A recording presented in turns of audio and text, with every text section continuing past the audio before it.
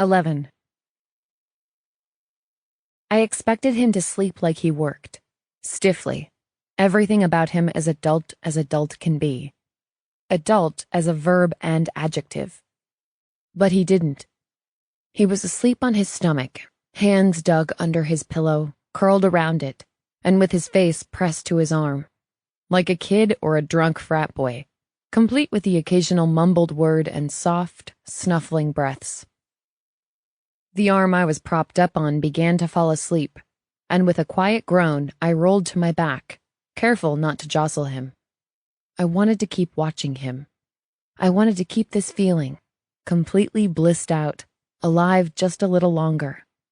If I thought keeping him primed on a steady dose of sleeping pills would make this moment last, I might have considered it.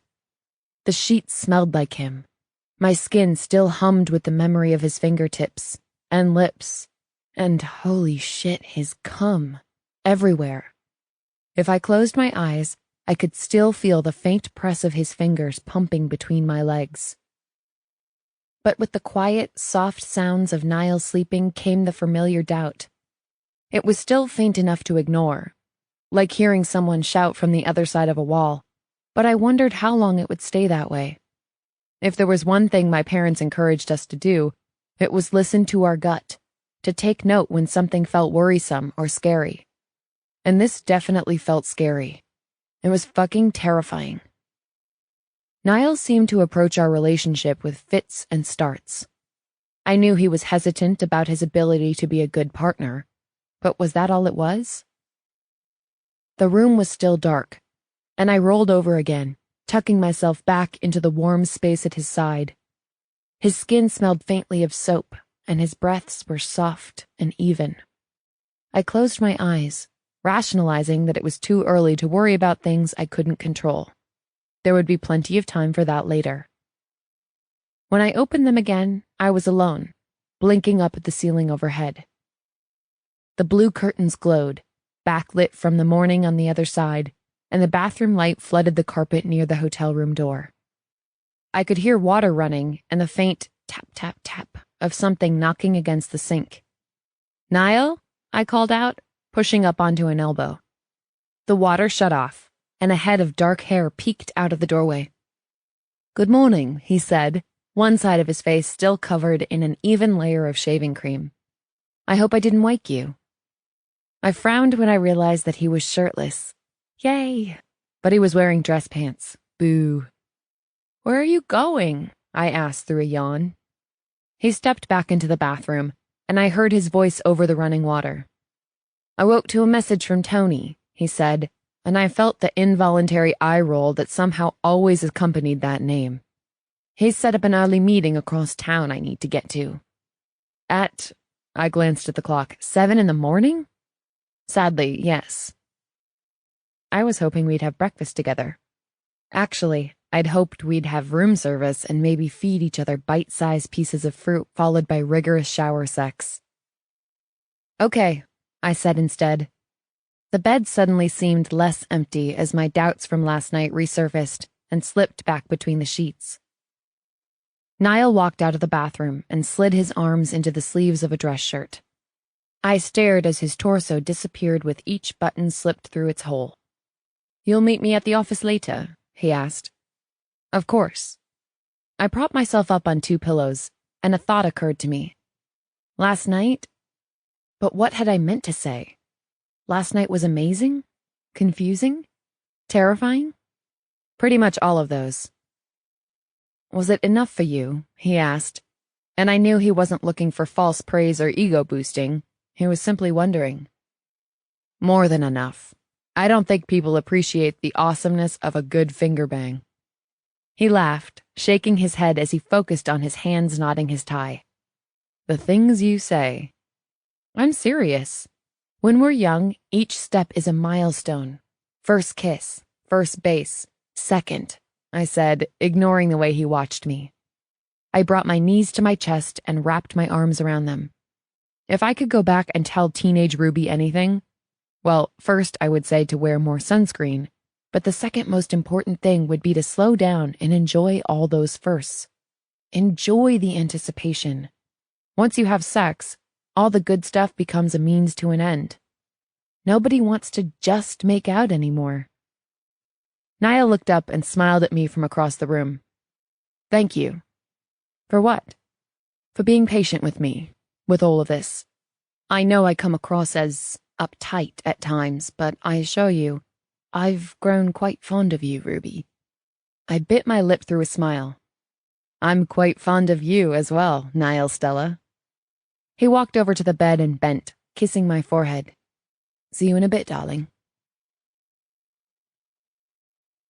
I took my time getting ready back in my room. Slim black dress, smooth straight hair, and my favorite special occasion lipstick, and grabbed a quick breakfast at Norma's before heading to the office. I needed an extra layer of confidence today, and this outfit always did the trick.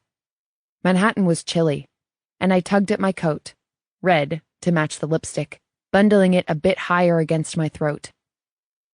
I'd decided to walk this morning, opting for a different route than I'd used before, having Googled a landmark I knew my mom would love to see in a photo. I remembered an old copy of Love Story on her bedside table while growing up, and that the cover was inspired by a version of the sculpture located on 6th Avenue. It was easy to find. Groups of tourists crowded around it, recreating iconic poses while they took each other's photo. It was simple. Red capital letters with blue accents, the L and O on top of the V and E, and I pulled out my phone, hoping to snap a quick photo to send to her. Well, hello there, Miss Miller, I heard in an accent so familiar it sent goosebumps up and down my arms. Max, I said, and dear God, the men in this family were gorgeous. It was obvious Max and Niall were brothers, even if Max's hair was a bit lighter and he had more green than brown in his eyes. They had the same straight nose, the same sharp jaw, and the same dimpled grin. Max's just made far more appearances. And wow, were they both tall. I hoped he'd assume the blush that warmed my cheeks was because he'd just caught me taking a photo of myself on the streets of New York, and not because I'd just realized how insanely gifted his family's gene pool was. Then I noticed Will. Sweet Jesus, Will looked like sin in a suit, standing just behind him on the phone where he offered me a small wave. Where's baby brother this morning? Max asked. Something last minute came up. I'm meeting him at the office later. Max winked and tugged a leather glove on over his left hand. A thick wedding band gleamed in the morning light.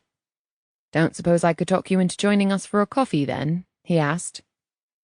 Will finished his call and stepped up beside him, smiling and nodding in agreement. I had no idea how the women in their lives got anything done. I'd already had a cup, but how could I pass this up? Sure, let's do it. Excellent. William? Ready? As I'll ever be, he said, offering his arm to me. I took it in sort of a daze, even more so when Max took my other arm. What in the world had I just agreed to? At a small cafe just up the block, I followed both of them to a table near the back of the room, crowded with tourists and business people grabbing breakfast before work. Our drinks were brought out almost immediately, and I couldn't help wonder what Niall would think of my having coffee with his brother. I saw a picture of Annabelle, I said. She's absolutely stunning. Congratulations. Max, who had been unwielding a scarf from his neck, beamed at me. Niall showed you my little miss. I nodded. She looks so much like you. Will frowned as he tore open a sugar packet. No way, not this guy, he said. Sarah's a knockout, and that little girl is the most beautiful thing I've ever seen. She's going to have her Uncle Will standing at the door with a shotgun, ready to blow the balls off any boy who even looks at her wrong. Ta, William. Couldn't have said it better myself. Her mother Sarah is stunning. If my little beloved is even half as vivacious and charming, I am well and royally fucked. Oh, you are, Will said, holding up his drink. Do you have any children? I asked Will. Max snorted into his water glass. No, Will said, his smile softening. None for us yet. Not for lack of practice, though, mate, Max said. This is true, Will said, looking appropriately thrilled. Pouring cream into his coffee, Max turned his smile on me. From what I could tell, Max was always smiling, especially when he was teasing someone. And he had a rare kind of charm that made me want to spill all of my secrets, talk about everything, because something told me he was dying to hear. "So, how's Niall treating you?" he asked. "Great," I said, stirring my drink. I kept my eyes on my cup, watching foam disappear into caramel-colored liquid, hoping I could pull off casual and completely unaffected. I had nothing to say. Nope, no dirt to spill here. "He's great. I mean, it's great. He's treating me great." "Nailed it, Ruby." "Is he now?" Max drawled. "Stop that," Will said, pointing his coffee stirrer at Max. "Don't think I don't see that face. You're worse than my mother. Leave the poor girl alone." Max's eyebrows lifted with exaggerated innocence. "Your mother's a lovely woman. I find that comparison rather complimentary." "Ignore him," Will said to me. "He's a busybody who loves nothing more than knowing what's going on with every person he meets so he can give them shit about it. Don't tell him a thing. Make him suffer." Max reached out to stop a waitress who was passing our table. "Sorry, love. Think you could bring this one round a bowl of bran?" he said, motioning to Will. "He's a wee bit irritable this morning and a bit of fiber might help sort him out." The waitress looked between them and nodded awkwardly before walking away. For his part, Will just chuckled into his cup. I was beginning to see that this was their thing, and exactly what Niall had meant when he'd said his brother was a character. I could stay here all day and watch it. "Would you like me to leave you two alone?" I asked finally. "I could let you have my hotel room for the day." They both turned to me. Max was already laughing. "That one's got your number," he said to Will. "Quite like to keep her round." "You sure your guy's ready for her?" Will said, lifting his chin to me. "She's got some fire, and Niall—" "Oh, he's all right, isn't he?" Max cut in, sounding sweetly protective. "Just needs to clean his system out of the other one. Bloody nag, she was. Niall likes adventure as much as the next bloke." I nodded in emphatic agreement. "I think you're right," Will said. "What was it you said about repressed sexual energy?" "Enough to power the whole bloody city, if you ask me," Max said. "That's where his real urban planning skill would come in, hooking himself up to the grid." Will laughed into his mug. "Well, it worked for Chloe and Bennett. A little boss, ball-busting intern." "Niall is not my boss," I said with perhaps a bit too much conviction. It was like someone gathered up all the awkward in the room, wrapped it up in a bow, and dropped it right in the middle of our table. Thankfully, they were each polite enough not to acknowledge it. Instead, they took sips of their coffee, straightened their silverware, and checked the time. Subtlety was not their strong suit. "Okay," I said with a sigh, unable to take their dramatic silence any longer. "I like him. A lot." Max's enormous grin was back, and God, just like his brother, so damn endearing. "Now you've done it," Will said. "This limey'll never butt out. Might as well invite him to move in. Plan all your dates, your wedding, name your children." "Just be patient with him," Max said, ignoring Will. "He's a tough egg to crack." "I'm discovering this," I said. "He's not skilled in the art of the overshare." Max laughed and lifted his cup in reply. "He may not say much, but I can assure you that for every one thought Niall verbalizes, there are at least 6 running through his head. Been like that his whole life." "Great." I dipped my head, staring at what was left of the foam floating at the surface of my latte. Across from me, Max set down his coffee. "Allow me to be protective big brother for a moment, though, yeah?" I looked up, and his expression softened when I murmured, "Of course." Even Will, who seemed to realize the serious turn the conversation was taking, leaned forward to listen. "My brother is loyal to a fault. Always has been. Whether to us, or his job, or a woman.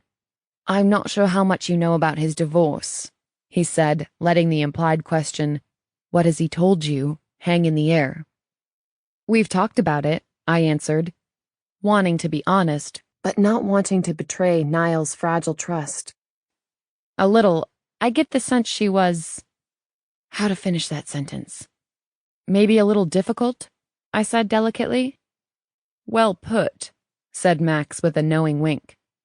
I think his loyalty is why he stayed for so long, and why I think in many ways he feels like he failed, or should have done something different, left sooner.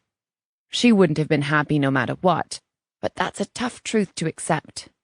He's had a rough go of it this year. I sense that. Give him time. Might have to chip away at the outside, but I promise it'll be worth it. Niall was at his desk when I walked in, and I closed the door behind me. His pen stopped moving mid-sentence, and he set it down, slipping off his glasses to look at me. His eyes moved from the tips of my patent leather pumps to the top of my hair. Heat curled in my stomach and slithered lower. "Where have you been?" he asked. Not accusing, not upset, just wanting to know. "I had coffee with Max and Will." When his eyebrows rose, I added, "They found me taking selfies in Midtown." "Did you have a good time?" he asked. "They're nice." Tucking my hair behind my ear, I added quietly, "We talked about you. He's quite a fan, that big brother of yours." Niall's smile curled from one side of his mouth, and he pushed back from his desk and stood, walking around to face me. I expected him to ask what we'd said, but he didn't. He simply let his attention move over my face.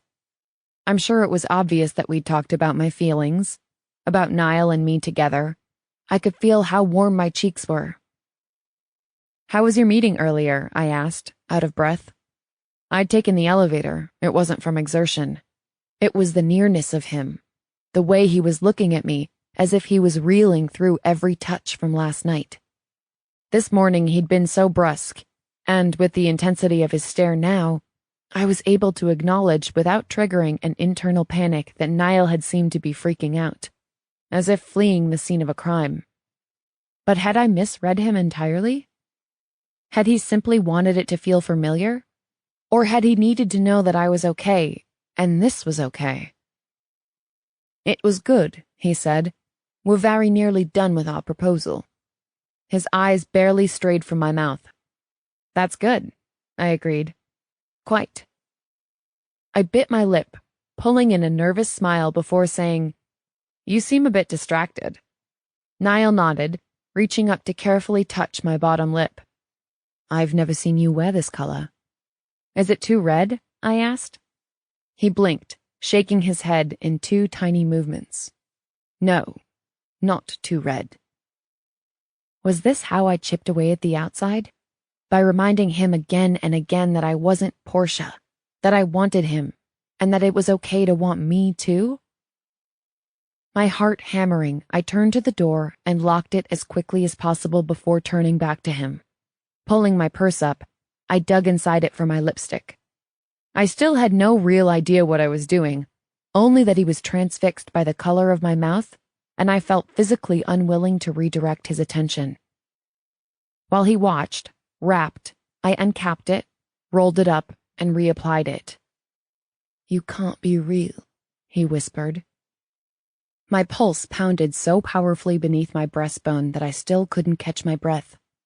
I set the lipstick behind him on the desk and then reached up, undoing his tie, releasing the top 2 buttons of his shirt.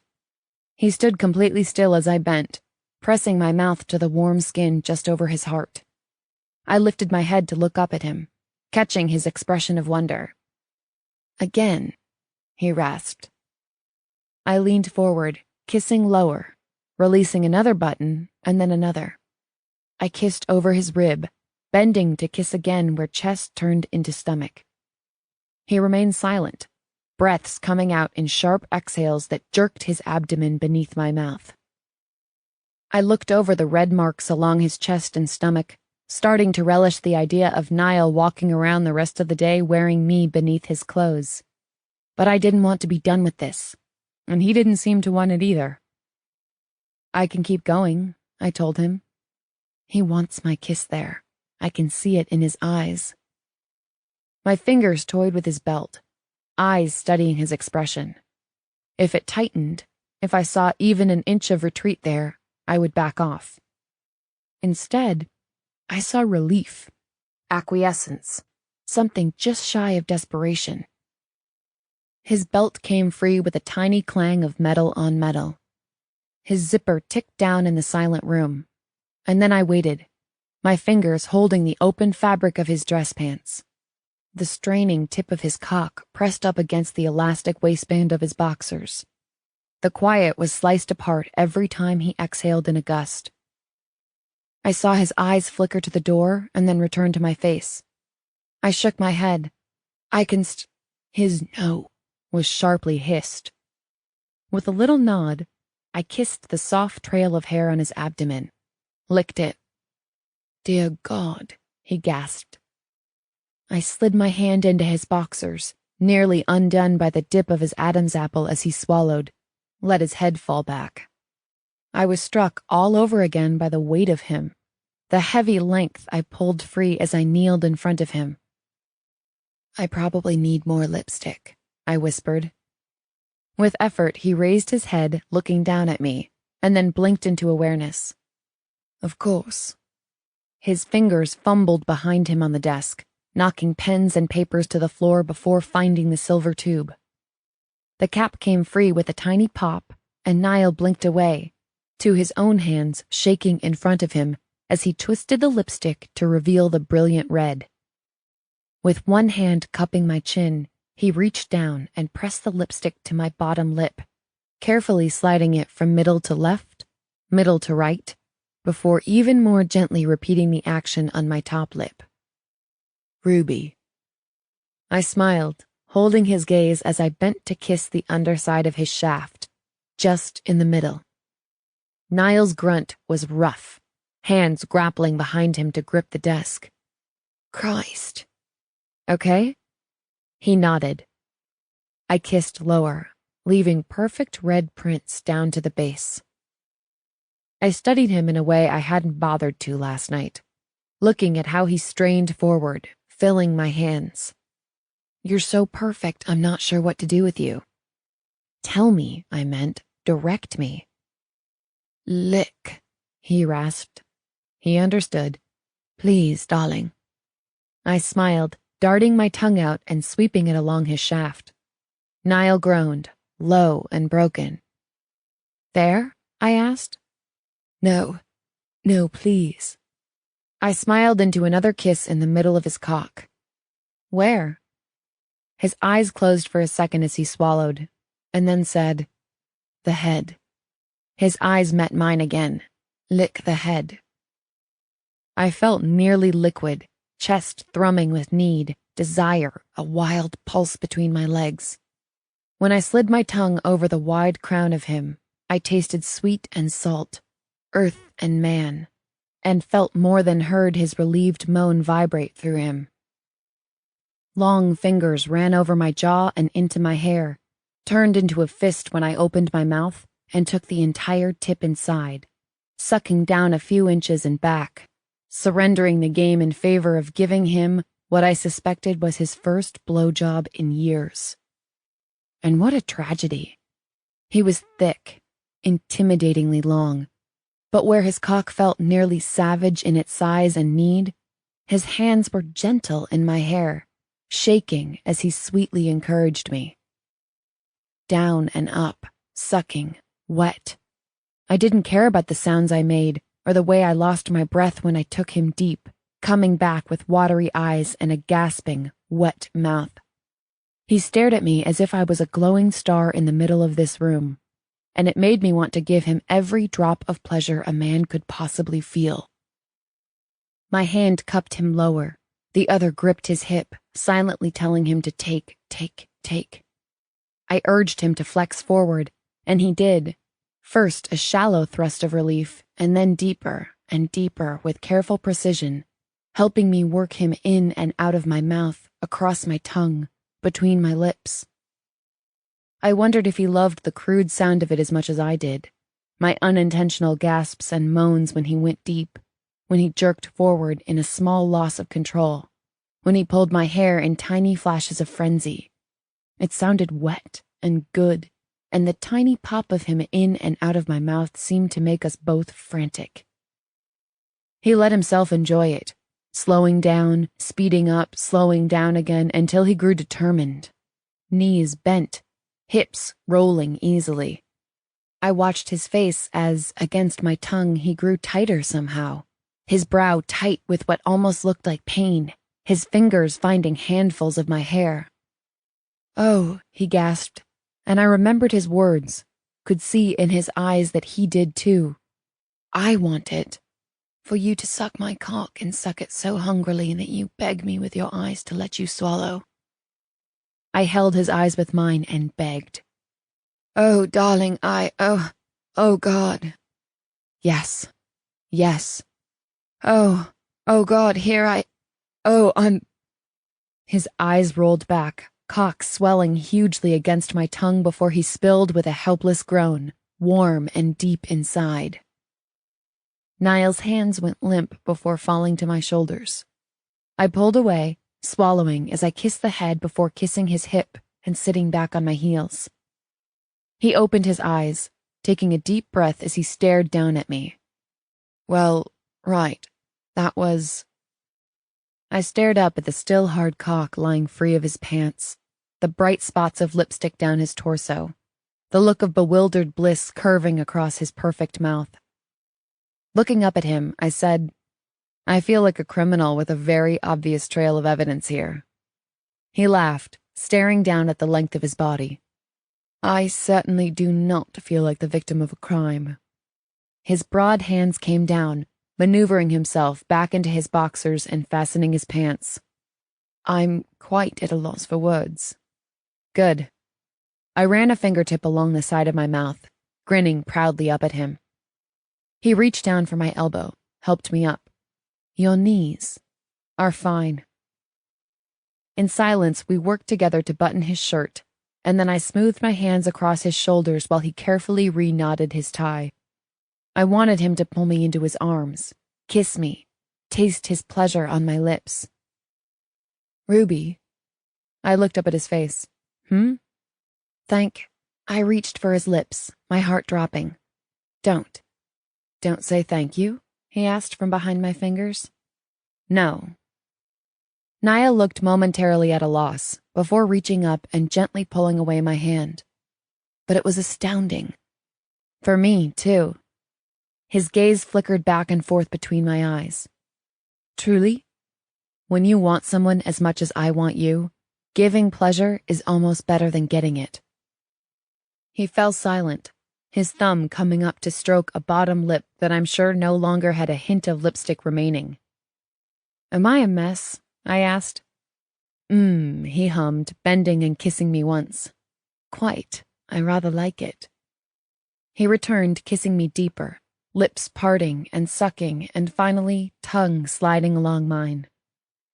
When he pulled back, he watched where his index finger drew small circles at the hollow of my throat. "I'm still a bit amazed at the..." he began, and then shook his head a little before pressing his lips together. "Intensity?" I asked.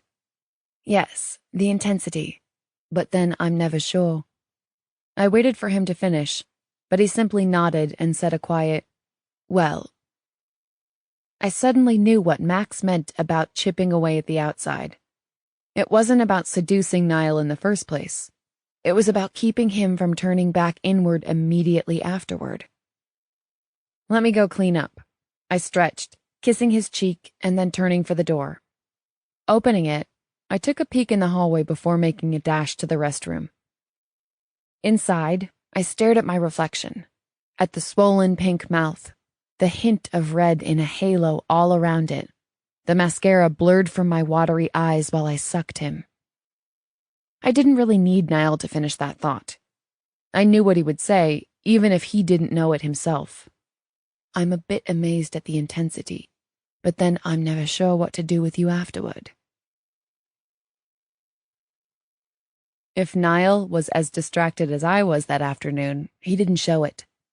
His attention barely wandered from the speaker as she unveiled one plan after another. He took meticulous notes, and barely spared a glance in my direction. I could still remember the shape of him against my lips, could hear the choppy, gasping breath he took just before he came. But I could not believe I'd done that in our office. My recklessness was escalating. I'd be damned if I ever apologized for wanting something sexual, but I didn't want to let it make me irresponsible. Still, after this morning, then the blowjob, then his retreat back into his own thoughts, I felt insecure, and I hated feeling insecure. Beneath the table, I slid my foot closer until it touched his. Startling, he looked over at me, and I could see in his expression when he understood that I need to know that what I did was okay with you. And in the same way my kisses were hidden under his expensive clothes, his ankle wrapped around mine beneath the table. A secret only the two of us shared. I'd never considered how many nerves might exist in the human foot before, but for the next 2 hours, I grew aware of every single one. I noticed every shift of his leg and every brush of fabric. I could feel the heat of his body so close, and yet I couldn't do anything. It was maddening. When he stood to take the floor himself, my eyes bore into places I knew were marked with red. I kept my face impassive, but inside, I burned. Being back in the States didn't mean my responsibilities back in England had lessened. In the time I wasn't with Niall, I had to put in extra hours.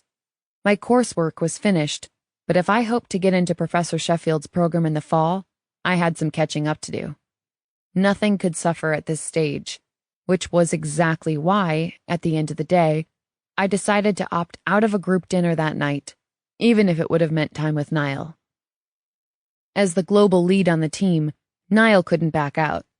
So with a small, apologetic glance in my direction, he told everyone he would meet them in a half hour at the restaurant. I moved to the elevator and shivered a little when he came in behind me. We've been able to spend nearly every second together the past couple of weeks, but would be apart tonight. I felt a little petulant in my unwillingness to share. "All right," he asked quickly as a few other people came in after us. "I'm good." I smiled at him over my shoulder. Just need to be an adult for a few hours and feeling bratty about it. He couldn't exactly kiss me or do anything even mildly physically reassuring. It was just that everything still felt so precarious. Our relationship was starting to feel like a towering house of cards, and in a way, I understood why he was inclined to take the physical side of things slowly. There was no established us yet. No moments where I felt like, wow, this guy is totally my boyfriend. There was also a tiny part of me that suspected I'd complicated his thoughts by further telling him about Paul. I was being truthful when I said I still thought about what happened from time to time, but what I gathered most from those moments was a sense of pride that I'd worked through it, and that I hadn't let it dictate how I felt about myself or who I would be. I needed to make sure he knew that. "You'll be at the hotel working?" he asked. I nodded, and he followed me out of the building. "I'll walk you there." Smiling up at him, I whispered, "Thanks." Cabs jerked past us, honking. The cold March wind seemed to lash us with sharp fingertips. Niall put an arm around me, awkwardly maneuvering us through the crowd, bending to speak close to my ear. "If I ever forget to tell you, it helps me immeasurably that you're so honest. For the record, I don't think you're being bratty. I'm pouting on the inside." And like that, butterflies. Lots of them. We chatted about the meeting, about what was coming up in the summit over the next few days. He held my hand, and I realized with some pride that I'd grown accustomed to his long strides. We walked easily in tandem. But there was still the thing between us. "You wanted honesty?" I whispered during the elevator ride in the hotel, using the excuse to lean into him. "Yes." I tilted my head to look up at his face. Was today too fast? He swallowed, immediately understanding. "Maybe a bit, but I'm not sure I wanted to stop you, or whether I could have." I closed my eyes, feeling faintly sick. "Or whether I should have," he added, quietly, placing his finger under my chin to turn my face back up to his. "Ruby, it was amazing." I nodded, forcing a smile. "Will you come by my room later, when you're back from dinner?" He looked at me for a long moment, eyes meeting mine and holding there, and then he nodded in agreement, bending to kiss me once, sweetly. "Let yourself in, if you want to," I said, placing my extra key card in his hand. "I have a ton to do, so I may be up all night, or who knows, maybe I'll fall asleep at the desk in a puddle of my own drool." He laughed, and I adored him so much in that moment, it was like a punch to my stomach. With one more kiss to my lips, he slipped the key into his pocket. I got out of the elevator at our floor and waved, watching him disappear between the closing doors. I woke to the electronic sound of a lock turning, to a slice of light that cut across the room and was swallowed behind the closing door. Just like I'd told him, I worked until I couldn't keep my eyes open, dragging myself away from the desk just long enough to undress and throw on a t-shirt before climbing into bed. The door closed, and I watched Niall's silhouette move in front of the window, quietly slipping out of its jacket and shirt before taking a seat near my feet. I felt the mattress dip with his weight, and waited for him to say something. The silence ticked on right along with his watch again before he spoke. "You awake?" he whispered into the darkness. The stillness in the room knotted my stomach. What had happened after I'd left him in the elevator? Had he spent the night thinking and overthinking and second-guessing what was happening between us? I felt frozen in place, my words locked in my chest, and wondered briefly what would happen if I didn't answer. Would he crawl into bed and wrap himself around me? Or would he stand, redressing before heading back to his room? I was afraid to find out. "Ruby, what time is it?" I asked finally. "Around 1. I sat up, pulling my knees to my chest. "Are you just getting back?" "No," he said, and though I couldn't see his face or the expression that accompanied it, I saw him run a hand through his hair. "I've been sitting downstairs for the last 2 hours. My heart pounded, and I wasn't sure if the darkness was a blessing or a curse. He'd been downstairs for 2 hours?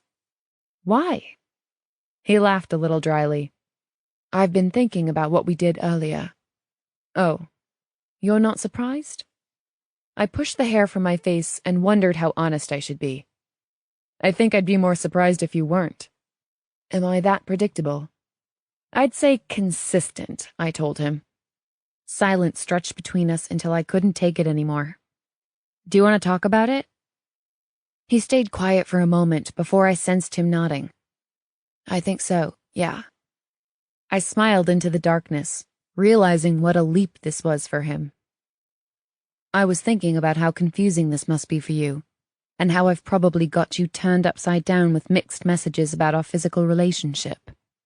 He paused and took my hand in his, brushing a fingertip over my palm to stop at my wrist. "I told you I wanted to take things slowly, and then—" He turned, pulling his knee up onto the mattress to fully face me. "And then I reacted how I did, put the lipstick on you." "I didn't mind that," I admitted. "I know we can't always script these things. Sometimes you might do something in the heat of the moment and then find yourself questioning it later. As long as we're honest with each other, I don't think there's any right or wrong way for this to go." He considered me for a moment before offering a simple, "Thank you." "And you're not the only one who has a tendency to overthink things," I told him. "I might just be better at blurting things out or running ahead. That actually makes me feel better." There was a beat of silence. "As long as we're being honest, can I ask you a question?" He squeezed my hand. "Of course, darling." "Does part of you wanting to go slow have to do with what I told you last night?" He was silent for another moment, and I felt him shift on the mattress.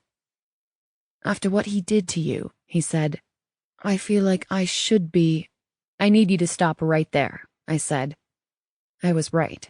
It wasn't just about his hesitation to dive in. He didn't want to rush me either. "I told you what happened with Paul because I trust you, and because you asked. I want you to have an idea of the pieces that make me who I am, just like I want to know about you. What happened to me will never go away, because it's a part of my past, but I don't want you to handle me differently because of it. I'm not delicate, and I don't need you to be careful with me. Not like that. You need to trust me to tell you where my limits are, just like I need you to tell me yours. He leaned forward, rubbing his hands over his face. That's just it, though. I feel so out of my depth, he said. That we can so readily communicate these things is still a bit of a revelation. My marriage was a lonely place, for both of us, I'm sure, he added quickly. And I'm terrified that that wasn't just a Niall and Portia thing, that it's me. I know I don't say enough, and what if someone tires of having to pull every little thing from me? Niall, and what if after the rush of conquest wears off, you'll realize I'm not what you've built me up to be? I'm not quite sure how I deal with that. I know how different we can be in that way, I told him. You feel like you don't share enough, and I'm the opposite. He laughed, reaching out to brush the backs of his fingers along my cheek. And if we're being honest here, it is frustrating when I have to try and decipher what you're thinking. Like this morning, I'm not saying I'd need to be privy to every thought in a man's head, but I do need someone who can talk to me, who can step outside their comfort level and meet me halfway. I want that for myself. The room filled with a silence so heavy it was like a third person towering above us. Those moments where I'm trying to decipher his thoughts, this was one of them. Then it hit me, and I wondered if I needed to take his insecurity into account and clarify that when I said someone, what I meant was him. But Niall seemed to be ready to take a leap. Leaning forward, he pulled me by the back of my neck so that our foreheads pressed together. I'll try, he said. For you, I'll try.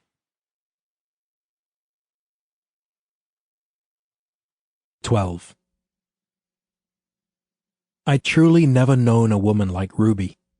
Instead of needing giant leaps to prove my commitment, over the next week she seemed to revel more in the small things, the pressure of my palm on her lower back while we waited on the subway platform, a lingering glance while queuing for lunch at a street vendor, doing nothing more than kissing for hours at sunrise.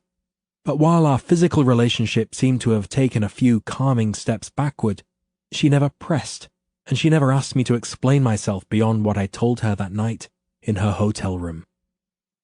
I did want to try. Knowing that, she seemed content to simply be near me. Ruby surprised me in other ways as well. She was smart, far smarter than I'd initially given her credit for, and absorbed details like it was some sort of superpower. I was a note-taker myself, and could usually gather any piece of information needed quickly enough when called upon, but over the following week, I was blown away on more than one occasion when a question was posed during a meeting and Ruby would pull the answer seemingly out of thin air. It was truly remarkable.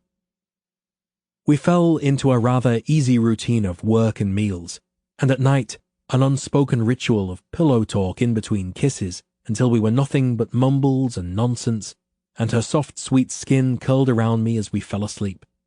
It was a flash of a fantasy life. I suspected we both knew it, where we lived in a gorgeous hotel, ate wherever we wanted, and could spend the entire workday as a couple out in the open, managing quite functionally together. So it was odd to find myself deep in a Tuesday without having seen Ruby once since she'd left my room early that morning.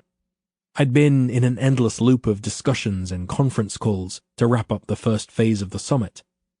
From here until we left for London, my days would be far more relaxed than they had been, since I would essentially just be on call.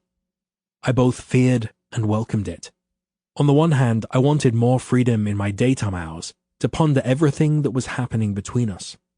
On the other hand, I wasn't sure that I needed more time in my own head thinking about this new relationship, its stark difference to my life before, and how I would manage this abrupt change in my life when we returned to London. Finally, Ruby found me in the hall, talking to one of the city's head engineers. In my peripheral vision, I could see her waiting to talk, and it seemed to me she was practically vibrating where she stood. When I said goodbye to Kendrick and he'd stepped away, she lifted her hand from where she'd hid it behind her back. Clutched in her fist were 2 tickets. "What is this?" I asked, pulling one loose from her grasp. Bitter Dusk, Bowery Ballroom, 8:30 p.m., March 29th. A concert, scheduled for tonight. What is this?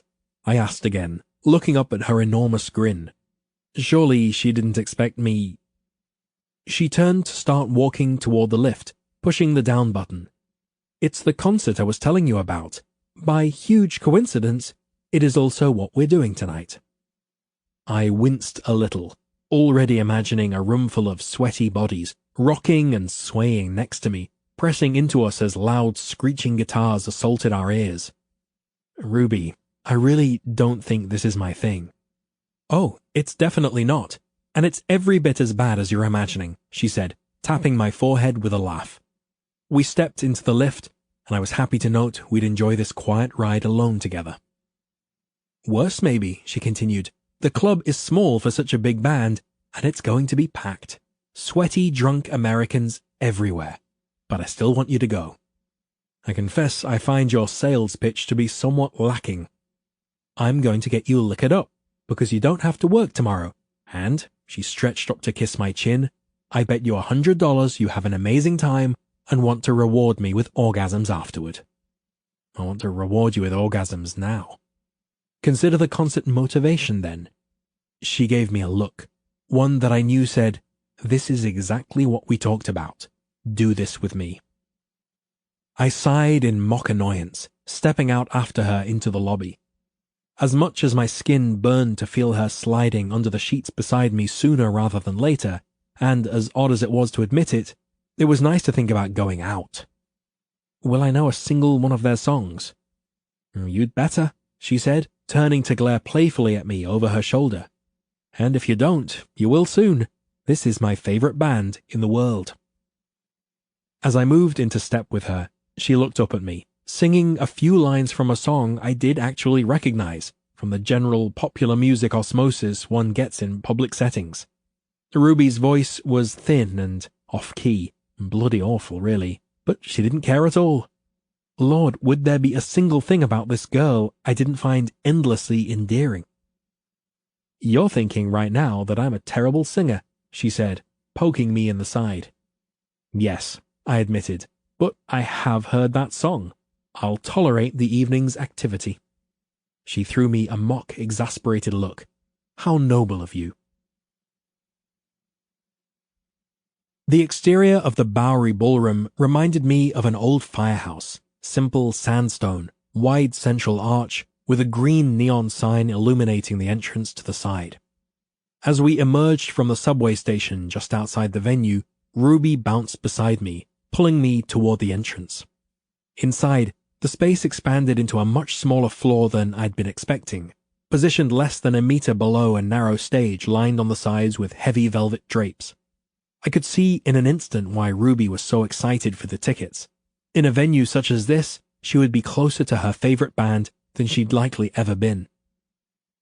Upstairs, a balcony lined the sides and back of the room, looking down on the action, and had begun to fill with a few people holding cocktails. Already the floor had started to fill, and the humid air created by over 100 bodies tripped my claustrophobic wire. As if sensing my impending panic, Ruby tugged my sleeve, pulling me to the bar.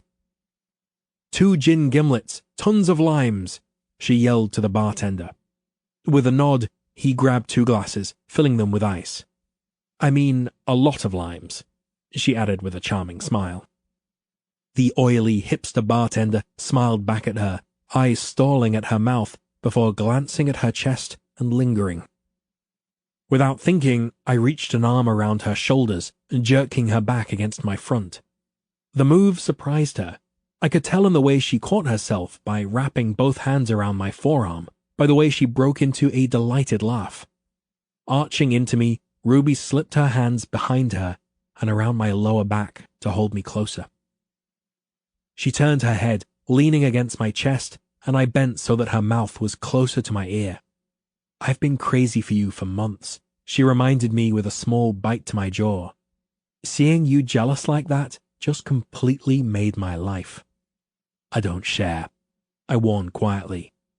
I don't either, and I don't flirt. She paused, as she seemed to understand the depth of my reaction. I wasn't even sure I understood the depth of my reaction. I'd never been jealous with Portia, even when she tried, by dancing at parties or getting drunk and flirtatious with friends. But with Ruby, there was an instinctive pull, some desire to claim her that made me at once uneasy and thrilled. "I know I'm flirty," she admitted, her eyes searching my face. "But I'd never betray anyone like that." And somehow I knew that. In the dim light of the bar and in the midst of such a bustling crowd, our conversation felt even more intimate. "I'm having more fun with you than I can remember having," I told her. "I trust you, even though sometimes it feels like I know so much about you, and other times I remember that we're barely acquainted." I had to remind myself that Ruby was only 23, that she had broader sexual experience than I did, and far more experience with flirting. But no long-term relationships, nothing showing her how to enter into something to be treated initially as fragile. I wanted to balance her tendency to run headlong into things against my tendency to hide my head in the sand. "We are not barely acquainted," she growled, pinching my backside in her hand. "Just because this is a new relationship doesn't mean I don't know you in ways no one else does. How else are we supposed to start? You can't know everything at the get-go." The bartender returned with our drinks, and I released Ruby from my hold and paid before she could get her wallet out of her small bag. She offered me a petulant glare and then turned, stretching to pull me into a kiss I expected to be only a small brush of her lips, but immediately turned deep, her tongue sliding into my mouth, claiming me in the playfully brazen way she had. And for a moment, I forgot that we were away from the privacy of our hotel or the safety of London. With my hand cupping her neck and her palms pressed flat to my chest, it was just Ruby and I, as lovers, falling forward into this thing that had captured me so immediately. I pulled away to catch my breath and slow my pulse, jerking back into awareness of the press of bodies all around us at the crowded bar, the eyes on us attempting to not stare, the hint of a smartphone capturing a public flash of our passion. The bartender deposited my change on the bar with a smack that told me he'd been watching us too, and Ruby couldn't care less. She lifted her drink, raised her eyebrows cheekily at me, and took a long swallow. "You kiss like it's your goddamn job," she said. With a little smile, I pulled out a few of the multitude of limes in my drink to drop onto a bar napkin. I like limes as much as the next bloke, but my Ruby seemed to want her gimlets as limes with a side of gin. My Ruby. I swallowed, staring at her as I licked the juice from my fingers. My Ruby. She watched my tongue slide over my fingers with wide, fascinated eyes. "Right now," I began with a grin, "are you imagining how far I could work my tongue inside you, or how many of my fingers would fit?" Her breath caught, and her eyes went wild for a flash before her confident smile took center stage. "I'm actually wondering if you would like to watch me lick your fingers as much as I like watching you do it." I swallowed thickly, staring down at her slightly parted lips. They were shiny from her drink and from her habit of licking them often, and I was immediately reminded of the way they looked around my cock the only time she'd done that, swollen and slick. "I'd rather like to watch you suck something else entirely," I admitted, feeling a heated flush run down my chest, adrenaline pumping to the tips of my fingers, adding, "again." While she stared at me, I heard a woman's voice mutter just behind her. "Right, I bet they have sex every fucking day." Ruby's eyes widened, a smile spreading over her face as she tilted her head slightly to listen. "I bet she lives with his dick inside her." Her brows shot up and I blinked away for just a moment to keep from laughing. Ruby was still grinning when I looked back. "Are they talking about us?" she mouthed. I nodded. They were definitely talking about us. She looked down the length of her body and then up to me, whispering, "Nope, not inside me right now." I slid her hand down my stomach and over the shape of my cock. "Not right now, no. But Lord, There were few things I wanted more just then. The opening band filed out onto the stage, and a portion of the crowd immediately began migrating away from the bar. Ruby grabbed my hand, downing half of her drink in a few swallows and motioning for me to do the same. As she watched, I finished it, set the glass down, and raised an eyebrow at her. With a tiny shake of her head, she tilted her drink back and downed it, wincing as she slammed the glass down on the bar. When Ruby tugged my hand, I held her back from moving to the front, enjoying our time together too much to end it yet. My condition on this evening is that you spend this opening set talking to me, back here. She tilted her head, smiling mysteriously up at me. It's funny that you don't think you're a flirt, she said, wiping the back of her hand across her mouth. Signaling to the bartender that we would each like another drink, I asked her, "What do you mean?" "Are you imagining how far I could work my tongue inside you?" she quoted in a British accent, "or how many of my fingers would fit?" Resting her chin on my chest and gazing up at me, she said, "That, my darling, is perhaps the flirtiest and filthiest thing anyone has ever said to me." I held her gaze as I slid another 20 onto the bar to cover the drink, saying, "Oh, Dove, you can't have a go at me for asking a simple question." She laughed, pulling away and playfully thumping my chest. "Don't play innocent with me. I'm onto your act. The calm, stoic man in public, and behind closed doors, you're wicked." I stilled, looking down at her. Was this how she saw me? I reflected back on the past week with her in this new, easy relationship, and had to admit my behavior was so far out of character for me, I could hardly recognize myself. And at the same time, falling into the role with her had felt nothing but natural. "When you let yourself enjoy it," she started, her voice quieter now as the crowd hushed to watch the band assemble up front, "you're almost too much for me to take. I didn't think men like you really existed." Reaching down to wrap her fingers through my free hand, she said, "Tell me what you're thinking right this second." I blinked away, swallowing my reflex to inwardly recoil at this type of question, and reminding myself how important it was to her that we were open with each other. "I'm glad you made me come here tonight." She waited, clearly hoping for more. "Honesty, yeah?" Nodding, she said, "Of course. The last week, since we've settled into each other, has been lovely. Part of me worried initially that you viewed this relationship as only sexual." "I want a lot of sexual things from you," she admitted. "But I want that because I want you, and this, not because sex is the most important thing or I'm working through something." She looked away, out over the crowd and to the stage. It took me a moment to realize I tested her patience, that what I'd said had actually hurt her feelings. "I don't question that you genuinely care for me," I told her. "I hope you feel the same keen fondness from me." She laughed, stretching to kiss my jaw. "You are so adorably proper, I can't handle it." We drank our second round only a touch slower than the first, and by the time I ordered our third drink, I could feel the warm flush of alcohol in my blood. Ruby's cheeks were pink, her laugh bursting readily from her lips as I told her stories of my childhood in Leeds. Max running home trouserless at 15 after getting caught shagging the daughter of the chief executive of Leeds City Council in the middle of Pudsey Park. My oldest sister Lizzie's wedding, where her chief bridesmaid spilled a full glass of red wine on her wedding dress, and Uncle Philip got so pissed he fell into the wedding cake. My other sister Karen's famous temper and her high school reputation as the best unofficial boxer in Leeds.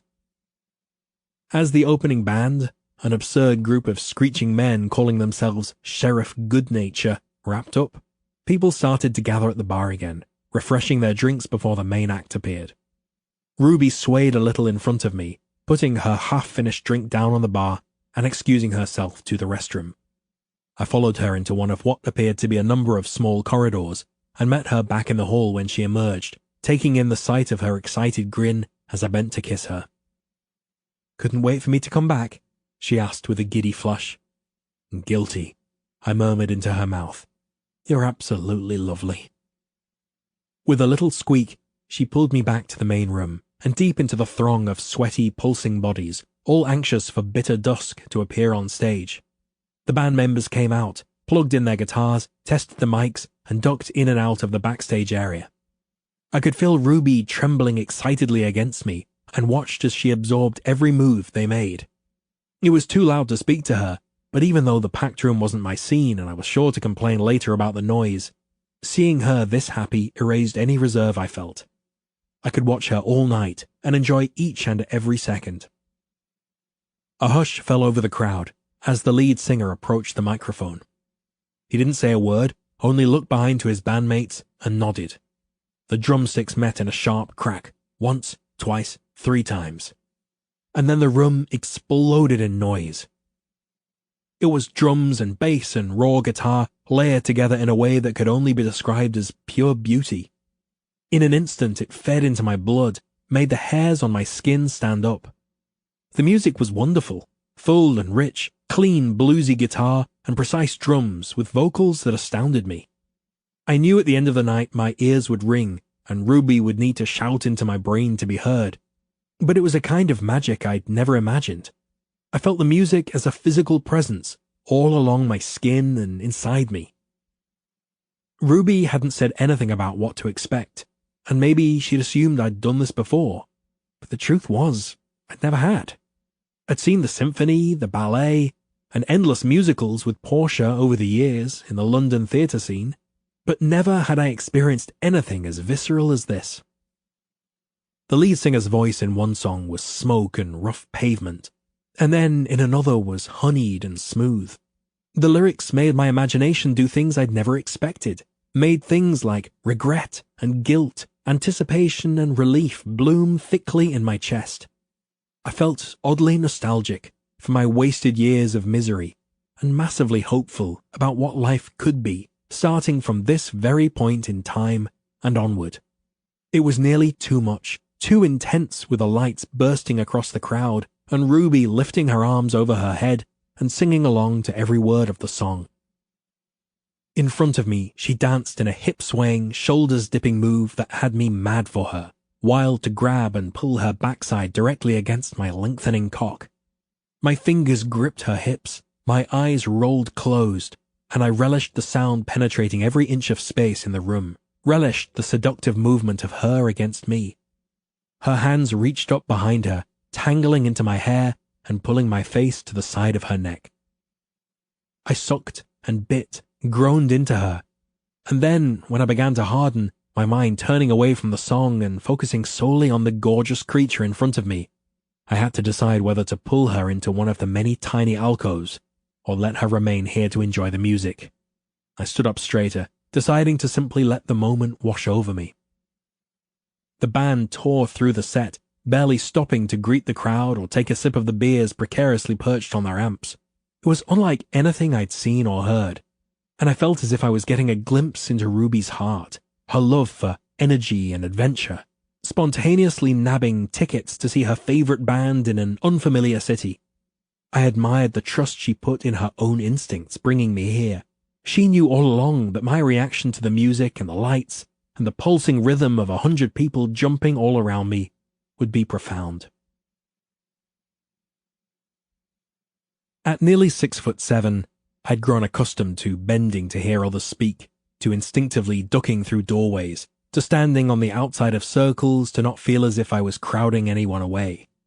But on the subway home, as we stood rocking with the motion of the train, I could tell Ruby wanted me stretched to my full height, holding the bar overhead so she could lean into me, wiggling and practically climbing me in her post-show excitement. Her belly rubbed my cock again and again, while her hands slipped beneath my open coat and under my shirt, so she could press her cold hands to the flat of my stomach. Fingertips teased at the hair on my navel, at the buckle of my belt. I felt her slip an index finger just below the waist of my jeans. And fuck, she knew exactly what she was doing to me. I could see it in the mischievous twinkle in her eye. Her smile was a sly thing, sliding in from the side, pushing her lips out into a flirty smirk, and I listened to her chatter on about the show, the crowd, various songs, my mind bending with each scratch of her nails down my stomach, with every press of her soft body to my hips. I weathered the torture in silence, eyes never leaving her face, absorbing the treasure offered with each giddy word. With every jolt of the subway, every sway along the tracks, I mentally calculated how long it would be until I could devour her. We rose from the station, and she seemed to pause for air, long enough, in fact, that I could press her against the wall of a building just down from our hotel, bend to inhale the honeyed rose of her skin, and hiss, "What are you doing to me?" She stretched, cat-like in my arms. Where is the order in my brain? Where is my sense that I need to tread carefully with you? You don't. You're muddling my every thought. We were doing so well taking our time. Her hands slid up around my neck, pulling me into a kiss so intimate, I felt something turn over in my chest. The soft slide of her mouth shattered me, the way she offered up her lips and tongue so earnestly, her quiet whimper when she felt me licking her bottom lip, sucking it between my teeth. We're still doing so well. I won't make love to you until it is love for you, she said. No, not said, reassured. She was telling me that she knew she'd stolen my mind, possibly my heart, and would treat both things with care. Somehow this promise that we wouldn't make love until I was sure only heightened my delirium. I drew away, pulling her down the street. 2 seconds inside the hotel room, and I jerked her coat off, thrown mine across the room, and had her flat on her back just inside the door. Her trainers landed somewhere near the bed. Her jeans were roughly tugged down her legs and tossed aside. I'd never known a hunger like this. My skin was tight and practically vibrating. Ruby stared up at me, washed only in the streetlight coming in the window, her eyes wide with thrill. Her expression of anticipation and the rigid ache of my cock pressed equally in my thoughts. Somewhere far in the back of my mind, I knew I needed to temper myself, but in the moment, with my heart drumming so hard I could hear it in my ears, I couldn't be fucking bothered to slow down. "What are you?" she began before I shoved my own jeans to my knees and fell heavily over her, my boxers and her knickers the only thing keeping me from taking her for the first time on the floor. Between her legs, my cock pressed against where I could enter her through the thin material, and I felt how slick she was beneath the satin. Groaning, I thrust my hips against her again and again, hurried and desperate, shoving her top and her bra up over her breasts to grip her, plump her in my hand. I could imagine how it would be, how it will be, her legs around my waist and her eager hips pressing up and around, meeting every single one of my greedy thrusts. Ruby's hands gripped my backside, urging me faster, crying out. I held my weight from her, perched on my elbows, but kissed her madly, too frenzied. My teeth slid over her skin, mouth sucking at her tongue, her lips, her neck. She didn't seem to mind my recklessness. It seemed to thrill her, rather. And her sounds and lips and grabbing hands made me feel bloody savage. I was close so soon, too soon, but I could take my time with her after. I needed relief from the wildness that built in me being so near her, tasting her, feeling her under me. Aching relief gathered in my back, shooting electrically down and building until, with a deep rock of my hips forward, I came, shouting into the dark room.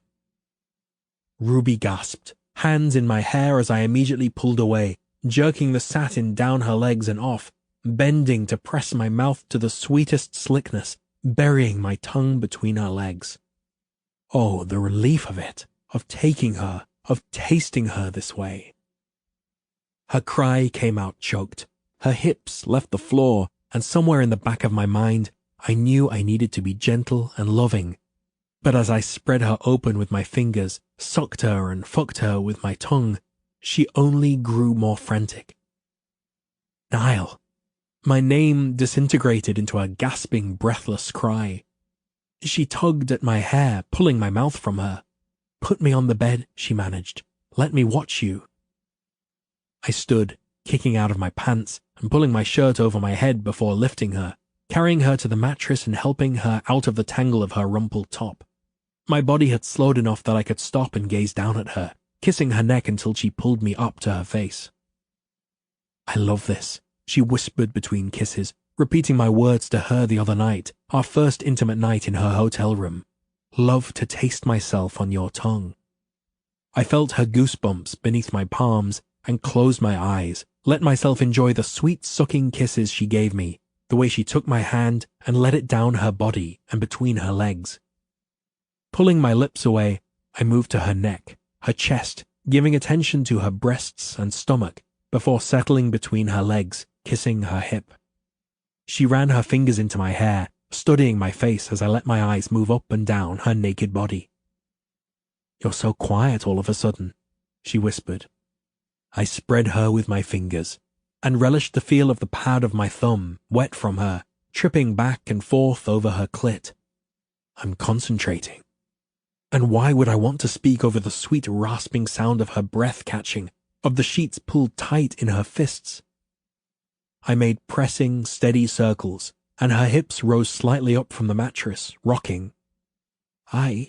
She started, words falling away in a strangled gasp. Shh, I bent, pressing my mouth over my thumb, licking and stroking her in tandem.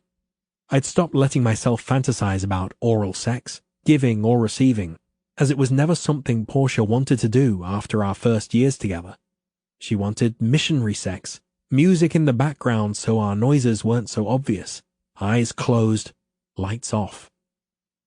But I loved the taste of a woman, loved the way this act felt at once sweet and devious. Kissing a woman here always seemed like the pinnacle of fevered sensuality, a man wanting to taste the source of his pleasure. And here, on the bed, Ruby pushed herself onto her elbows to watch me with wide eyes, her lashes so thick and dark and seeming to draw her lids down under her weight. As I swirled my thumb and circled my tongue, her chest rose and fell under sharp breaths, her mouth opened slightly, her tongue sliding back and forth over her bottom lip. "Do you like doing this to me?" she asked, voice barely audible. "I don't think like is the word I would use," I told her, kissing her, teasing. "I don't think anything in the world would give me more pleasure right now." Her breathing slowed, hips pressed and froze when I pulled my mouth away. So close. "Niall, please." "Please what, darling?" I nibbled her lip, the delicate skin beside my hand, slowing the movements of my thumb. "Put your mouth back, there." I fought my smile. "Where exactly?" Her eyes met mine, softening. "You know where." "Your cunt, darling," I whispered. She squirmed under me. "I need it." "You still only want it," I told her, relishing this return to our game when I could actually touch her, taste her, and make good on my promise to let her come against my kiss. I saw her lips shake before she trapped it between her teeth, her eyes pleading with me. It was so easy to bring her here to this point. Nothing made it sink in more fully that she'd fantasized about this hundreds of times than the way her body fell so easily into pleasure under my touch. "Tell me," I whispered, bending to exhale over her clit. She squeezed her eyes shut, reached out to wrap her fingers around my wrist, urging and needful. She was so wet. She shook against my hand, her body clenched so tight, breath trapped in her throat. I was delirious for her pleasure, lost in the sight of her mouth parted, her pulse tickling wildly in her throat, the taste of her still on my lips. "Tell me, Dove." Bending, I slid my tongue over her, again and again and again. Her thighs shook beside my head. "I'm so close." "No, tell me," I repeated into her skin, pulling away again. She seemed to have to force her eyes to open, and they looked down at me, confused. "Please, I have all of these idle fingers," I observed, giving her a tiny smile. "That seems incredibly wasteful. Tell me, is there something I should do with them?" She groaned when I bent and licked her in earnest, her entire body shaking, and I could feel the way my question sent her tumbling over the edge. I'd simply wanted her to know what was coming, and without hesitation, I pressed my fingers together and into her deep, hard, as I sucked her into my mouth and nearly lost my mind when she screamed, back arching sharply from the bed, and she came violently, legs closing against my shoulders, thighs trembling beside me. I carried her into the bathroom, her legs wrapped around my waist and lips on my neck, kissing, scratchy voice quietly confessing she'd never felt anything like what I'd given her just now. I hadn't either. Ruby shook in my arms, weak and overwhelmed, and I carefully lowered her into the shower, shielding her body from the pounding spray as I followed after her and lathered every inch of her skin. She braced her hands on my waist, watching me silently, with eyes full of an emotion I was suddenly terrified she would name aloud. Ruby's eyes hid nothing. I knew, without a doubt, that she was in love with me, and that it wasn't just the pleasure of my mouth just now, or the idea of my stoic reserve melting under her charm, but honestly in love with me. And if it were that simple, I would be making love to her right now, for I knew my feelings had quickly crossed over from initial attraction to a far deeper emotion. Love, maybe. But having stayed with Portia for so long, under the pretense of what I sincerely believed was love, how could I trust my own definition? I was dedicated to her, yes, loyal to a fault, but love, I wasn't so sure anymore. A memory burst through me from the evening of my wedding, while we danced in front of every guest, and when I felt oddly effervescent, brightly hopeful. Why is it so alluring you're wearing white? It's like a secret.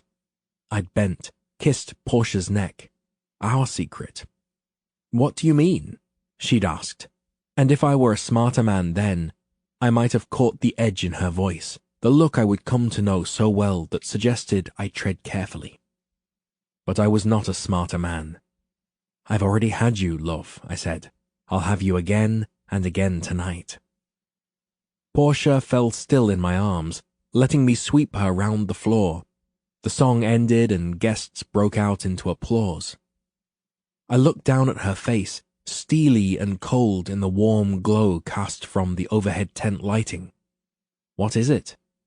She smiled stiffly at me, stretched to kiss my cheek, and said, You just called me a trollop at our wedding. The beginning. Though it hadn't always been like that, just mostly. I had proposed to Portia with a ring I'd bought in a sweet shop, and she'd laughed so hard she'd cried, and then kissed me properly in front of whoever may have walked by at that moment in Piccadilly Circus. Our engagement was a memory that often got lost in the shuffle of all the flat, emotionless ones that followed.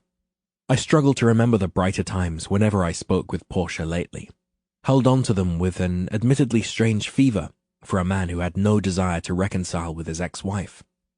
I replayed them because I needed to remember there had been a time when marrying her wasn't only a clear expectation, but a rather lovely idea. It was jarring to feel things for Ruby, crippling lust, admiration, worship, and a willing defenselessness that I'd never before felt, even with the woman I'd married. Guilt lingered in my chest, guilt that I'd wasted time, that I'd more to give Portia than I'd bothered to, guilt that I was thinking about all of this while I washed the body of the woman I was falling for. Ruby left me feeling exhilarated, but I was terrified of the speed at which it was happening, terrified that it wasn't in fact fleeting. I smoothed my hands over her breasts, her hips, her backside, and down each leg, washing her feet. My body stirred for her again, insatiable, and more than anything, I was terrified that I'd already grown addicted to the way she looked at me, that I'd come to rely on her affection and devotion in a way I never had with Portia, that I knew I never would have, no matter how many years we suffered through. I stood, turning Ruby in the water to let her rinse, and unable to keep my hands from roaming over her curves, and, when she'd finished, guiding her hand to stroke where I'd stiffened painfully between us, bending and practically begging without words for her mouth on mine. She stretched to kiss me, pulling me with one arm, down until our mouths met beneath the water, her other hand moving sensuously along my length.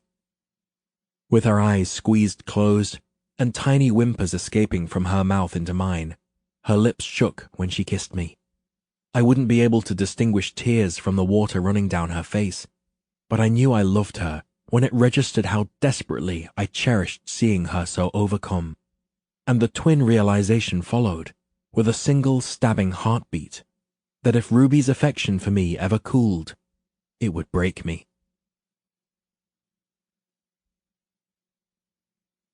13. That I was in love with Niall Stella was only a secret in theory. He knew it, I knew it. The fact that the actual words had yet to be said was nothing more than a mere formality. I saw the realization as it flickered across his face, expression adoring if not slightly wary, behaving as if I were a glass he might drop, then to be left to pick up the pieces. The sentiment hung in the space around us, and it was hard not to feel even the smallest flash of irritation. My wild adoration, his almost constant wariness. I wasn't sure which was worse. My silent admission was as good as graffiti across my chest, and yet he didn't say anything. So neither did I. Niall had toweled us both off, and we'd fallen almost immediately into bed. His? Mine? I wasn't even sure anymore. Did it matter? My orgasm had left me boneless, but I was still wide awake. If you could be anywhere right now, where would you be? We'd been quiet for a while now, lights off and only the sounds of traffic, or the occasional bump or voice from down the hall to break into our thoughts. He'd assumed the position, stretched out on his stomach, pillow clutched tight, and looked up at me in the dark. I loved that I knew how he slept now. It was such an intimate thing, to know the way a person arranges themselves to depart at night. And a part of me delighted that I was one of the very few who knew this tiny, secret thing about him. And you can't say right here, I added, running a finger along the back of his arm. His skin was smooth and still warm from the shower. I dug in a little, kneading the muscle, and he sighed in pleasure. Anywhere else. The moon was high in the sky, and a swath of light cut across the bed, angling up and over his body. I watched him frown in thought as he considered my question. I wasn't even sure why I'd asked. It might have been that I was feeling vulnerable after our shower, and that tiny seed of doubt was making me homesick. Maybe it was the wall I felt had been knocked down tonight, seeing him lose himself to the music and the crowd moving all around us. Or maybe it was just my way of trying to get inside that maddeningly complicated head of his. I didn't even know. Anywhere? I nodded from my spot next to him. The sheets were cool against my naked body, but I could feel the heat of him next to me. Why can't I say right here? He asked, reaching out to brush the tip of my nose. I shrugged, and he moved his leg, hooking it over mine to bring me just a breath closer. It was a tiny thing that had me smiling into my pillow. When we were small, our dad had a friend who worked at Elland Road, the football stadium in West Yorkshire. Max was old enough to drive, and sometimes he'd bring me with him, the irritating little brother. Drive us both down there to kick balls round on the pitch. Leeds United played at Elland Road, he said with reverence. The club I've watched my entire life on telly at home. I'd been up in those stands, cheering them on, and here I was, standing on the same green as the men I'd worshipped. I'd like to go back there someday with my brother. See if it still felt as big. I'd like to see that, I said, grinning now. You and Max as teenagers, running up and down the field. You'd both be shirtless in this scenario, yes? Niall pinned me with a glare that had me erupting in giggles. And what about you? Where would you be, Miss Ruby? I miss San Diego. Do you not enjoy London? I love London. Getting to live there has been sort of a dream, but it's expensive, it rains a lot, and I miss everyone. Everyone? My roommates, Lola and London, and especially my brother. It must have been hard being away from them. The time difference sucks, I said, groaning. It's like we get 4 hours to be awake in the same day, and those are early in the morning or late at night. Niall nodded, continuing to run his fingers through the front of my hair. I began to feel my eyes droop. "But you'll stay in London?" he asked, and I wondered if I'd imagined the hint of anxiousness there. "Through school, at the very least. So a few years." The words burned on the tip of my tongue. "Hopefully," I said at last. "And tell me about San Diego.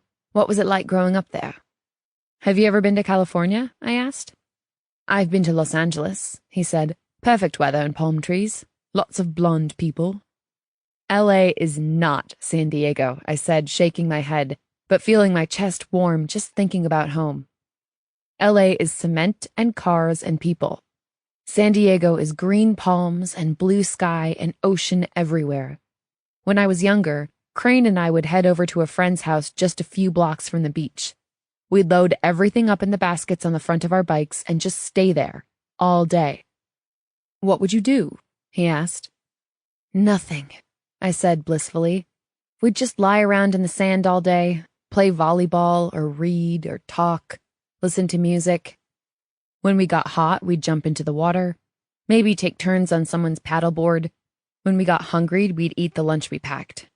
My mom would see us in the morning, and then not until the sun went down." "Sounds brilliant. I quite like the image of teenage Ruby," he said, wrapping a finger around a piece of hair and tugging.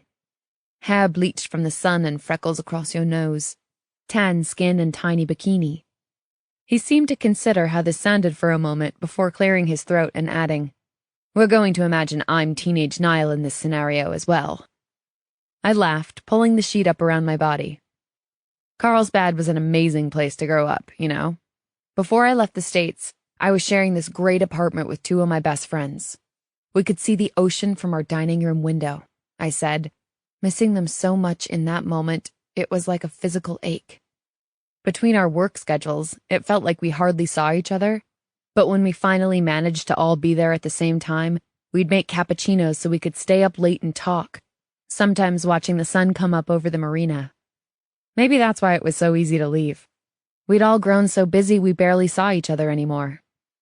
Maybe. Or perhaps you knew something bigger was on its way, waiting for you. I looked at him for a long time when he said that, wondering if he meant school and work or more.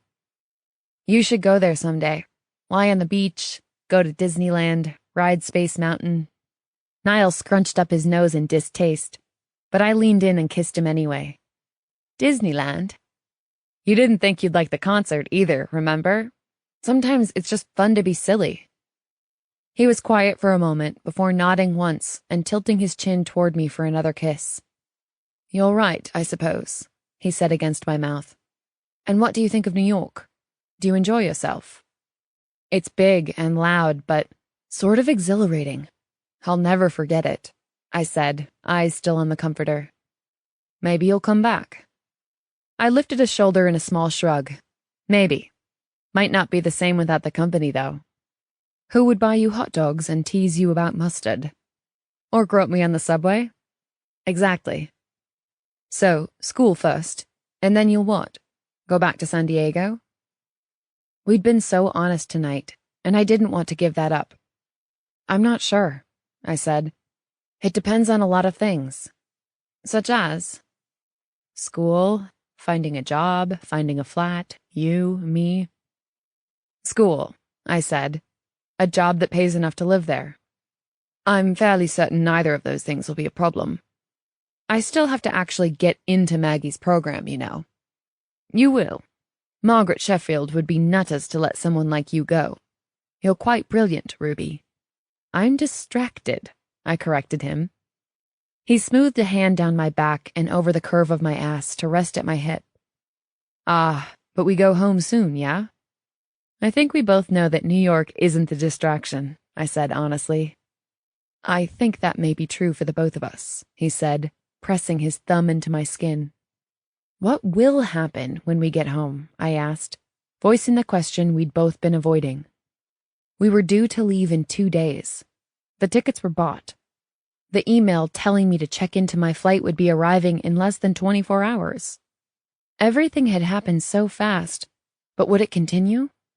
We wouldn't take the physical side of our relationship any further until he knew he loved me, But what did that mean for the rest? We were an actual couple? Would we tell anyone? He blinked up to my face, and I could tell he hadn't been expecting that, for me to just come right out and ask. "We'll plug along," he said. "Things will of course be different at work, but outside of that, things can stay as they are." His expression tightened into one I'm sure mirrored my own. I wasn't sure which of those sentences I hated more. "We'll plug along" made it sound like we were barely surviving this, that we were something to be endured. Things will be different at work. Of course they would. How could they not? And things can stay the way they are. I was greedy. I didn't want things to stay the way they were. I wanted more. I wanted all of him. Nearly 3 days later, we stepped onto the curb at Heathrow, bags rolling to a stop behind us. The sky was a dingy gray, the air cool and smelling of damp stone and exhaust, but it felt like home. Niall had held my hand throughout most of the flight, growing more confident in how he allowed himself to touch me, and even now stood close enough that the side of his body was in constant contact with mine. He'd suggested we head to his flat, but we were both exhausted, and realistically, we wouldn't get any sleep if we were together. We'd each been gone for weeks, would have people to catch up with, a stack of mail to sort through, and after 9 hours of traveling, there was nothing I wanted more than a shower and my own bed, especially given that Tony had requested I come into the office the next day to debrief him, and because he hasn't seen my lovely face in a month. Niall and I definitely should have talked more, at least discussed some kind of game plan for work, but instead, we leaned heavily into one another, both of us trying to enjoy just a few more minutes. He kept my hand tucked between both of his as the view outside the window shifted from the M4 to surface streets, and by the time the taxi stopped in front of my building, it was all I could do to kiss him goodbye, albeit a bit enthusiastically, considering we were in the back of a cab, and stumble with my bags through my front door. Rain pounded on the street outside my apartment that night, tracking over the windows like leaded glass. It felt right somehow that it would rain our first night back in London, a welcome return to normalcy of sorts. I was in bed, fresh from the shower and wrapped in my favorite pajamas, when my phone buzzed from the bedside table. "Miss seeing your face on the pillow next to me," it said, and something sparked, hot in my chest. He was doing it. He was trying, just like he'd said. "Miss hearing those cute little sounds you make while you sleep," I typed back, already smiling at what I knew his response would be. "I am far too masculine to ever be considered cute, Ms. Miller." I laughed out loud at that, and my heart took off. "I may need to see you fully undressed again soon, just to be sure." There was nothing for a full minute, and then the little bubble appeared, indicating he was typing a message. "I can't wait to see you. This bed is far too big for one person." My fingers shook on the keyboard as I entered a reply, my cheeks beginning to hurt from smiling. He really was doing this. We were doing this. "I can't wait to see you too. Tomorrow then. Sleep well, darling." If a heart could burst from happiness, mine was well on its way. I finally fell asleep to the sound of the rain, with a smile on my face and my phone tucked under my pillow. The voice in my head was silent.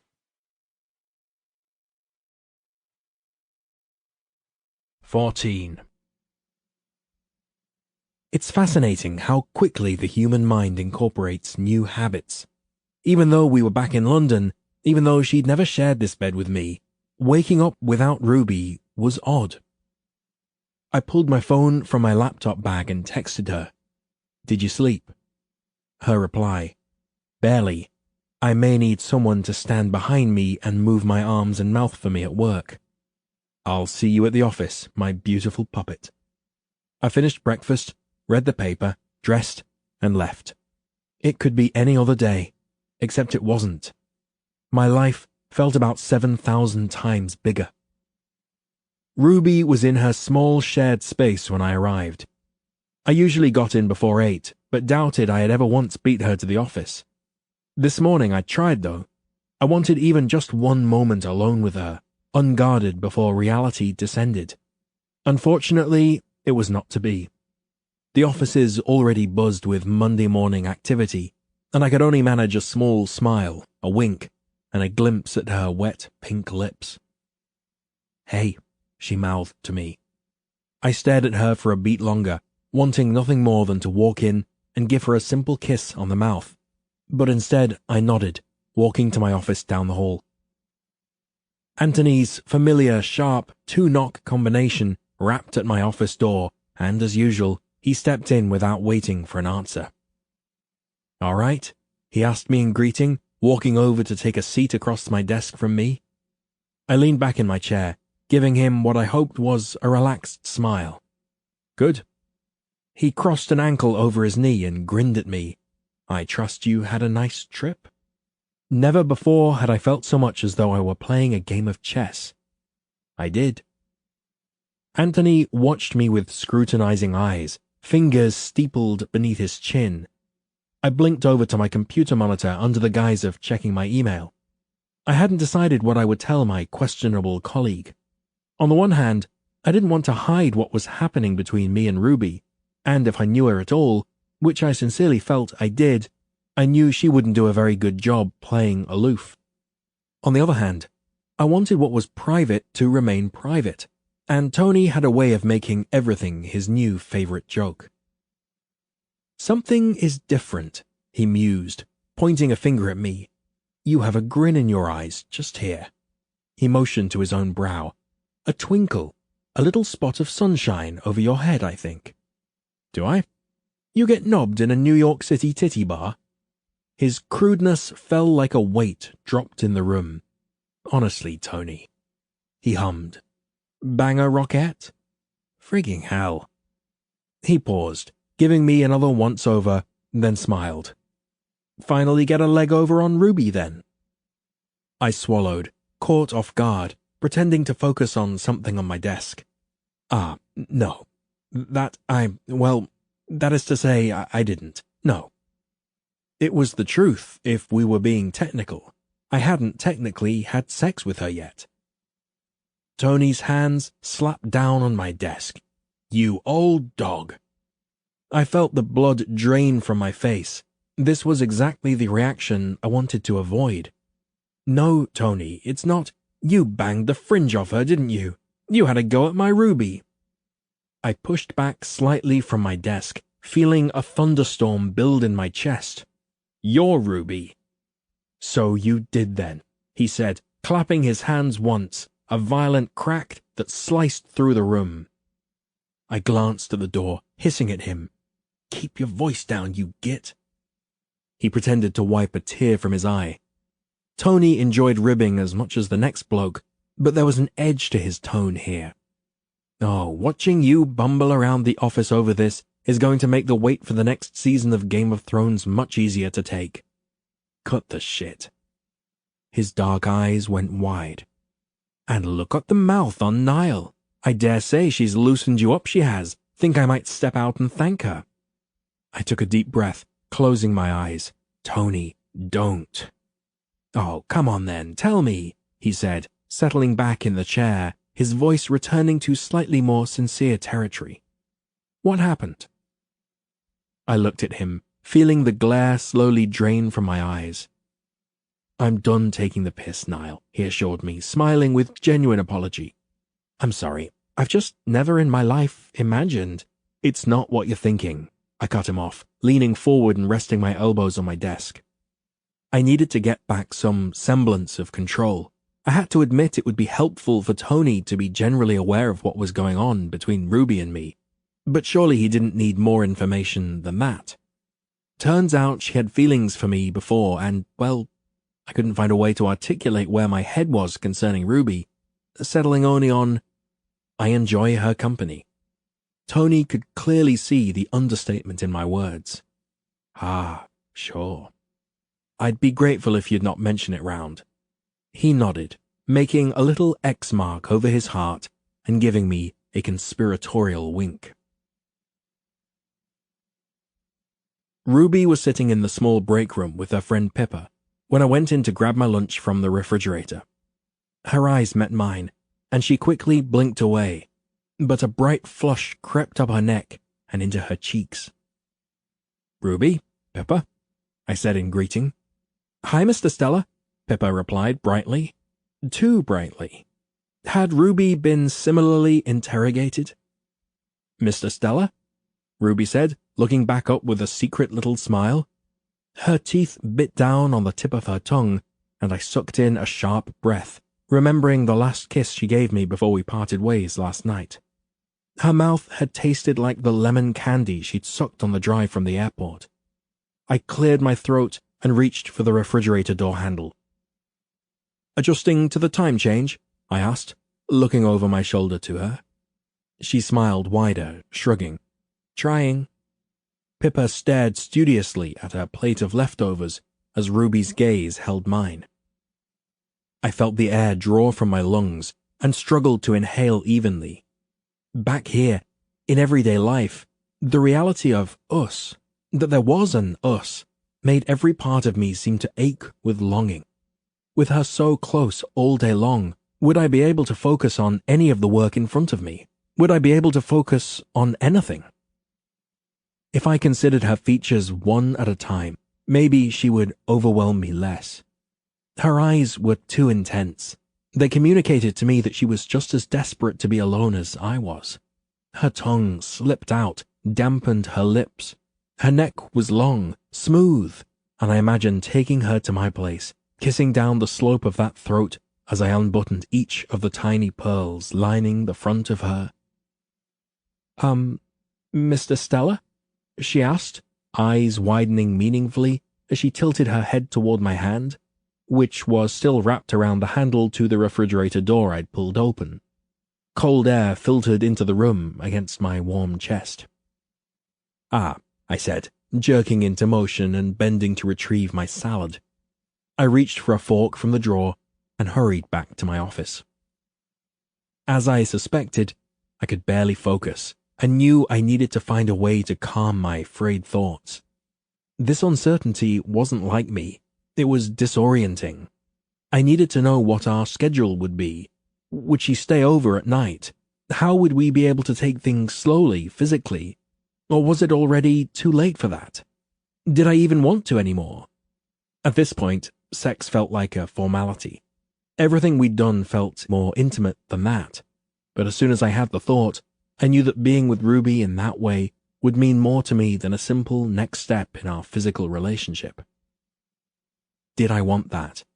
And when I did have sex with her, would I be able to maintain any sort of cage around my heart, in the event I wasn't what she needed me to be down the road? I'd assumed Portia was the love of my life, but from the first moment Ruby had stretched and kissed me with such bravery, I knew I'd been wrong. My phone buzzed on my desk, pulling me out of my obsessive analysis. "Are we doing dinner at my place or yours tonight? And before you answer that, remember I have a roommate and a small bed and am the worst cook in the history of bad cooks. P.S. Stop thinking."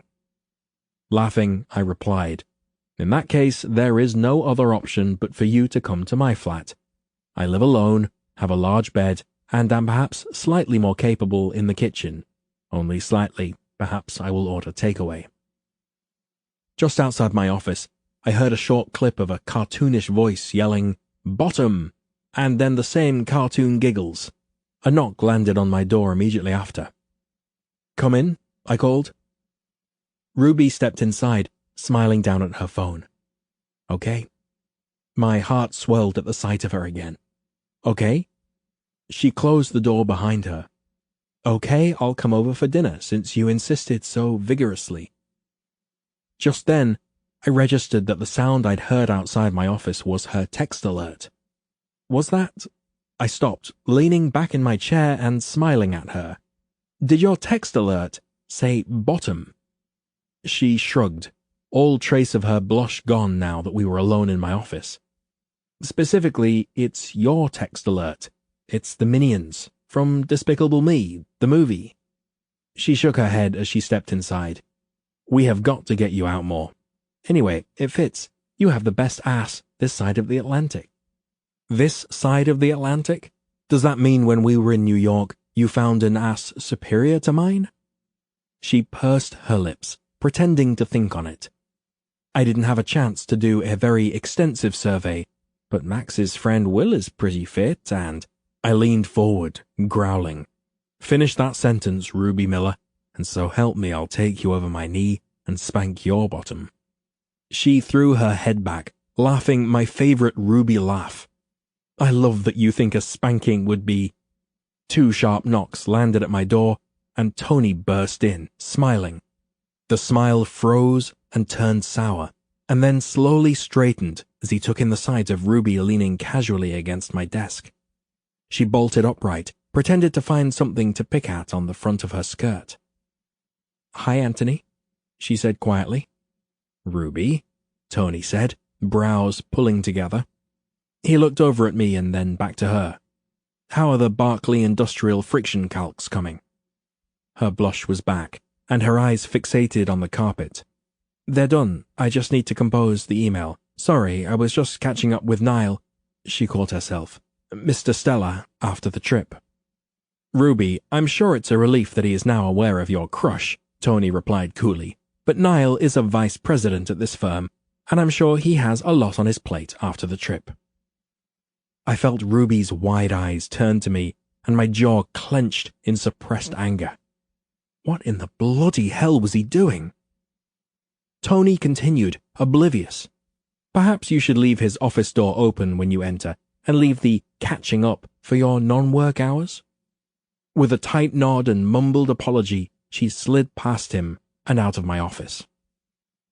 "Tony," I ground out, leveling him with an irate look. My blood ran hot through my veins, heart pounded in my chest. Was that entirely necessary? It's her lunch hour, and her crush. She wasn't in here harassing me. I'm just as involved as she is, and there is nothing improper happening between us. She does not report to me.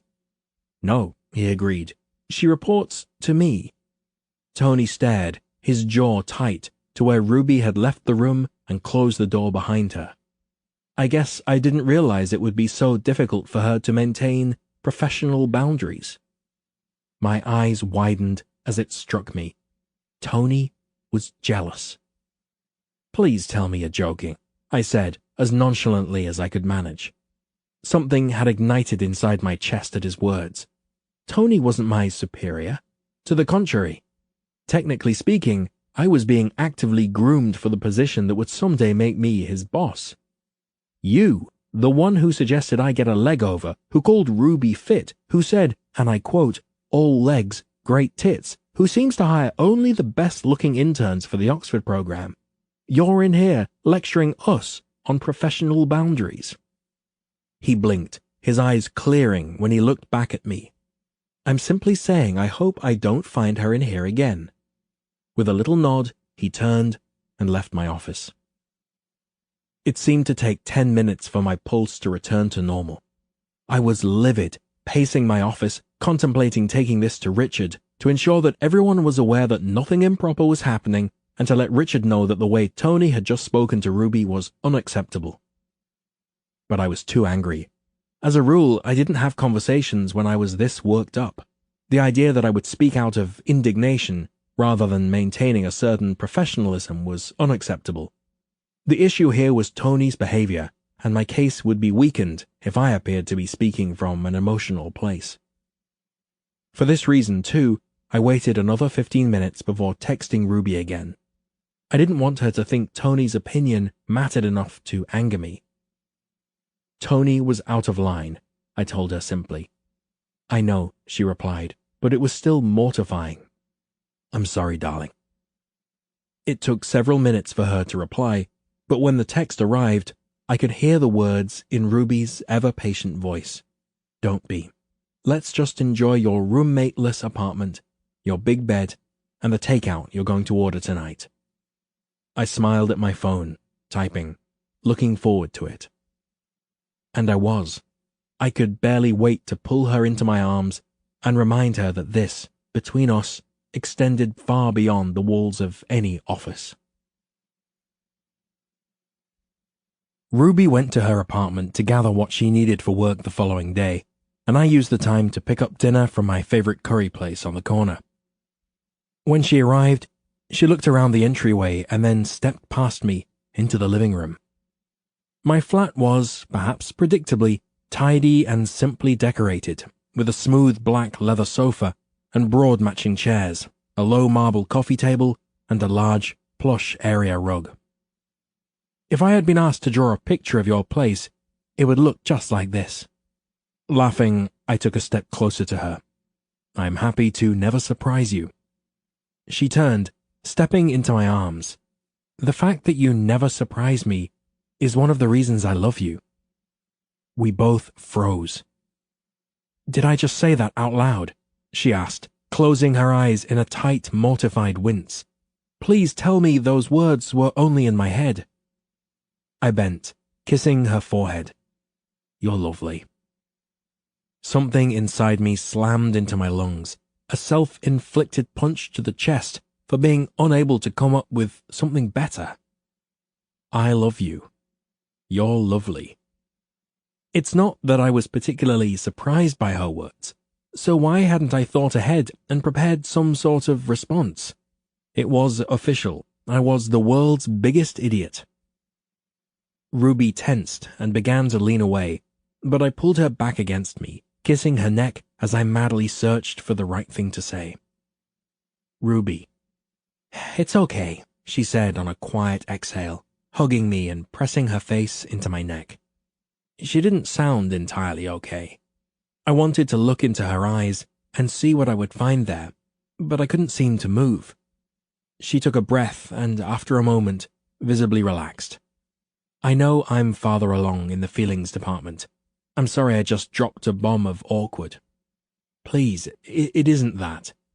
Only I couldn't finish the sentence, couldn't pinpoint what this feeling for her was, if not love. Did I love her? I had no bloody clue what romantic love even looked like anymore. It felt like a foreign language.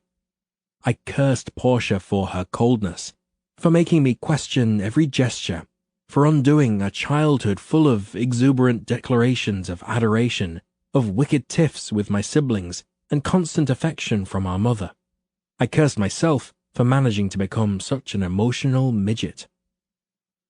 I didn't know what to call my feelings, but I knew they were expanding and profound and frightening. After all, losing Portia had felt like being unchained, but the idea of losing Ruby felt so hideous, it turned something over inside me. And what it took for her to express her feelings so starkly, and then to stay here in the middle of my silence and wait for me to find words. I wanted to give her everything I had, wanted to let her know how absolutely mad I was for her. I trailed my lips from her jaw to her neck, sucking, nibbling. Feel this, I thought. Let me show you the things I can't say. I pulled her coat down her arms, tossing it aside and lifting my fingers to the buttons of her shirt, silently begging her to meet my eyes. She looked up with hesitation marking her features, and then she read something in my face, pleading anguish, some needful hope, and she seemed to exhale a world of tension, reaching to pull my face to hers. Are you suggesting we postpone dinner? She asked against my lips. I nodded, wrapping my arms around her waist and walking us over to one of the wide, armless chairs in the living room. My hands were impatient, hastily unzipping her skirt, pushing her underwear down her hips, hungrily sliding my palms over every inch of her naked skin. Ruby's curves were smooth, pale, utterly flawless, and I bent, sucking at her shoulder, grasping her breast in my palm. Far more carefully, she unbuttoned my shirt, eyes gauging my reaction. We don't have to, she started, but I cut her off with a kiss. Let go. She slid my shirt from my shoulders, unfastened my belt, and slowly worked my trousers down my hips until I could kick them away. Taking me in her hand, she began to lower herself to her knees before me. I shook my head, in one motion pulling her up and bending to slide my lips over hers, parting them, tasting her. Her tongue was sweet and small in my mouth, pushing against mine with a sudden, aware desperation. Her slim, firm hands pressed against my chest, backing me into the chair, and she followed, climbing over and digging her hands into my hair as she kissed me, messy, biting, moans and tiny pleas escaping as my hands slid down her sides, between her legs, feeling her softest, most vulnerable skin. "Do you want to move?" she asked, lips wet, eyes heavy. Did she mean move into her? Yes. I arched beneath her, seeking contact. She leaned in to kiss me again before whispering, "I mean, do you want to move to your bed?" I closed my eyes, struggling against the way my brain wanted to pick up that question and consider it too carefully. Getting up and walking to my bedroom would ricochet us out of this place of lust and relief that felt so bloody good. I didn't want to move an inch. I would think too much about what this meant, what I felt, that I'd never had sex in that bed, and that I'd only put a name to Ruby's face just under 4 weeks ago.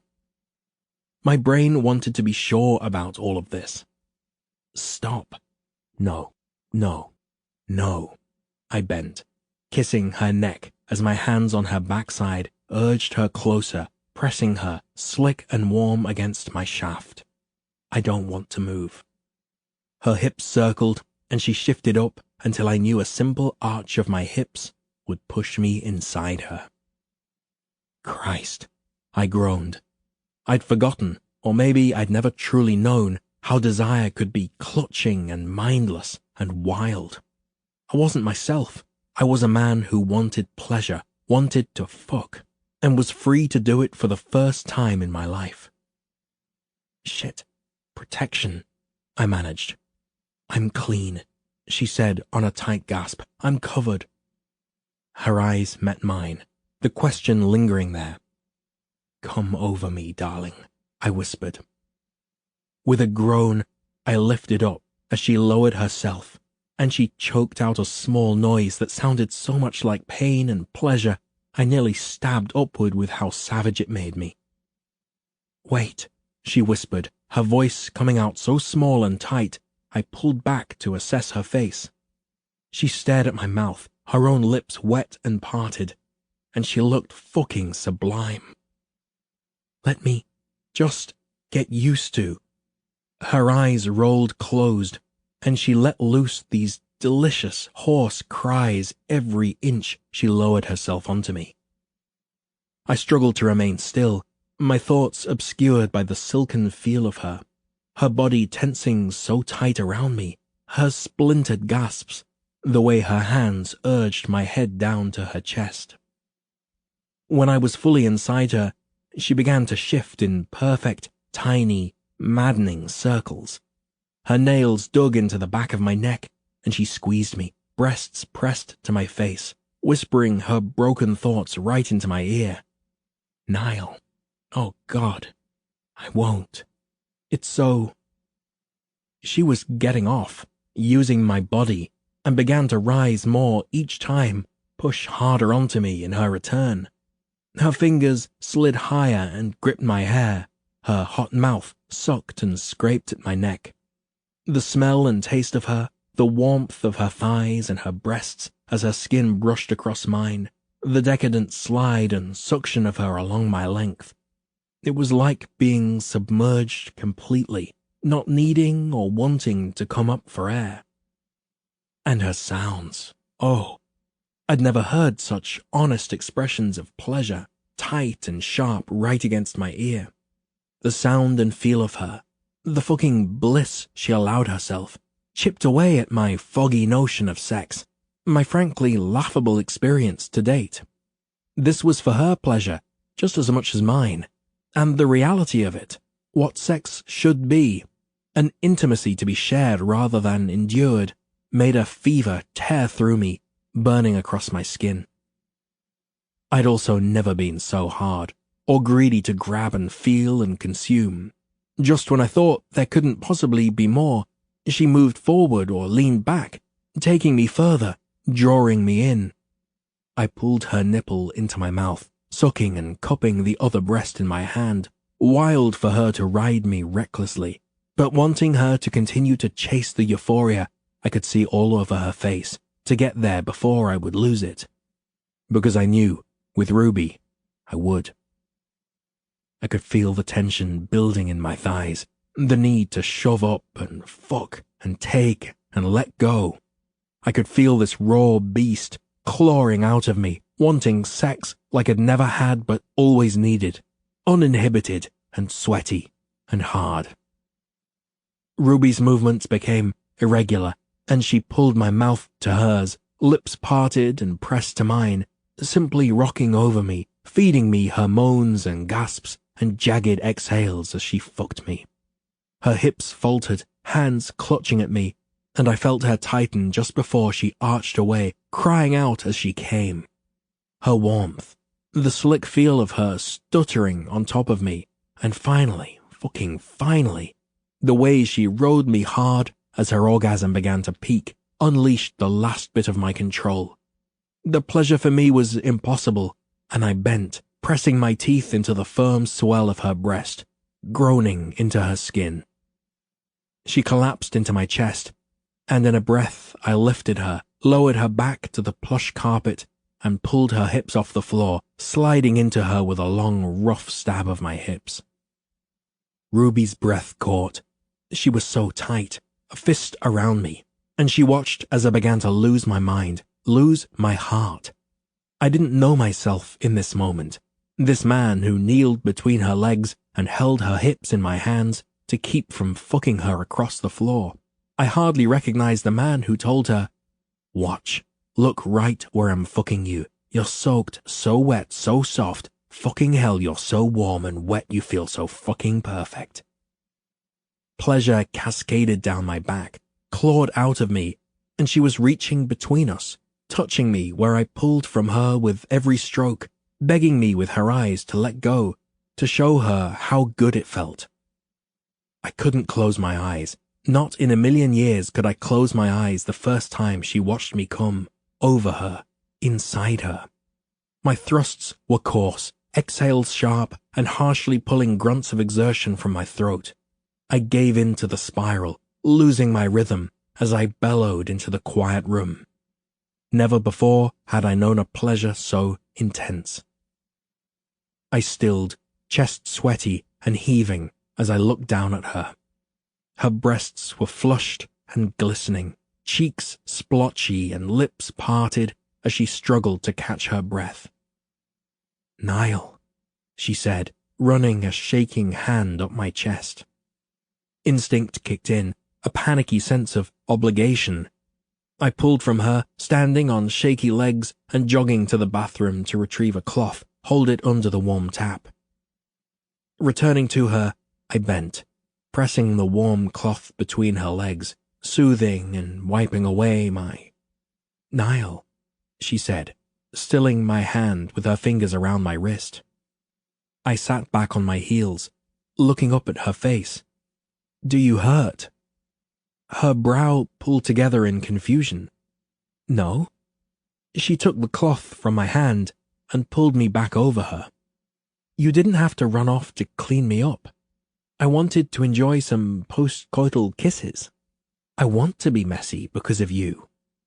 Embarrassed, I winced, bending to kiss her lightly on the cheek. "Right.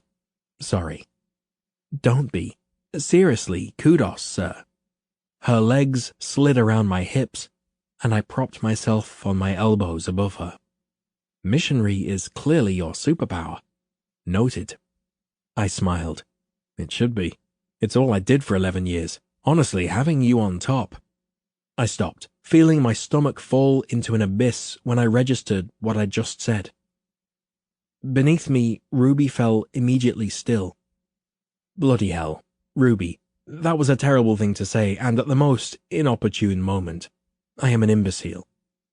She ran her hands up the back of my neck, lifting to kiss, possibly in an attempt to shut me up. "It's okay." "It's not," I said into another kiss. "It is," she insisted, her voice uncharacteristically stiff. I'm sure it's weird to be with someone for the first time after only having been with her before. It's not that, I began, and then trailed off, leaving the thought unfinished. I needed to fix this. It was bad enough that I'd gone mute when she said she loved me. I couldn't let this be a disaster too. Ruby, my timing may be horrendous and I apologize for that, but I feel I need to explain how different this is for me. She nodded, relaxing a bit beneath me. As I searched for words, I struggled to hold on to the clarity of only minutes before, when I felt completely joined to her, knowing her. She'd given me something so rare, true insight into what it was to make love, and I'd fucked it up immediately. At some early point in our relationship, Portia read some article explaining that men needed sex at least once a week in order to not cheat. It was bollocks, but it became part of her mental relationship canon. Sex once a week. No more, no less. She was very organized, you see, I said, hoping to add a bit of levity. Staff meeting Mondays, sex with husband Tuesdays, rubbish pickup Thursdays. Her eyes went soft with sympathy. Ouch. It wasn't so bad, I said, and then tilted my head, considering this. It simply wasn't very good either. I met her eyes, swallowing thickly as the words took shape in my mind. And see, that, right there. Please understand I feel uncomfortable even saying this much, particularly given our current circumstances. I made a show of looking down the length of our bodies, as if to emphasize the point, to which she smiled. As a general rule, I don't discuss my personal life, but now you are my personal life. I want you to know every facet of me and how different I am with you. And unfortunately, that often means knowing things about my relationship with Portia. Somehow, her view on it made sex both a special occasion and a chore. Ruby drew one fingertip across my bottom lip, tracing the shape of my mouth as she said, "Did you ever tell her any of these things?" When it ended, I felt myself frown. There wasn't really a chance. Or maybe, more accurately, we'd both grown so weary by that point that it was easier to just walk away. Ruby's question picked at some thought I'd long since buried. Why hadn't we ever spoken of these things? Surely, if I was unhappy, Portia had been as well. I could only imagine how self-aware Ruby, with her psychologist parents and need to always express herself, would view the way I'd reacted after the divorce. There was no attempt at reconciliation, no attempts to fix what was wrong, no search for closure. I'd packed up my things and gone. The decision to end our marriage had been filled with as much passion as we'd had during it. Always able to read my expressions, Ruby tipped my chin back in her direction. Hey, I'm not saying you should have. Everyone deals with things differently. I saw your face before the divorce, and after. I know you're happy with me. I didn't ask that because I'm jealous. I hate to think you didn't get the sort of adoration you deserve, but, and as horrible as it sounds to say it out loud, it turns me on to think about how much I can give you. Her hand ran down my stomach and wrapped around where my body seemed to return to life. You were so different just now. Like, she closed her eyes, thinking as she absently stroked me. Kind of dominating and rough. Just as I opened my mouth to apologize on instinct, she stilled me with a look, then said, I liked it. Without any words, I returned to her, pressing my chest to hers as we kissed. I felt her reach for me, guide me into her again, and just like that, we were moving together frantically, vocal, grasping. I tried to restrain myself, tried to remain gentle, but the tightness in my chest over her admission made me feel demanding, possessive, and desperate to deserve her.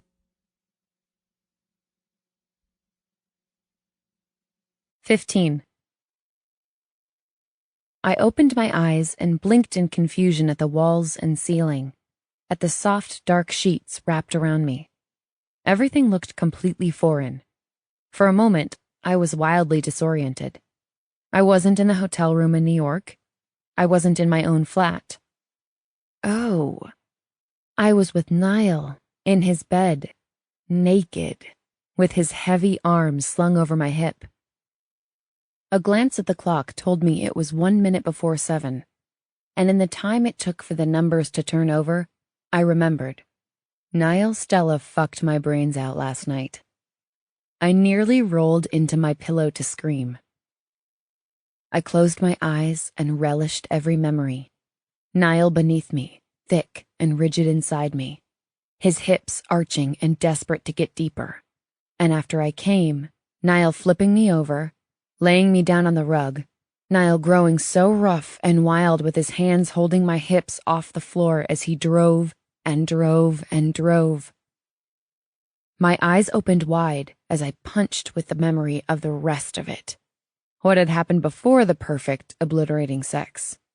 More specifically, the way I'd managed to blurt that I loved him, and the way he'd blinked 1,000 times, long lashes fluttering, lips awkwardly forming 100 different evasions before he kissed my forehead and declared, "You're lovely. You're lovely." That was easily the most mortifying event of my life, followed closely by him bringing up Portia mere seconds after being inside me. Number of times I told Niall Stella I loved him and he had sex with me to distract me from the fact that he hadn't said it back? 1. Number of times Niall Stella ruined post-coital bliss by bringing up sex with his ex-wife? Also 1. Well, technically, he had sex with me twice.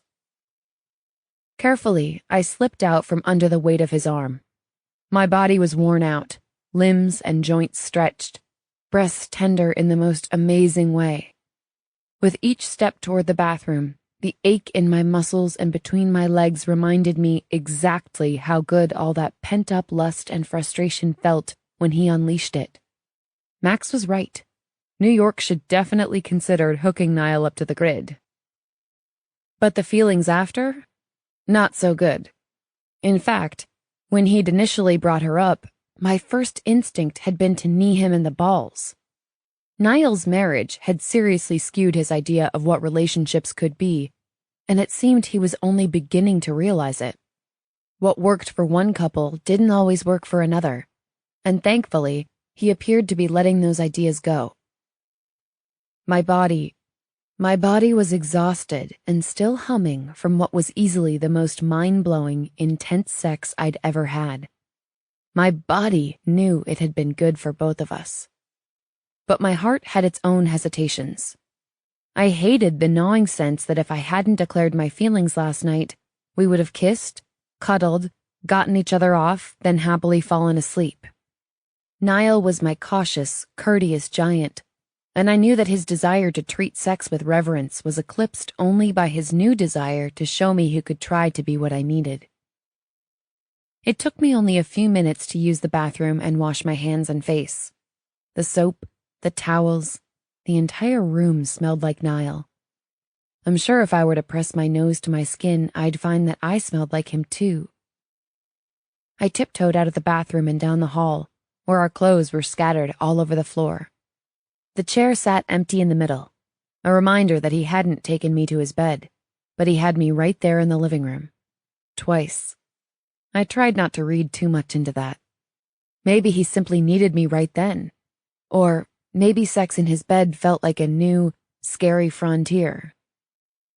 My bra hung off one arm, my skirt was a few feet away on the rug.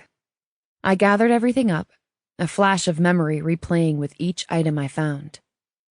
His eyes as he'd slipped off my shirt. The sight of him sucking my breasts. The shape of his mouth when I'd pulled off his belt. The way it felt when he finally pushed inside me. The flash of fear on his face when I'd told him I loved him. I could hear Niall beginning to stir as I pulled on my clothes, and I'd wished I'd managed to slip out before he'd woken. I was embarrassed, but I knew he would never bring up the fact that we had sex last night way before either of us expected to, so of course I would have to. But not even I, compulsive discusser of all things, wanted to have the conversation we needed to have. So, about last night, did I unintentionally manipulate you into having sex with me? Or are you just so unwilling to trust your own instincts that you gave in to what you thought I wanted? Ruby, he called out, voice gravelly with sleep. I walked down the hall in bare feet, my steps muted on the wood floors. He sat up when I entered, the sheet falling to his waist as he took in my clothes, the shoes in my hands. Hey, he said, but it was more like a question. His expression still carried the weight of drowsiness, but in his eyes was a clear note of confusion. Guilt and irritation wrestled in my stomach, and I pressed my hand there, telling them both to knock it off. I forgot something, I said. It was a lie, and I could tell by the way his face fell slightly that we both knew it. I need to run home before work. Now? He sat up at the side of the bed, his hair an adorable mess and miles of bare legs stretching to the floor. Wow. I can drive you. No, it's okay, Ruby, stop, he said, voice deep and firm. Let me just get some clothes on. He stood completely naked, and out of some spontaneous polite instinct, I looked away, very obviously, instead staring at the far corner of his room. He noticed, and of course he did. I was acting like a twitchy lunatic. Are you all right? He asked, stepping into a pair of track pants. It's not like you to avert your gaze when I'm nude. In fact, you're usually quite the leering pervert. He was teasing me. He was trying. I shrugged, looking back at him, but only able to really look at his face. Just mildly panicking. Just realizing that I told you I loved you after only a few weeks together, and the craziest part is it wasn't a lie. Just realizing I think you had pity sex with me last night. Just realizing I'm probably freaking out for no reason and really should just leave right now and get some coffee and food before I do something like overshare all of this. Do you want to sit on my bed and tell me what has you mildly panicking after I shagged you roundly only a couple of hours ago? I would think you'd be too worn out for conscious thought before 7:30 in the morning. I certainly am. I looked up at him, at his teasing tone, and smiled weakly. Maybe over dinner tonight? He nodded, eyes narrowed as he studied me. And like that, I'd flipped the switch in him. The overthinking switch. The holy shit, what happened last night switch. Okay. Fuck. I slipped into my flats and ran my fingers through my hair, attempting to tame it just as his phone rang on the bedside table. He bent, looking at the screen and then at the clock. Hesitating, he murmured, I'd better take this. If you just... He held up one finger, asking me to wait, and then stepped into the bathroom off his bedroom, closing the door. Well, that's awkward. If it was a work call, he'd have taken it in front of me. All I needed to hear was his gentle voice saying, Portia, it's 7 a.m. What is it, love? Before I grabbed my bag and headed out of the flat. One of the amazing things about London is that you don't have to drive anywhere. Want coffee? There are a dozen shops lining the street. Need to pop into Selfridges at lunch? Oxford Street Tube is across the street. Iconic red buses stop at virtually every corner, and there's even the river bus to take you down to the Thames. Need to avoid an awkward taxi ride with someone you may or may not have manipulated into sleeping with you? Thankfully, a short trip on the tube and the Southwark stop is just a few doors down from my office. It was still raining when I stepped out onto the street, because of course it was. My little flats were immediately drenched by the puddles and the constant downpour, and made soppy squishing noises with every step. Cars splashed water up onto the narrow sidewalk, and even my umbrella was no match for the storm. Luckily, I moved close enough to the storefronts. The various awnings offered me some small measure of cover. By the time I stepped into Richardson Corbett, I was drenched. I squeezed the excess water from my skirt and jacket, reminding myself that my hair would dry the same as it probably did every day. And besides, the shower at home, the walk to work, it had given me time to talk myself down. The "I love you, you're lovely" tick was nothing. It was us. This is what we did. I dove straight in, he dipped a toe in, and then pulled it out to give himself time to consider whether the water was too cold. It's why we worked, and there was no point questioning it. I also needed to calm down about the way he'd brought up Portia, and then slinked off into the other room to take her call. To be honest, my brain actually stuttered more on that last one, and I searched wildly in my thoughts to explain it away. He'd only been with one person, and married to her for over a decade. Of course it would be weird, right? Pippa met me in the hall with wide eyes that scanned me from head to toe before saying, "Here," and handed me her cup of coffee. "That bad?" I asked. "Have you seen yourself?" "Well, that answers that," I said, continuing on to our shared desk and setting down the coffee. "Thanks for this." Pippa nodded and took the chair opposite me. "Everything going okay?" I nodded as I slipped out of my coat. "Yeah, everything's fine." I looked up to see the message indicator light blinking on my phone. Picking it up, I punched in my PIN and then covered the speaker, telling her, "It's not even 9 and today has done a lot." I just had a mental meltdown so epic it was like something out of a bad sitcom. I paused, listening to the message, and then swearing as I hung up the phone. "Anthony wants to see me as soon as I get in." Shit. Why is he here so early? It can't be that bad. I saw the email congratulating the New York team. And that bridge redesign you worked up went off without a hitch. He probably just realized it's still raining and hasn't seen you in that top before. She grinned and rolled her eyes, hoping for a little wet t-shirt action, if you know what I mean. "Gross," I said, dropping down into my chair. I reached into my bottom drawer for my cosmetics bag, an emergency cardigan. "Okay, I'm going to clean up a little and then get this over with." "Go get him," she said. "You wanted to see me?" I asked, peering in through Anthony's door. He'd been arranging something near the bookcase and turned to me. "Miss Miller, yes, come in." Miss Miller? I stepped inside the office and he added, "Close the door, please." My stomach dropped. I did as he said and crossed the room to stand in front of his desk, stopping just on the other side of the extra chair. "Yes, sir?" I asked, the sentiment setting off a shudder down my spine.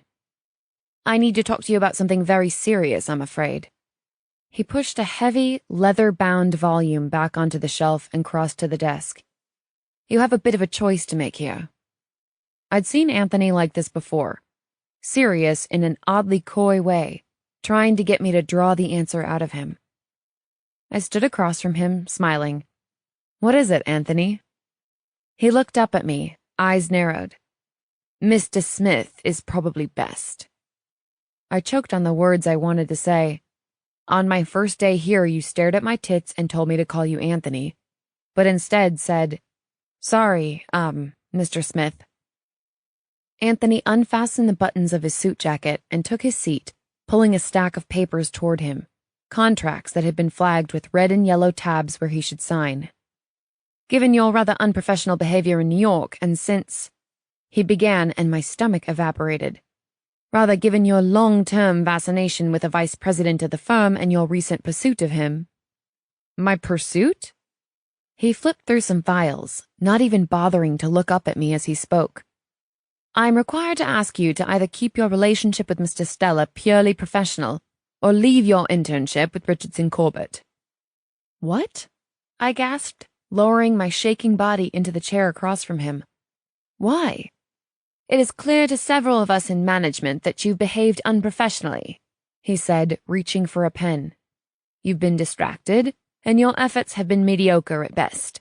Beyond that, I needn't elaborate." "But that's not fair." I almost said it, but snapped my mouth shut tight. I wouldn't add behaving like an adolescent to my growing list of transgressions. Trying again, I said, "Would you please explain why on earth this has been a topic of discussion beyond just between myself and Mr. Stella? We haven't broken any rules." Miss Miller, please do not presume you have the right to question any decision I make regarding this firm and who I choose to employ. He scribbled a signature across a page, and the sound was enough to put my nerves on edge.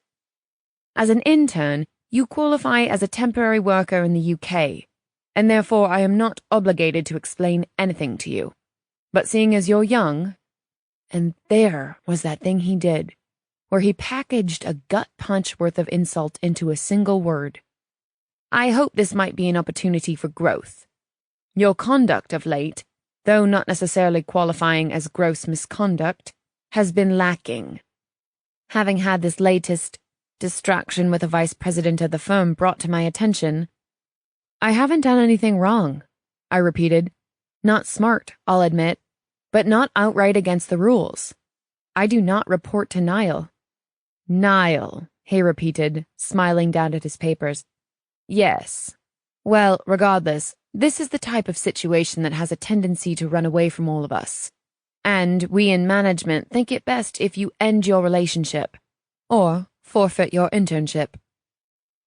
I could feel my face heat with angry tears. Young girls cry. I didn't want him to feel justified in his insult. I blinked several times, determined that no matter what happened, I wouldn't give him the satisfaction of seeing what this was doing to me. Can I speak to Mr. Corbett? I said as smoothly as possible. I think I need someone else to explain what's happening. Richard has given me the power to make any and all decisions affecting my department. Fire lashed through my blood. I couldn't hold it back. So, to be clear, you urged Niall to get a leg over on me, and now you're firing me because you think he has. Anthony's head whipped up, eyes full of blazing authority. I dare you to say that again. Clearly, I said, seething, I choose to leave the internship. This has been one of the most unreal conversations of my life. In that case, he said absently, scribbling another signature, I'll put a letter in your file. I'll see that you have a copy before you leave. The rain had stopped, and I took a walk to clear my head, far enough away that I could hear the chimes of Big Ben in the distance. Out of instinct, I reached into my pocket to find my phone, only to realize it wasn't there. I'd left it on my desk before talking to Anthony, thinking I was just going down the hall, but then rushing out before I could get it. I wondered if Niall had made it in yet, if he'd come looking for me, if he'd called. And that's when I realized how far this had gone, and that maybe there was a kernel of truth to what Anthony said. My first thought wasn't about my job, or the fact that I was 5,000 miles away from home. It wasn't where would I live, how would I buy food or pay the electricity bill. It wasn't about my fucking spot at Oxford either, or how long and hard I'd worked, or how much I'd sacrificed to get there. It was about Niall Stella. The object of my attention was pacing in his office when I returned and made my way down the hall toward my cubicle. He jumped when he saw me, reaching out to pull me inside. Where have you been? He asked, closing the door behind us. I must have looked even worse than I thought, because his eyes moved in a circuit from my wet hair and pale face to my damp clothes and broken expression. That depends on what you mean, I said. First, I walked to work in the rain because I wigged out in your flat thinking I'd inadvertently manipulated you into having sex with me. He started to speak, eyes wide and incredulous. But I held up a hand to bid him wait.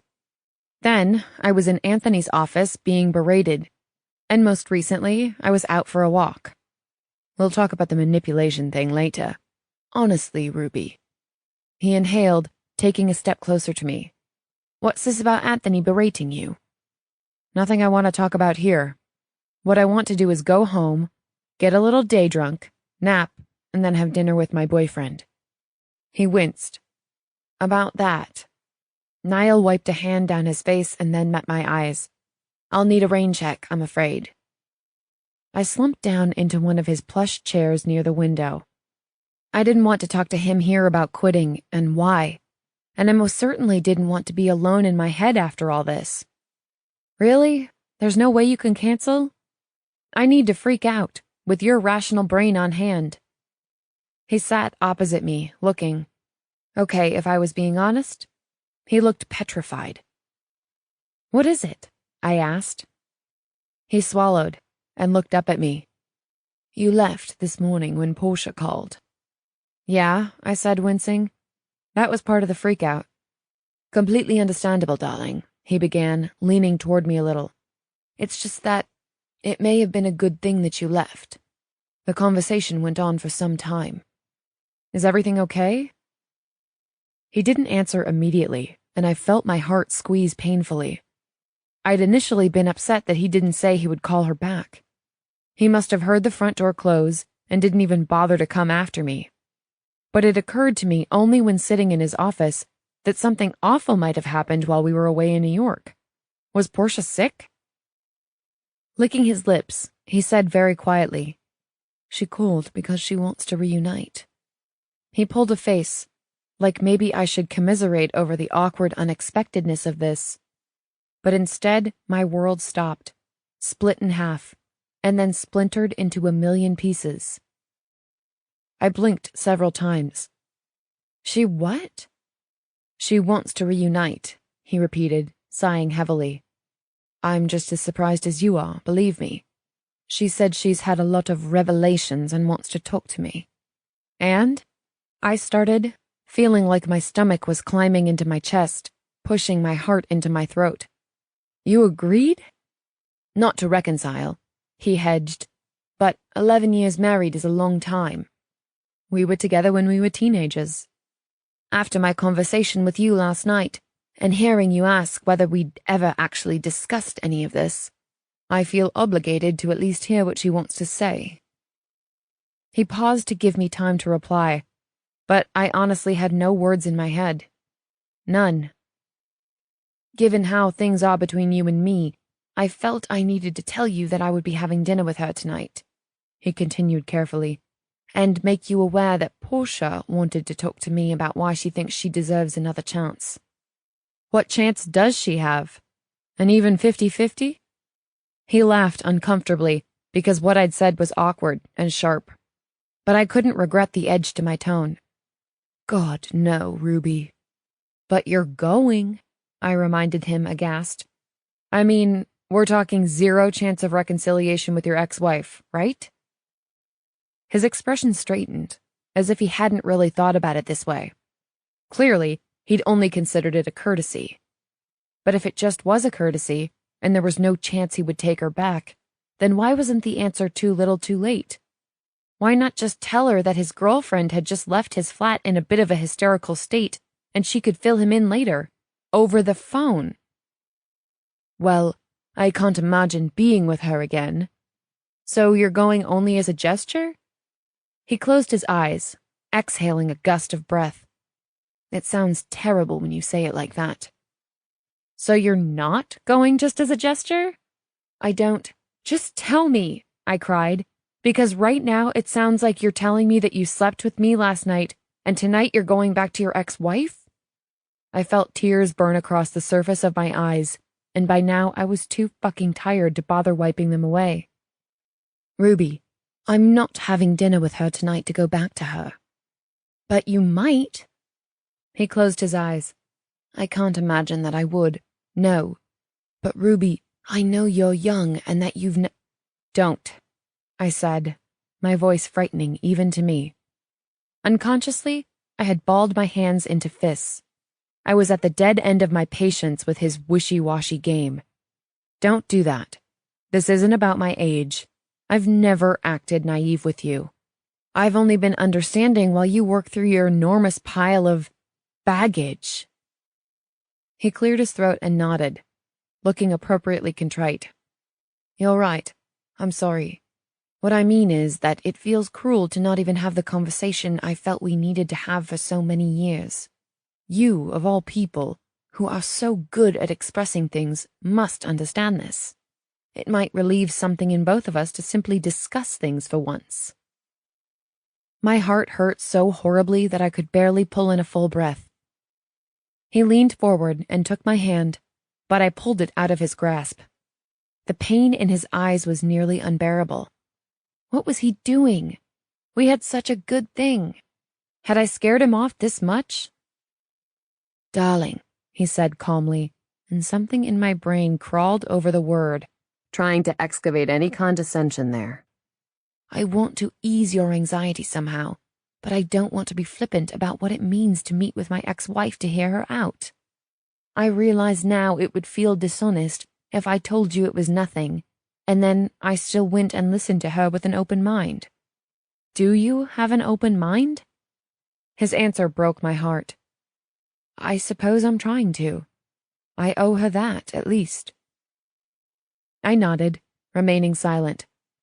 I could see his torment in this moment, and my heart hurt for him too, but it hurt more for me. He wanted to talk to her to ease something in him, to achieve closure.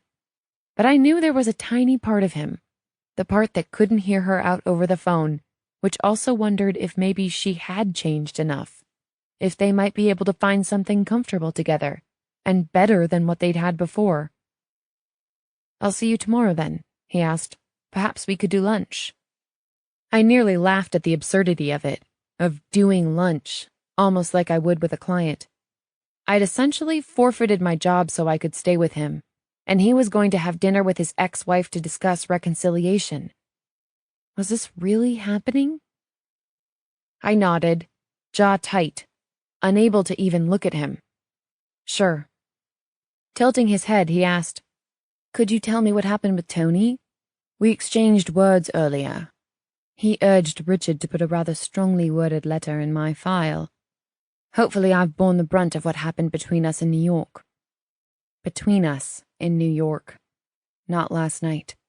Not the night I pushed you so far you're considering going back to a woman who made you miserable, but left you alone in your shell. Oh yeah, I said absently, sinking into an odd numbness. I stood, walking toward the door. He basically just gave me a letter, too.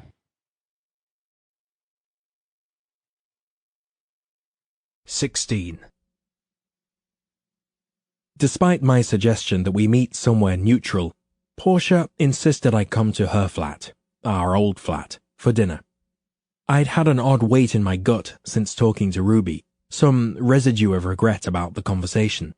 I'd texted her as I left the office, saying I would call later or come round if she liked, but she hadn't answered.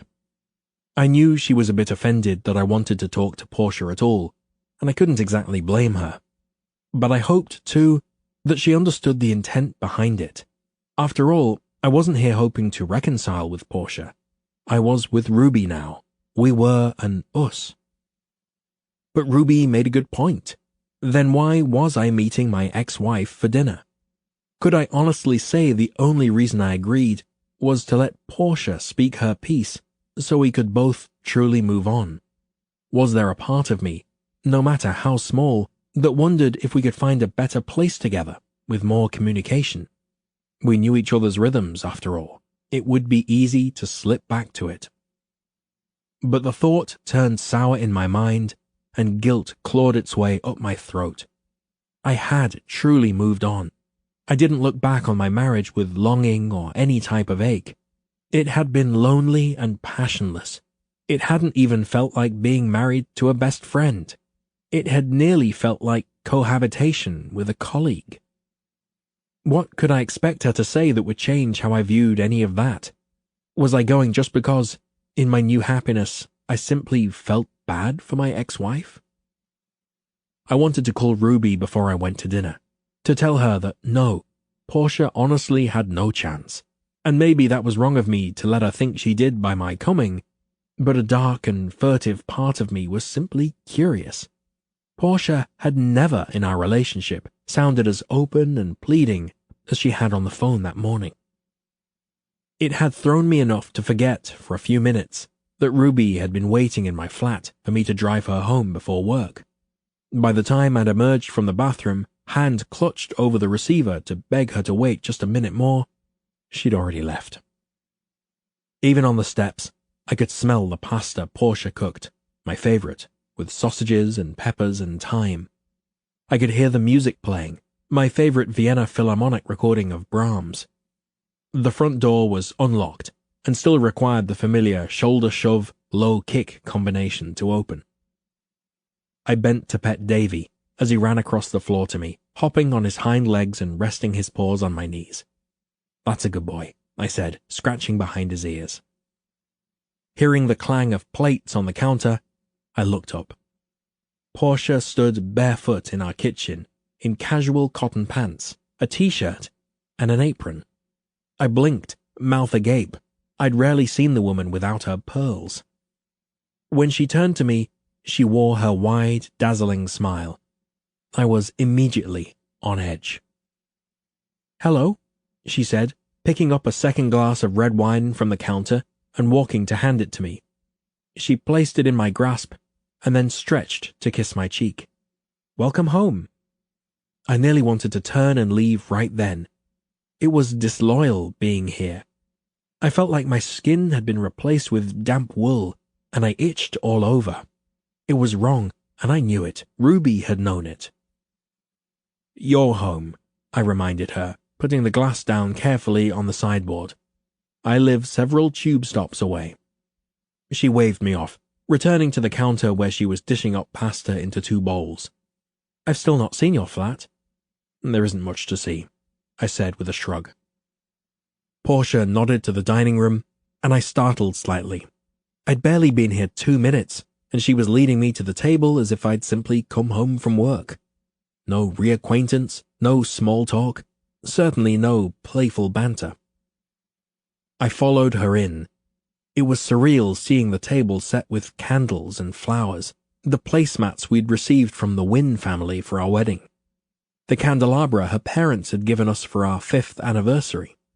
When we lived here together, Portia would cook on occasion, but it was always clearly communicated to be a production and used as a form of currency in the "look how much I do each day" ledger of our marriage.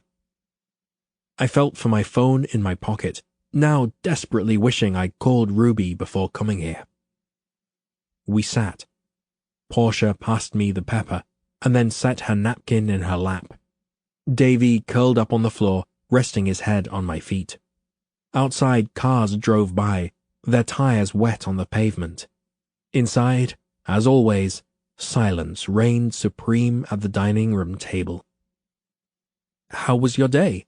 she asked finally, looking down with interest at her bowl of pasta. "My day?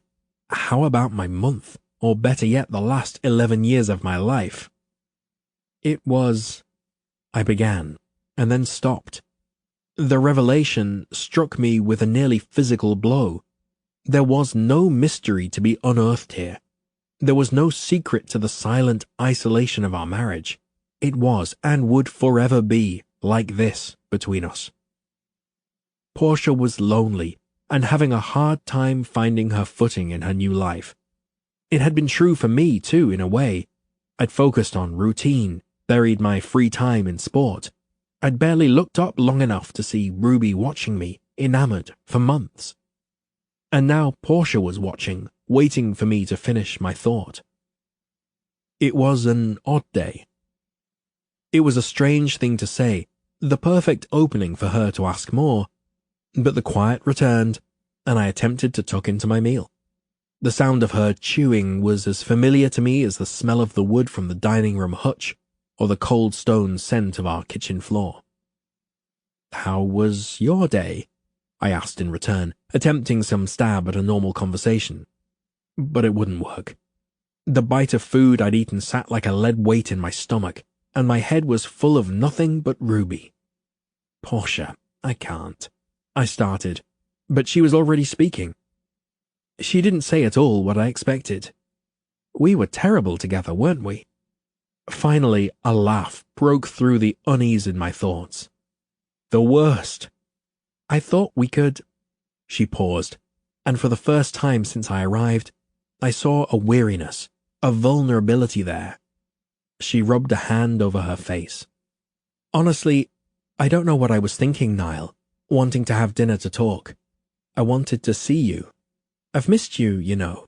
Not sure I ever really appreciated you enough to miss you before." I lifted my glass of wine to my lips and said nothing. I tried with my eyes, to tell her that I understood, that a part of me was glad to see her as well. Clearly, I'd never been good at false sentiment. I closed my eyes, remembering last night. And in this dining room that used to be mine, with a wife who also used to be mine, I knew the reason I felt so sick to be here was that I loved Ruby. I loved her. It's just that, Portia continued, poking at her dinner, now you're here, I'm not sure what to say, where to start. There's too much, isn't there? She looked up at me. Too much habit, really, where we don't say very much at all. It was another needle in my thoughts. Ruby spoke of her feelings, her fears, her dreams and adventures. She wanted to hear mine. She took time to make it a habit of ours that we spoke, and I praised her for it. Told her I appreciated her honesty. I appreciated it even when it terrified me. Earlier, she told me she needed to talk something out with me, that she needed me. I'd been unable to get out of my own head long enough to be there for her. I don't even have to ask you what you're thinking to know your thoughts are elsewhere, Portia said quietly, pulling me from my revelation. You're here out of courtesy. I didn't reply, but my silence was as good an answer as any. I appreciate that. I do. I wasn't always a good wife to you, Niall. I know that now. And I was wrong to think we could go back. I wanted to think we could find something we didn't have before, but having you here now, looking so wary, I see it too. It's well and truly done between us.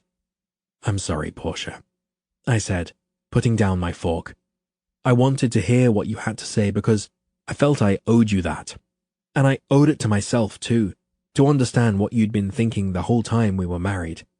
But it's true, I've other things on my mind tonight. I can tell, she said.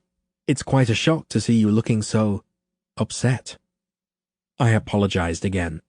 It wasn't fair of me to. Do you know, she began, cutting me off, when you moved out, you never once seemed anything but completely sorted. The last thing you said to me when you left was, cheers. I'd handed you the folder with your passport and vital documents, and you'd smiled kindly and said, cheers. Isn't that amazing? I bent, putting my head in my hand. It wasn't sadness I felt at leaving our marriage, Portia, but I did feel something. I simply don't know what to call it, or how to express it. Failure, maybe, or regret. I looked up at her, admitting, also relief. Oh, she said on an exhale, I felt that too. And then guilt over being so relieved, and I've gone back and forth in the months since. How could I spend so much of my life with someone I was so relieved to leave when he did? How could I have made it better? I smiled sadly, nodding in agreement. Well, she said, folding her napkin and putting it on the table. I, for one, wish, Portia, I'm in love. The words came out so suddenly and raw, I instantly wanted to pull them back in. I bent my head, wincing. It was several long seconds before she spoke. Darling? Without looking up, I could hear her swallowing, hear her finding breath. Tell me she hasn't hurt you. Quite the contrary. I believe I've hurt her. Oh, Niall. I leaned my head back, staring at the ceiling. I'm sorry. I didn't mean for that to come out so boldly. It loosens something in me to know you've moved on, even if it's emotional to hear it. She paused to take a deep breath. I can hear it in your voice, see it in your eyes, this tightness and urgency. I could never have drawn this sort of reaction out of you. I was terrible to you at times, I know that. But you weathered it all with such calm stoicism. Do you imagine how that feels to know, truly, that it would be impossible to evoke a passionate response from you? I looked back to this woman I'd been mistreated by. I'm sorry, Portia. She gave me a wan little smile. Don't be. It wasn't your fault. Are you good, though? I asked quietly. In general, I am, she said. It's been up and down, For the first few months after the divorce, I was a bit on the wild side, spending money frivolously, seeing men left and right. Nothing. I felt nothing when she said this. Recently, I was seeing someone more seriously. She toyed with a small charm on her napkin ring. I suppose that's what's had me panicking these past few days. It's hard to be with someone different. The fear of repeating past mistakes. We were together so long, Niall, that it felt wrong in a way to go off with someone else, like I was betraying you. I looked up at her. I'd personally never felt the sense of betrayal, but I understood what she'd said about it being hard to be with someone new, to be afraid, to figure out their rhythms and needs, to worry constantly about failure. He's someone I knew from before. She hesitated. From work. Something clicked in my thoughts. Stephen? I guessed.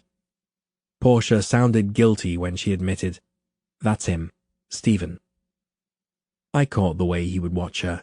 It struck me only then how apathetic I'd been at the work functions, business dinners, and in the office when I'd stop by to drop off lunch or something she'd forgotten at home. Stephen couldn't help but glance at Portia every few seconds, at least when I was near.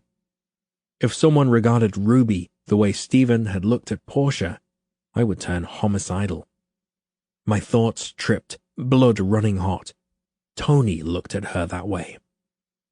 "Nothing happened before," she said. "I promise, Niall." "I believe you. And I'm not surprised, Portia. I saw the way he looked at you." She laughed. "Yes, like that one girl at your office, when I dropped off the papers to sign. She had hearts in her eyes watching you." I felt something inside me squeeze tightly. Christ, even Portia had seen it. "Ruby?" I asked, and saying her name sent a heated spike through my chest. "She's tall, beautiful, American?" I needed a drink. Nodding, I lifted my wineglass to my lips and said, "That's her." Portia's eyes widened in comprehension. "She's the one you've been with?" She paused. "The one you love?" Again, I nodded, not even a hint of doubt lingering. "She's wanted you for ages, and you were finally together?" Portia sounded like a schoolgirl, and it was a testament to our distance that she'd invited me here to discuss taking her back, and had so easily let the idea fall away. "Niall, it's so romantic." "Like you and Stephen?" "Well, I'm not sure if we're a thing anymore, but it is what it is." She leaned forward, tilting her head as she asked, "Tell me what happened?" And like this, with my head in my hands and pulse thudding anxiously in my throat, I confessed the entire affair to Portia.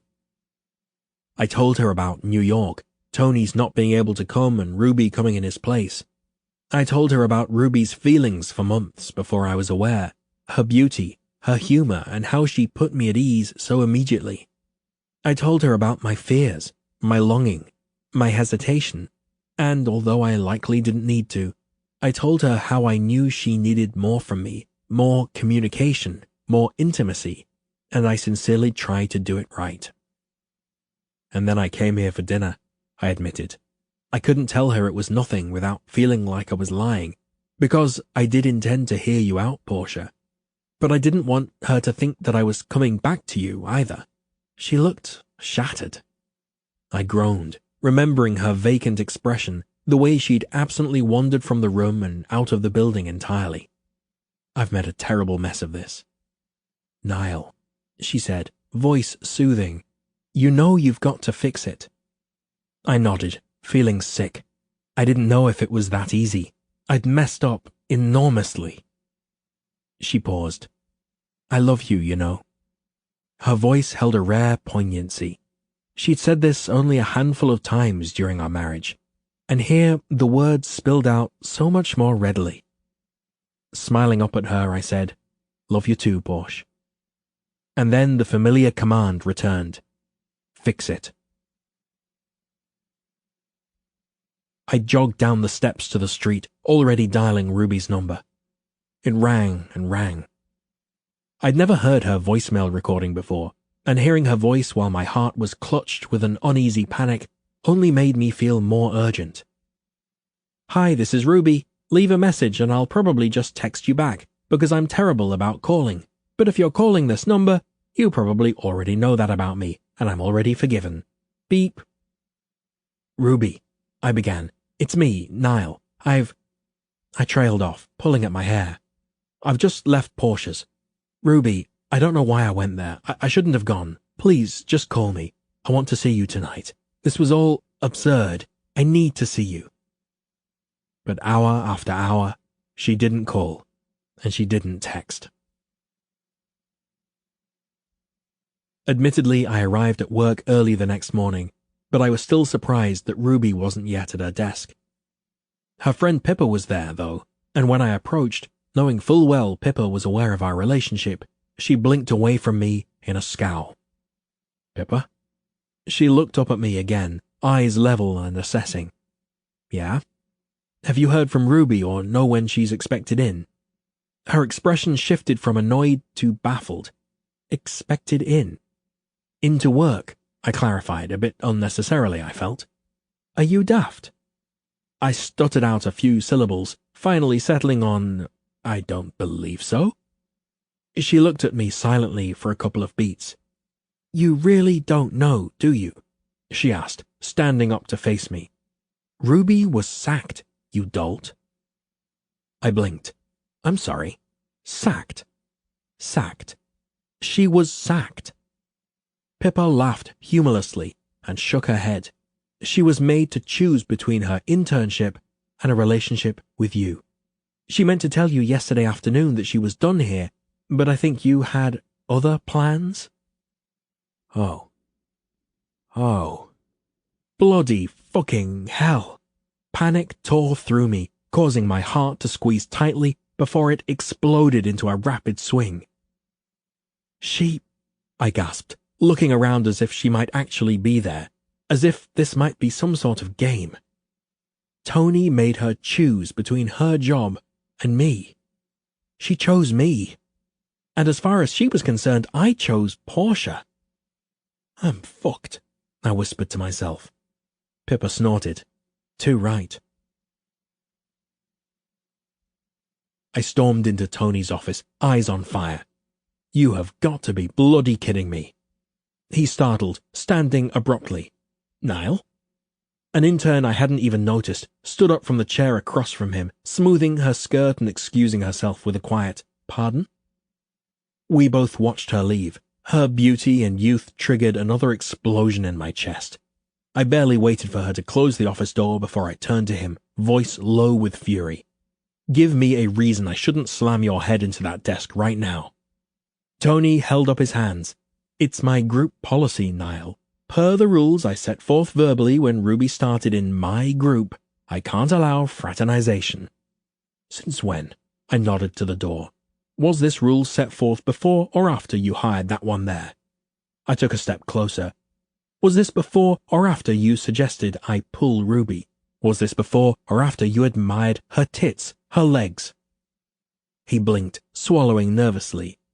"I'm not sure what conversation you're referring to, but if you've been able to find it in writing, I'm happy to discuss it with you." I laughed dryly.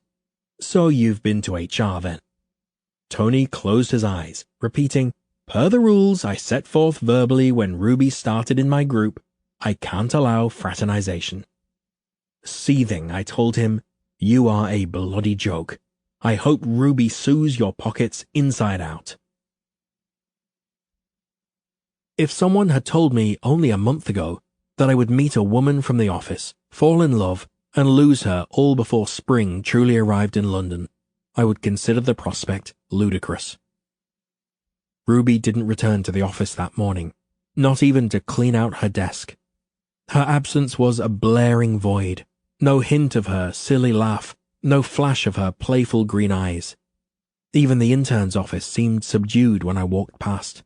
So as late as 9:30, after my blow-up with Tony, and as my blood pressure seemed unwilling to return to normal, I could barely focus on a single task in front of me. "Will you not call me back?" I asked her via text message. "I've made a mess of this. I'm desperate to speak to you." Productivity at work remained impossible after I hit send. I glanced to my mobile nearly every 10 seconds, turning the volume up on the ringer as high as it would go. Normally one to leave the device in my desk drawer when I went to meetings, I carried it with me, leaving it just at my elbow on the table. Short of showing up unannounced at her doorstep, it was my only connection to her.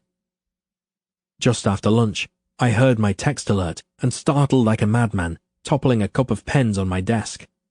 Hope bloomed, immediate and heavy, making it nearly impossible to breathe. It took no time at all to read it. My heart felt neatly punctured. Her message said simply, "Job hunting." Typing furiously, I asked her, "Darling, please call. Why didn't you tell me what happened with Tony?" An hour passed. 2, 3, 5. She didn't reply. I interpreted it as the dismissal I knew she'd intended, and turned off my phone to avoid the temptation to plead with her in an unending string of messages. Unable to work, I paced the hall like a lunatic, ignoring Tony's furtive, guilty glances in my direction, and Richard's lingering, uncertain ones. Almost as soon as I set foot in the door of my flat, I moved to the office, dialing her number. It rang once. My heart was lodged in my windpipe, and again, and finally a third time before she answered. "Hi," she said, her voice small and thin. Nearly choking on my breath, I managed, "Ruby Dove." I could immediately picture her wince when she replied, "Please, don't call me that." I sucked in a breath, pain radiating through my chest.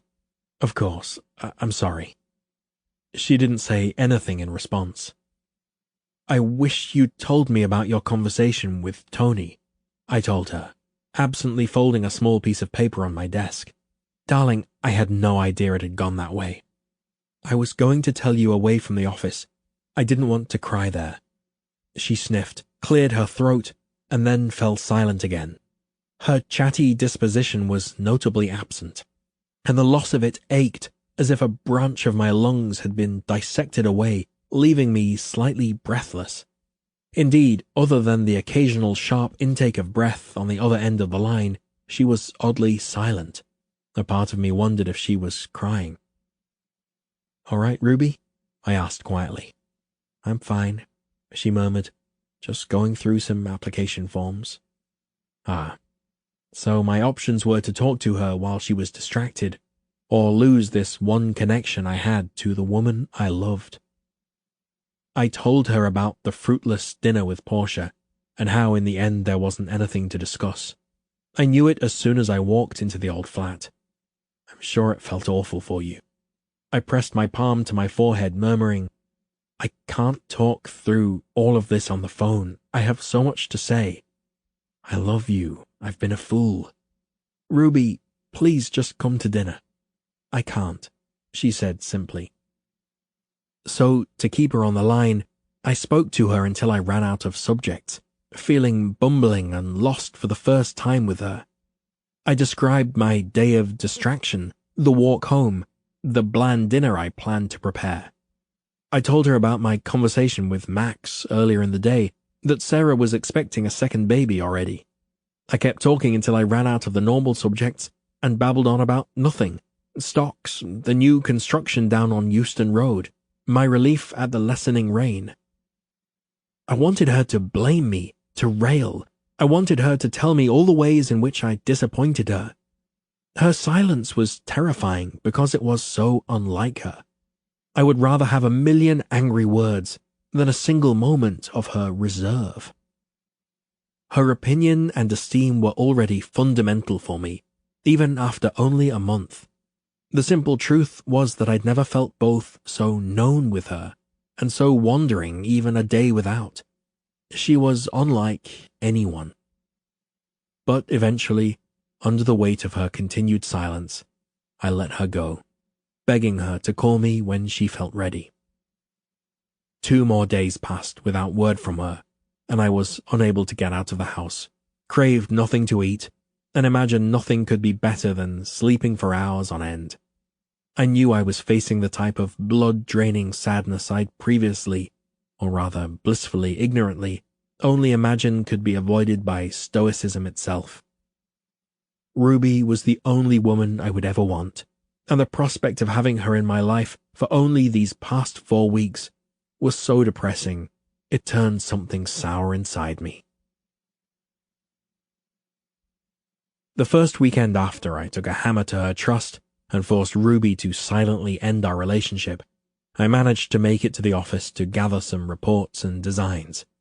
I wanted to at least present a semblance of getting work done at home.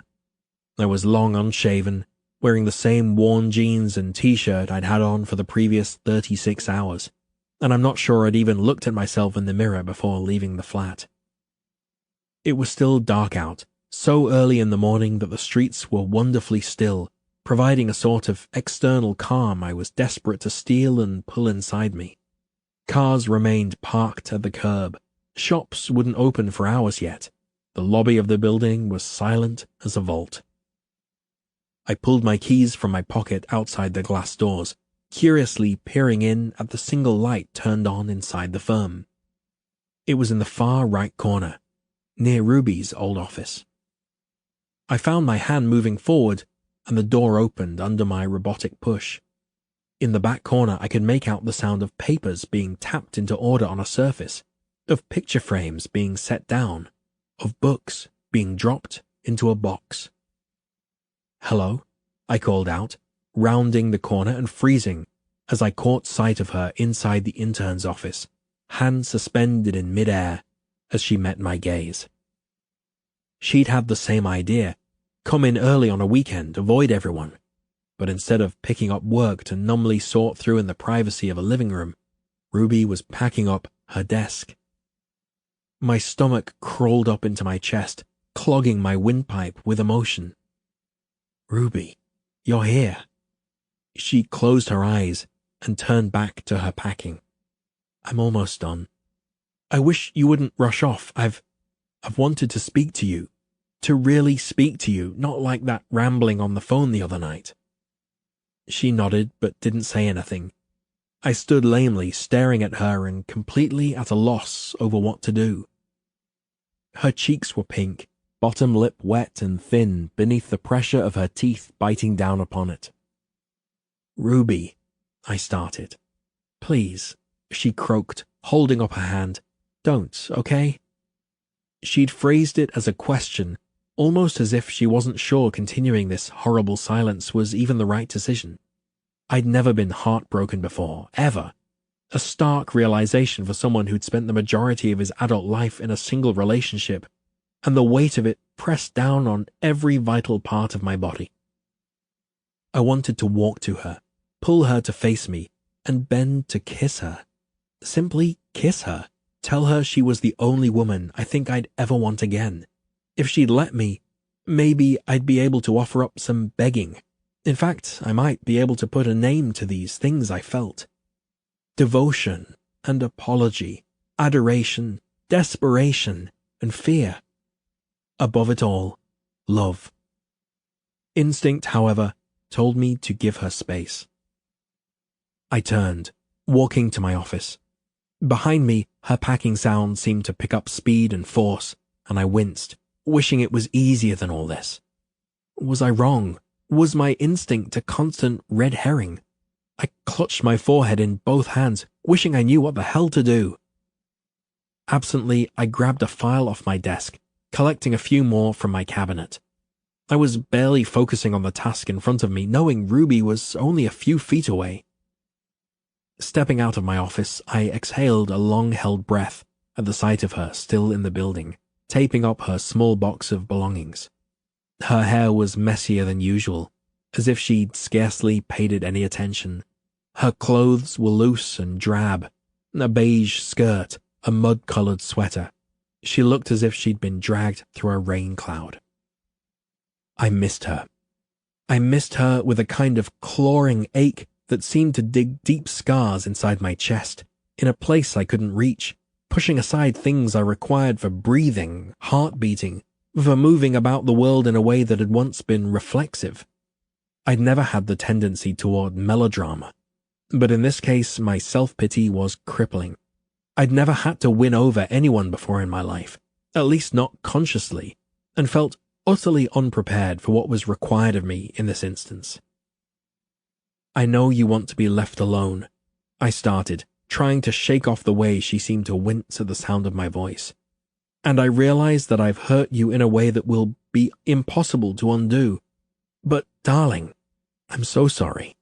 And if it means anything, I think I'm going to lose my spot at Oxford," she said in the world's quietest voice. I felt my entire body go still. "You what?" "I was fired, but Tony also put a letter in my file. He sent me a copy of it, though after reading it I have no idea why he thought I would want to see it. And in essence, it says that I was a tolerably mediocre employee because my affections for you had me preoccupied, and he thinks affected the quality of my work." I took a step forward, blood pumping so fast in my veins my chest ached. "For one, that is utterly preposterous. I'd heard him rave about you on more than one occasion, and two, he had no knowledge of your affections prior to our trip." "I know. Thanks for passing that along," she said dryly, reaching to put the tape back on the now empty desk. "Ruby," I spluttered. "I mentioned it spontaneously, like a bleeding idiot, simply because I was still awed that you—" "Niall," she interrupted, and I could see tears shining in her eyes. "Don't, okay? I get it. You didn't mean to tell him that, or at the very least you didn't mean for it to come off the way it did. I don't actually care that you told Tony I had feelings for you before our trip. I don't think it matters. Tony is an enormous prick for what he did. My problem with this," she said, motioning between us, "is that he's not entirely wrong. I was distracted. I was preoccupied. I made it clear I would do anything to be with you. And you went back to her." "I didn't. I knew before I went into her flat that I had no intention of—" "The way you left it last week," she said, her voice thick with restrained tears, "felt like you were giving her another chance. Ruby, I threw myself at you. I was so in love with you, had been for so long, that I ignored all your signs telling me you weren't ready. I told you I loved you after only a few weeks, and you clearly weren't ready to have sex with me, but you did. Ruby, please stop." I felt nauseous. I couldn't keep up, but her words grew brittle and toxic in my ears. "And the very next day, you went to hear Portia out about reconciliation, assuming that I was so desperate for your attention, I would still be here if you decided against it." When she looked up at me, the tears in her eyes finally fell. "I think you assumed that because I always wanted to talk about everything, that I would understand how much you wanted to hear what she had to say, and that would somehow override my need to feel important to you." I opened my mouth and closed it again. "I think you assumed I would think it was a great idea because, hooray, it turns out Portia isn't a robot and actually does have feelings, and she finally wants to share them." She swiped at her cheek. "But I didn't. I wanted you to tell her she had 11 years as your wife to tell you those things, and that you had a girlfriend now who had the privilege of talking about what was going on in your mind and your heart." She sucked in a lungful of breath before she continued. "Jesus Christ, I was so eager to hear everything you had to say, even if it meant talking about your sex life with Portia right after we made love for the first time. For fuck's sake." She laughed sharply, without humor. I'd never seen emotion so raw. Ruby wasn't filtering for my benefit. She was just laying it all out in a rush before she could talk herself out of it. "You could have told her she was welcome to come meet you for lunch if she had things to get off her chest, or to feel free to put it in a fucking email. But to go see her the first night after we'd made love? To be unwilling to make it clear that you were with me now?" She shook her head, wiping away more tears. "Even if what we had was raw and weird and sometimes had these awkward fits and starts, it was way better. We had something good. We had something real. And you know it." "We did," I told her. "We do." I stepped closer, put my hands on her hips. To my profound relief, she didn't pull away, and I bent, kissing her neck. "Ruby, I'm so sorry." She nodded, her arms limp at her sides. "You hurt me. I was an idiot." Pulling away, she closed her eyes to collect herself, and then, to my absolute horror, she picked up her box and walked down the opposite way from me, down a row of cubicles and out of the office before I could gather the right words to make her stop. Bringing home the folders was an exercise in going through the motions. I remained just as useless for the remainder of the weekend. Sleep, eat, drink myself into a stupor, stare. My phone was disturbingly silent. I was grateful to receive no calls from Tony, no calls from family, nothing more from Portia. But it devastated me every time I looked down at my phone and had heard nothing from Ruby. So when it began buzzing over where I'd hurled it a few hours before, on a throw pillow on the floor across the room, it took a few full rings for me to startle out of my trance and answer. I stumbled over and cursed down at the screen, answering it anyway. "Max. I talked to Rebecca earlier," he said by way of greeting. Mum's in bits over this. Rebecca already told her she thinks Ruby's going to be the one."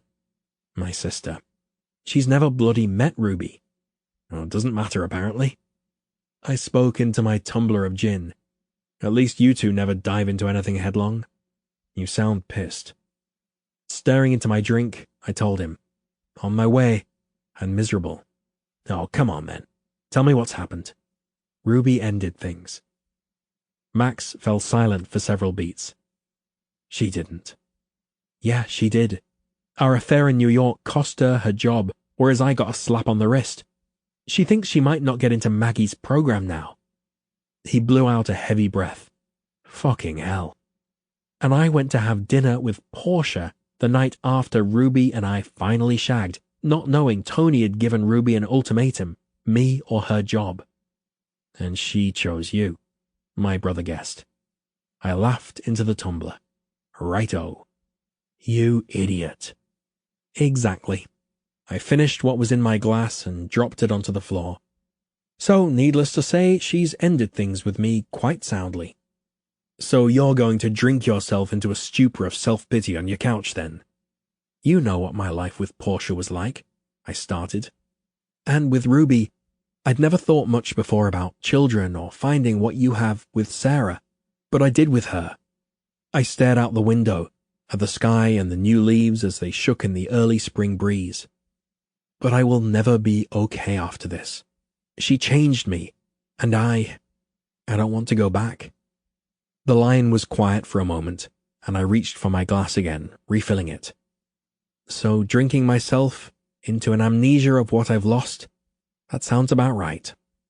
"Or," he suggested with a laugh that said, "You twat, you could get off that stupid arse and go talk to Maggie. For fuck's sakes, Niall, you act as if you've got no resources. Figure out what you can bloody well fix, and fix it.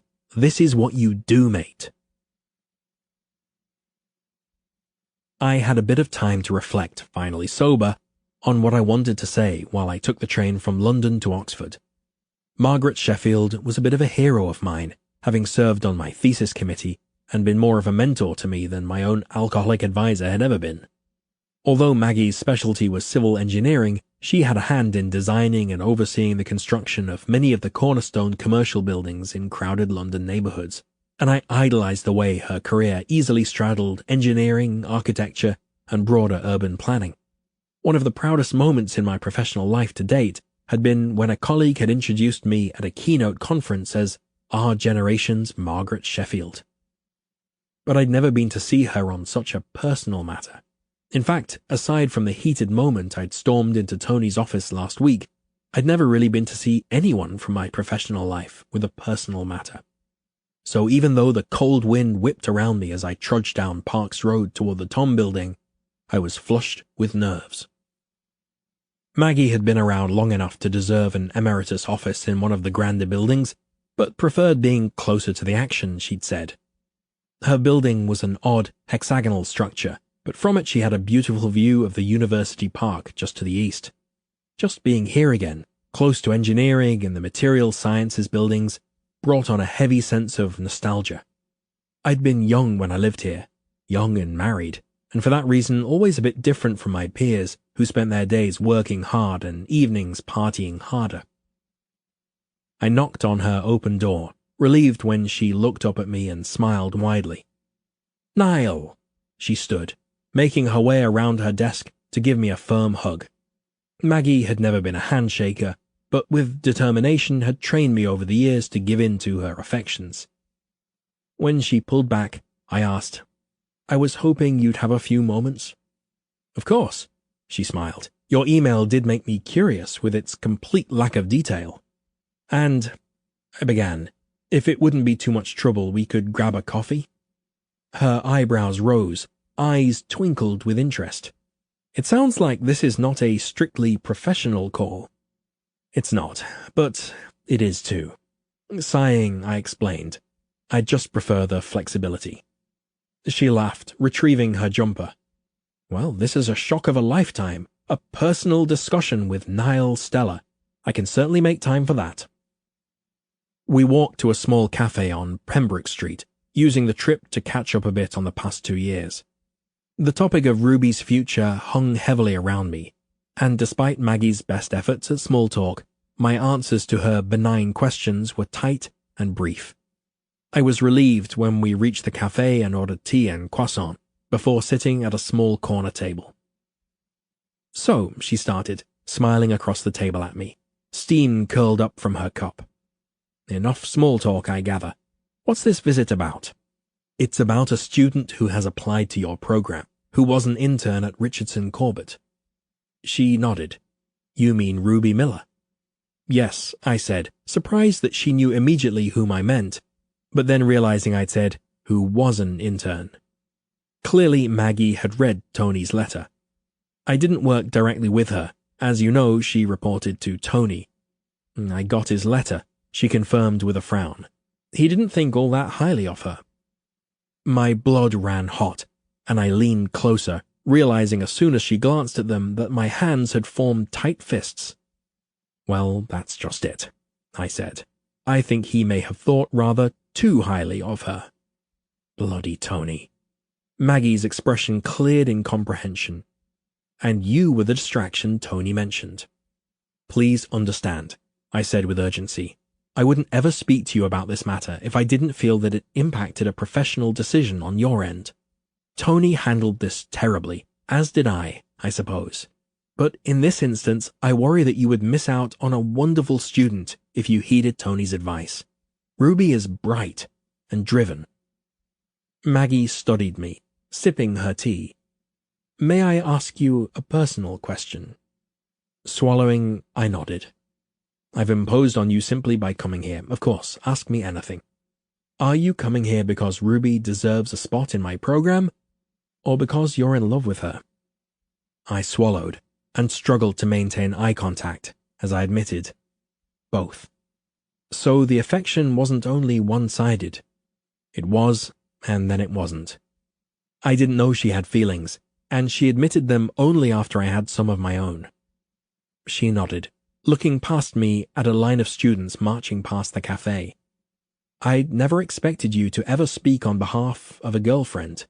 I'm not sure if I'm more surprised or thrilled for you." "She's not," I managed. Maggie turned her face up to me, confused. "She isn't my girlfriend anymore," I clarified.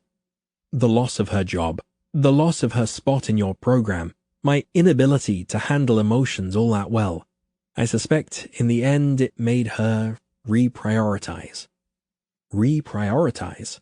The loss of her spot in my program?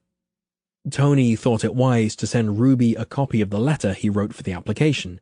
Given that Tony is your former student and completing an engineering internship is generally a critical requirement for your consideration, she said she suspected she wouldn't get in. "Niall," Maggie began, setting down her tea. "Excuse me for being blunt, but please do not insult me by suggesting I would cast away a good student for having a crush at work. Not at all, Maggie, or for being young and unable to always put aside personal for professional. I appreciate you coming here, But the net effect of that was my satisfaction over seeing you actually in love with a woman, not help for Ruby. Ruby's application is brilliant. Her other letters of recommendation are positively glowing. Her grades are perfect, test scores put her at the top of her incoming class. Her personal statement was one of the best I've ever read. Leaning in, Maggie shook her head at me. You see, her spot was never jeopardized by Tony's letter. Do you think I've known a different Tony than everyone else these last 15 years? He's a brilliant engineer, but a complete arse. I closed my eyes, laughing. Touché. If I may drop the professionalism entirely for a moment? Of course, I said, feeling oddly hungry for her wisdom in a way I hadn't expected. Please. You have known me as an instructor, and then quasi-mentor, and now as a trusted colleague. But I am a woman first, Niall. I was married at 20 for 5 years, and then divorced. I married again when I was in my late 30s. With the distance of age and wisdom, I am able to tell you as gently as possible that your reason for this visit is wildly presumptuous. Ruby doesn't need you speaking on her behalf. In addition to all these accolades I've already mentioned, she's also come to see me. Maggie's eyes smiled. Quite amazing, that one.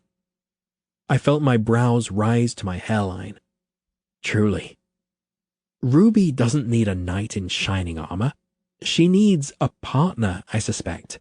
She needs to know that she is seen and loved, and occasionally the inner mechanics of how she is loved. She is an engineer. Show her how you are put together. Show her the bolts and wires and map of your thoughts when you can. I didn't bother going home or to the office after my conversation with Maggie. The hour-long train ride was a form of torture. I wished for the gift of flight or the ability to teleport. What Maggie had said was true and so obvious. I had to tell Ruby how I felt. I climbed the slate steps to her flat, hesitating outside the door for 100 pounding heartbeats before holding my breath and knocking. She opened the door, wearing a smart skirt and fitted sweater with a neckline that showed the top swell of her breasts. I can't imagine what my expression was when I took her in fully, but when I searched her eyes, I saw a tenderness there that surprised and thrilled me. Ruby, you okay? She asked, eyes searching. I tried to draw a breath deep enough to feel calm, but couldn't. No. You look terrible. I nodded, letting out a short, wry laugh. I'm sure you're right.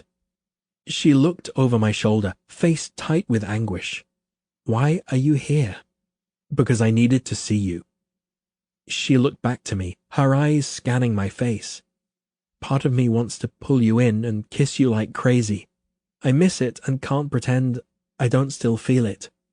Then don't push me away, I begged her, taking a step closer.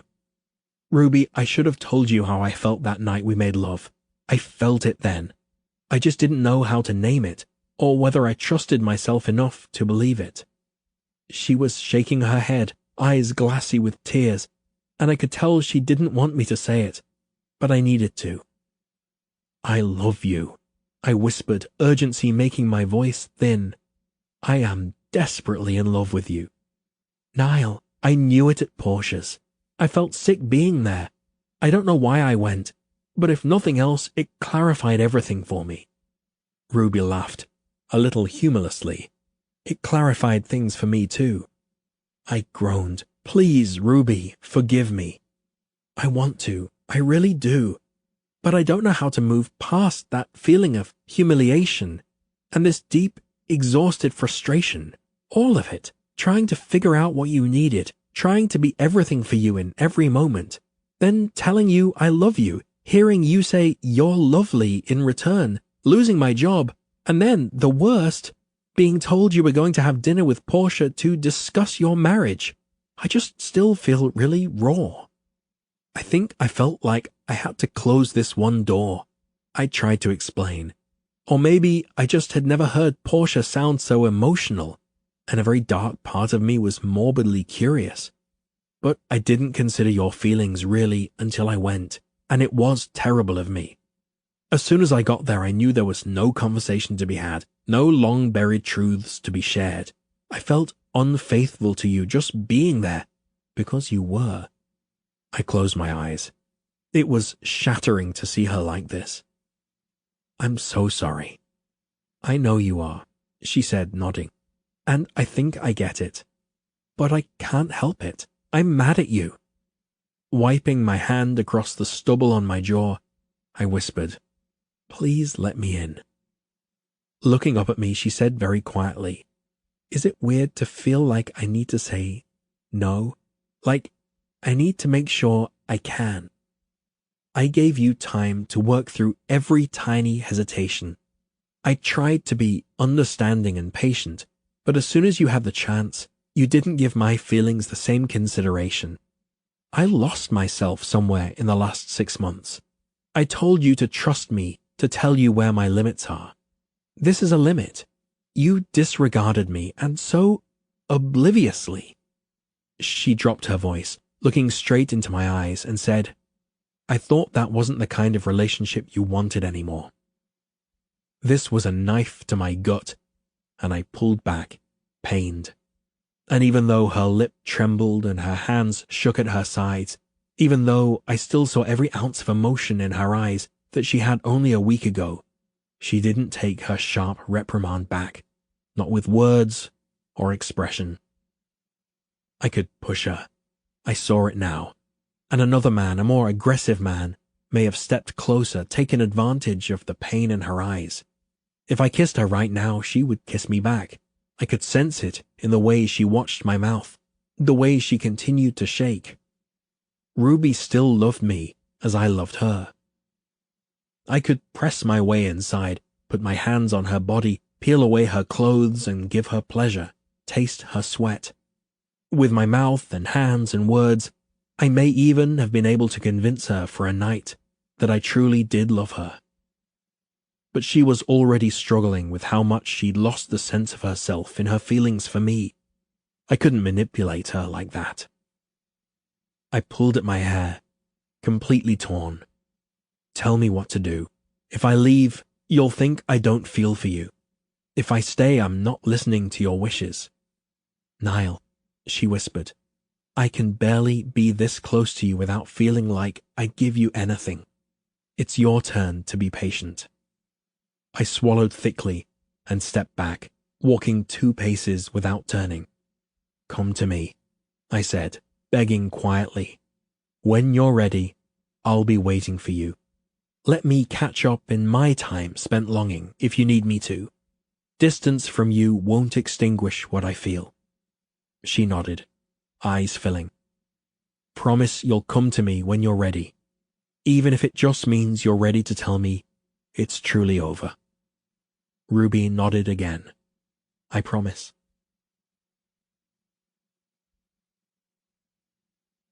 17.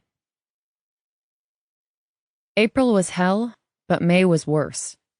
At least in April, I could replay again and again the memory of how Niall had looked coming to my flat, eyes wild and anxious. I could still hear how his voice sounded, so deep and hoarse and desperate, when he'd said he loved me. But in May, I hadn't seen him in a month, and it was nearly impossible to convince myself that his affection hadn't begun to dissolve.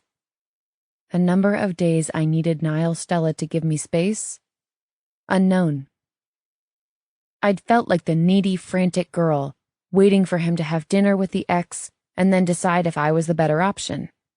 I'd never been so desperate for a late-night phone call as I was the night he was at her place for dinner, but when it came, I ignored it. Not until he realized what I'd known all along, that Portia had never been good for him, that in fact I was the best thing for him, did I realize that I was really, really mad. I knew I was capable of taking things in stride in a way that surprised Niall. It surprised people my whole life, but that evenness didn't mean I couldn't get hurt, be angry, feel betrayed. Somehow, even with the heavy pulse of heartbreak in every step I took, I had managed to piece little bits of my life back together. I was determined to salvage my chances at getting into Margaret Sheffield's program. So, in early April, after days of sleep and silence, of nibbling sandwiches made from stale bread and hard cheese, and sleeping in my clothes, I'd pulled myself together and taken a train to Oxford. There, Professor Sheffield had assured me that Anthony's letter could only hold so much weight, that my grades and reputation from San Diego were impressive. But although she'd given me no indication that the distraction my former boss mentioned in his letter would lead to my rejection from the program, she hadn't said I was a sure thing either. While I waited to hear, I stayed in London. I was lucky enough to find a firm on the South Bank in need of an engineer to cover an early maternity leave. It was an easy solution and paid well, but on my very first day, I decided to walk home rather than take the tube, only to then realize I would pass just 2 blocks away from Niall's flat. Gut punch. So, of course, it became impossible to choose to take the tube rather than walk. Every day I felt my body tilt that way, as if pulled by some enormous heart magnet. And when I would press on, heading straight instead of right, it would hurt all over again. His distance and reserve really had been so impossible to take. Everything was logical to him. Portia was ready to speak, so he should listen. I had always encouraged him to communicate with me, and so of course that should apply to Portia as well. I feel obligated to at least hear what she wants to say. I suppose I'm trying to have an open mind. I owe her that at least. That day it seemed emotion hadn't come into play for Niall at all, until it felt too late. But for me, it was nearly impossible to get the echoing pain out of my head. Even when he'd found me in the office, packing up and begged me to forgive him. Even when he'd come to my flat and told me he loved me. I was an idiot for sending him away. I knew it at the time. But more than that, I knew that if I let him in that day, there would be a proud, resolved piece of myself I wouldn't ever get back. But the silence seemed unending. Number of days I'd gone without speaking to Niall Stella. 1, 7, 15, 32, 59. In June, I got my acceptance letter to Maggie's program at Oxford. The innocuous-looking envelope was there waiting for me when I got home from work. Some days, it was harder than others to resist the pull to walk towards Niall's flat. Other days, I could pretend to be absorbed in a song or reading some news on my iPhone, and the knowledge that, if I wanted, I could go sit on his stoop and wait for him to get home was only a sharp jab between my ribs. But today, the mental debate had been torture. Was I over my anger? And if I was, and if I went to his house, would he open the door and regard me blankly, and then, with awkward apology, and then tell me I'd been right to end things? That he'd been impulsive to get involved with me in the first place? That his life was better in an ordered system than with such a wild, emotional girl? The problem was that I could see him rejecting me just as vividly as I could see him embracing me. I knew Niall's schedule, the facts of his life, and his preferences for food and coffee and clothing, but I wasn't sure I knew his heart at all. I tore open the envelope, heart pounding and unknotting in an odd sort of unison, and I read the letter 3 times, the paper clutched in my shaking hand. For what felt like minutes, I was unable to blink or breathe because it was happening. I was going to Oxford. I was studying with Maggie. That shithead Anthony hadn't ruined my chances. I read through the letter again for dates and filed through my mental calendar. Michaelmas term for the program began in September. This meant I could work through the rest of June, July, and into the beginning of August, and use the first part of the following month to find a new flat in Oxford. Of course, my first instinct was to tell Niall. Instead, I called my girl London. "Ruby, you are never going to guess what happened," I told her, feeling my smile for what had to be the first time in more than 59 days. Harry Styles is your new roommate and you've purchased a ticket for me to come visit? Very funny. Try again. She hummed. Well, you sound happier than I've heard in months, so I'm guessing that you finally called Niall Stella. He welcomed you with open arms, and now you're lying in a pool of postcoital bliss. And by pool of bliss, of course I mean... My chest ached sharply, and I cut her off, unable to play along. No. Her tone softened. But it sounded pretty good, didn't it? It did. But the prospect of seeing Niall couldn't be better than what I had in my hand. It couldn't, could it? But as soon as she'd said it, I knew that being back with Niall would be just as good. I wanted Niall just as much as I wanted to work with Maggie. And for the first time since I'd been fired, I didn't feel embarrassed for it, or that I was betraying some inner feminist thread by admitting how deep my feelings were. If I went back to Niall, some days he would be my entire life. Some days school would. Some days they would occupy the same amount of space. And that knowledge that I could find balance, that maybe I did need to separate my heart from my head after all, loosened a tension that had seemed to reside in my chest for weeks now. I got into Maggie's group, I told her. I just got the letter. London screamed, made clomping noises, which I think might have been dancing on the other end, dropped her phone, and then came back and screamed more. You're going to Oxford! I am. You're going to study with your dream lady. I know. She exhaled an enormous gust of air as if she'd just fallen backward on the couch and said, Ruby, I'm going to ask you a question, and you don't have to answer it. Though, let's be real, I've put up with your moping for months now, so I sort of deserve an answer. I groaned, knowing where this was going. Can't we keep talking about Oxford? Ignoring this, she asked, Was I the first person you wanted to call when you got the letter? I didn't answer, and instead focused on picking at the loose thread on my sweater. Why don't you just tell him? She asked gently. He would be thrilled for you. He might not even remember me. She laughed incredulously, and it turned into a growl. You make me insane. I walked to my couch and sat down. I'm just nervous. What do I say? Oh, hey, I'm over being mad. Still into all this? The, hey, I'm going to work with Maggie, got any tips conversation is a pretty good opener. Closing my eyes, I told her, even with everything I knew about him, I would have no idea how he would greet me if I called. You don't call, Jem. You go to his house like you want to every day on your walk home, and you sit on his porch until he walks up and sees you, and his dick gets hard, and you tell him you got into Maggie's group, and oh, by the way, you love him and want to have his giant babies. What if I went over there and Portia answered the door? She won't. Or, I don't know, he worked through everything I said and decided that, logically, I was right. Boop, beep, boop, emotions managed. Are you listening? She asked. There was a current of frustration in her voice, and I knew London well enough to know she was about to snap. It always took her a while to get there, but when she lost her patience, it was done.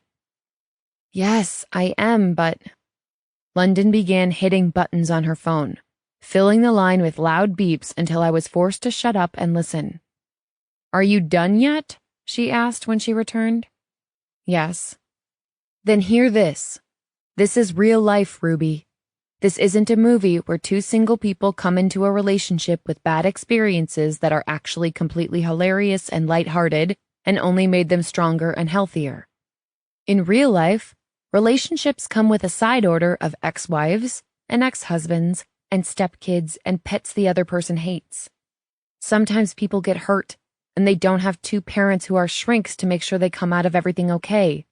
An ex-wife, especially one that left him feeling less than thrilled with himself, that's a lot to just get over. Swallowing, I told her. I know. God, I know. Then can you please forgive him for being a dick and wanting to get some closure? You know I'm always here to support you, and I'm head cheerleader of Team Ruby 99.4% of the time, but I think it's time to go see him, to figure out if you can be together or if you need to move on. You're in love with him. You're the one who left it in limbo. I know. He said he loved you too. She reminded me because I'd only told her about 700 times about the time he said it. I've never met Niall Stella, but I don't think he's the kind of guy who would say that and then talk himself out of it 2 months later. I was left speechless, staring at the wall, knowing she was right. It wasn't as simple as walking down the street and waiting on his stoop after all. The idea of seeing him again made me both giddy and painfully nauseous. Thankfully, or not, work made the decision for me on Monday and Tuesday of the following week. We had a visiting architect, and they needed me around to fetch late-night coffee, takeout, and any other after-hours requests it seemed only a temporary employee could manage. The tension inside me was ratcheting up, and I ignored London's calls on Monday night and Tuesday morning. By Wednesday afternoon, she was screaming at me in my text message box. Have you been to see the man yet? For the love of all that is holy, just circle 1 here, Ruby. Yes or no? With a tiny whimper, I finally replied, I'm going there after work today. I didn't have a chance before now. Her answer came quickly. What are you wearing? Laughing, I replied, didn't give it much thought. Ha ha ha ha ha. Seriously though. I looked down at my outfit and felt the flutter zoom back into my chest before taking an awkward selfie of my short navy skirt and favorite silk navy and red polka dot tank. It was a weird angle and made me look all boob, but I sent it anyway. London knew my wardrobe as well as she knew her own. Damn, Dolly, are you wearing the red heels? She asked. Yes. God, she replied, his boner is going to be enormous. Smiling at my screen, I typed, let's hope, and then shoved my phone into my bag. I could barely let myself hope we would have that kind of night. I'd be thrilled with even a smile, a kiss on the cheek, an assurance that he was still interested in trying if I was. I had to pretend I wasn't craving more. Everything. All of him. That workday, my God, you know the kind. Seconds are actually minutes, and minutes are hours, and the entire day goes by in the span of a decade. By the end of it, I'd thought about the evening so many times that I started to suspect I had made up Niall Stella in the first place, and this entire evening was a figment of my imagination. Finally, it was 5:30, and the office started to thin out. I slipped into the bathroom in the hall on my way out to check my makeup and clothes, and was jolted out of my odd fugue into a full-on panic. My silk top was massively wrinkled, and sweet Jesus, what was I thinking this morning?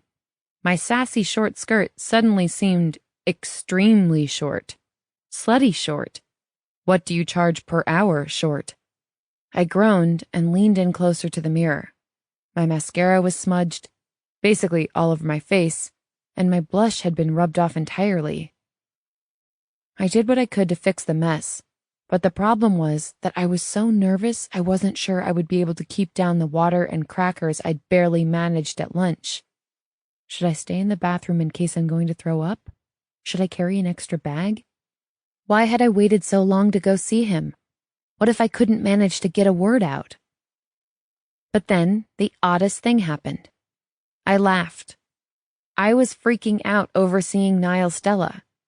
I was checking my makeup and contemplating vomiting and worrying I would be mute or rambling.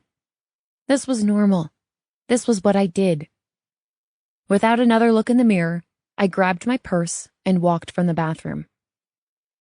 Hallway, elevator, street. 17 blocks, 1 bridge, and there I was, on the corner, making a decision. That was when my heart decided to explode and my blood evaporated and I lost control of my brain. He didn't know I was coming. I hadn't seen him or spoken to him in over 2 months. I asked him to give me time, and he had. I was grateful and mad about that at the same time. What if he had moved on? That would break me more, I thought, than the unknown. I could keep walking forward and head home to a quiet flat. I could do cereal for dinner and community reruns until it was time to sleep, then get up and do the same thing tomorrow. I could keep working at this easy, boring job until it was time to move, and then I could disappear from the city entirely without ever having to face this. Someday, I might get over Niall Stella. Or I could turn right, walk 2 blocks to his flat, sit on his stoop, and wait for him. I could tell him I still wanted to try, and then let him tell me yes or tell me no. If he said no, I would go home and do the cereal and the sitcom and the eventual painful heart repairs. But if he said yes, there wasn't a choice. Not really. I stared at the sidewalk as I moved, at my bright red shoes on the dull gray concrete. It made it easier to move forward to have something to watch. I counted the number of cracks between Decision Corner and Niall's flat, 24, and the number of times I considered turning around and going home, about 80, and went through what I wanted to say again and again. Hi, I'm sure it's really weird to find me here on your steps, and I'm sorry for not calling, but I wanted to see you. I missed you. I love you. Keep it simple, I thought. Lay it all out there and let him decide. I was pretty sure he wouldn't be home yet when I got there, but rang his flat just in case. When there was no answer, I stared blankly at the steps for a few breaths before sitting down, prepared to wait, repeating my opener. Hi, I'm sure it's really weird to find me here on your steps, and I'm sorry for not calling, but I wanted to see you. I missed you. I love you. The sun fell in the sky slowly, reluctantly. Cars drove by or parked. Neighbors climbed out and went into their flats, after studying me with curiosity for the most brief and British amount of time. The post-work hours movement slowed almost abruptly, and then the lights went on inside. Dinner smells drifted onto the street, and still, no Niall. Every time I began to think I should leave, maybe he was out for the night with the guys. I then thought, but what if he walks up a minute after I've left? I expected him maybe a half hour after I arrived, but I sat for an hour, and then 2, 3, and finally I'd been sitting waiting for 4 hours without any sign of him when it occurred to me, Niall could be on a date. The thought was so sour I actually groaned. Resting my arms on my knees and pressing my forehead there, I focused on breathing in, breathing out. I may have stayed like that for another half hour or even 3 more. I don't really know. But when I looked up, it was because of some odd awareness, some change in the atmosphere. The sound all around me dipped, and then I could hear it. The faint click of men's dress shoes on pavement. The steady, long strides of Niall Stella. The number of times I have listened for Niall Stella's footfalls? Infinite. I turned my head down the street and saw the long shape of him. What happened inside me had to be described in a medical text somewhere under lovesick. My heart evaporated and then returned as some beastly, enormous thing that seemed to beat far too fast and with too much force. It pulsed in my ears, rushed blood to warm into my hands and feet until they tingled. I was dizzy, narrowing my eyes to see him through blurred vision, and fairly sure I was going to be sick. He was wearing his navy suit. I could see in the distance, under the regularly intervaled light from the street lamps, and looked amazing. Strong and confident, walking with his trademark posture, shoulders back, arms at his sides, head straight. Until he was about 20 feet away and saw me sitting on his steps. And then he stopped, his chest jerking back slightly, one hand reaching up to touch the back of his neck. On shaking legs, I stood, wiping my hands down my skirt. If my outfit was wrinkled earlier from work, I couldn't imagine how it would look after sitting on a set of concrete steps for over 4 hours in the humid June air. When he took a step forward, the movement was hesitant enough to make me move toward him, too. It nearly hurt to see him. I loved him so much. I loved his carved features and miles-long legs. I loved the wide expanse of his chest, his deep brown eyes, and the kissable, smooth lips. I loved his hands that were bigger than my head, and his arms that could wrap many times around me.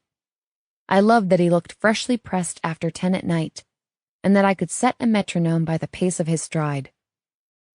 I wanted to run into his arms and tell him I'd had enough time, and I wanted him. Hi, I'm sure it's really weird to find me here on your steps, and I'm sorry for not calling, but I wanted to see you. I missed you. I love you. He moved slowly. I moved slowly. And then we were only a couple of feet apart, and my heart was beating so hard, I didn't know what could possibly be holding my ribs together. Ruby? Hi. Hi. He swallowed, and only now, up close, could I see that he looked a bit thinner, a bit more drawn. There was more hollow in his jaw, more darkness beneath his eyes. Could he see it in my eyes too? That I missed him so much I'd felt physically sick for the last 2 months? I'm sure it's really weird to find me here on your steps, and I'm sorry for not calling, but I wanted to see you. I missed you. I love you. But before I could say my preamble, he asked, "What are you doing here?" And I couldn't read his tone. It was controlled. He was controlled, and I swallowed nervously before answering. I'm sure it's really weird to find me here on your steps. What was the rest of it? He glanced behind me, asking, "How long have you been here?" "I'm sorry for not calling," I blurted robotically. Ignoring this, he took a step closer, asking again, this time more gently, "How long have you been here, Ruby?" Shrugging, I answered, "A while. Since you got off work at Anderson." He knows where I work. He knows what time I leave. I blinked back up to his face, but it was a mistake. He was the most beautiful person I'd ever seen, and I knew his face. His was the face I saw when I closed my eyes, when I needed to feel comfort or thrill, grounding or lust. Niall Stella's face felt like home to me. "Yes, since I got off work," I admitted. "That's hours," he started, shaking his head. "I didn't know. I mean, I don't come home very early anymore. There's no—" Before he could ask me to leave, or tell me why it was a bad idea for me to be here, or any other one of the hundreds of rejections, I started to speak. "Look, I glanced to the side, completely forgetting what it was I was going to say. Something about wanting to see him? See, the thing is—" I started, looking back up at him before blurting, "I just really, really love you." 1 minute he was 2 feet from me, and the next he was against me, and I was against the side of his building, lifted from the ground with his arms around my waist. I gasped, staring at him. Niall was looking down at me with a dark intensity that made my chest squeeze painfully. "Say it again." "I love you," I whispered, my throat growing nearly too tight to speak. "I missed you." His face fell as he searched my eyes one more time, and then he bent, pressing his face to my neck. His mouth, oh God, with the deepest groan, my favorite mouth in the world was on my neck and my jaw, and I couldn't catch my breath. I couldn't stop the tight lump from rising higher in my throat. "Niall," he spoke into my skin. "Darling, say it again. I'm not sure I can believe this is real." Through a sob, I managed, "I love you." In a pulse of panic, I didn't know if this was actually happening either, or I had fallen asleep on his stairs and was having the world's best dream. But then his lips were moving again, on my jaw, my cheek, and then pressing to mine, the best kind of soft, the best kind of hard, and I choked out another cry as I felt his tongue slide inside, and his sounds vibrated against me as he groaned into his kisses. With a desperate sort of babble, he gave me his broken thoughts built of my name, and that he missed me so bloody much, that things had been hell, that he thought he'd never see me again.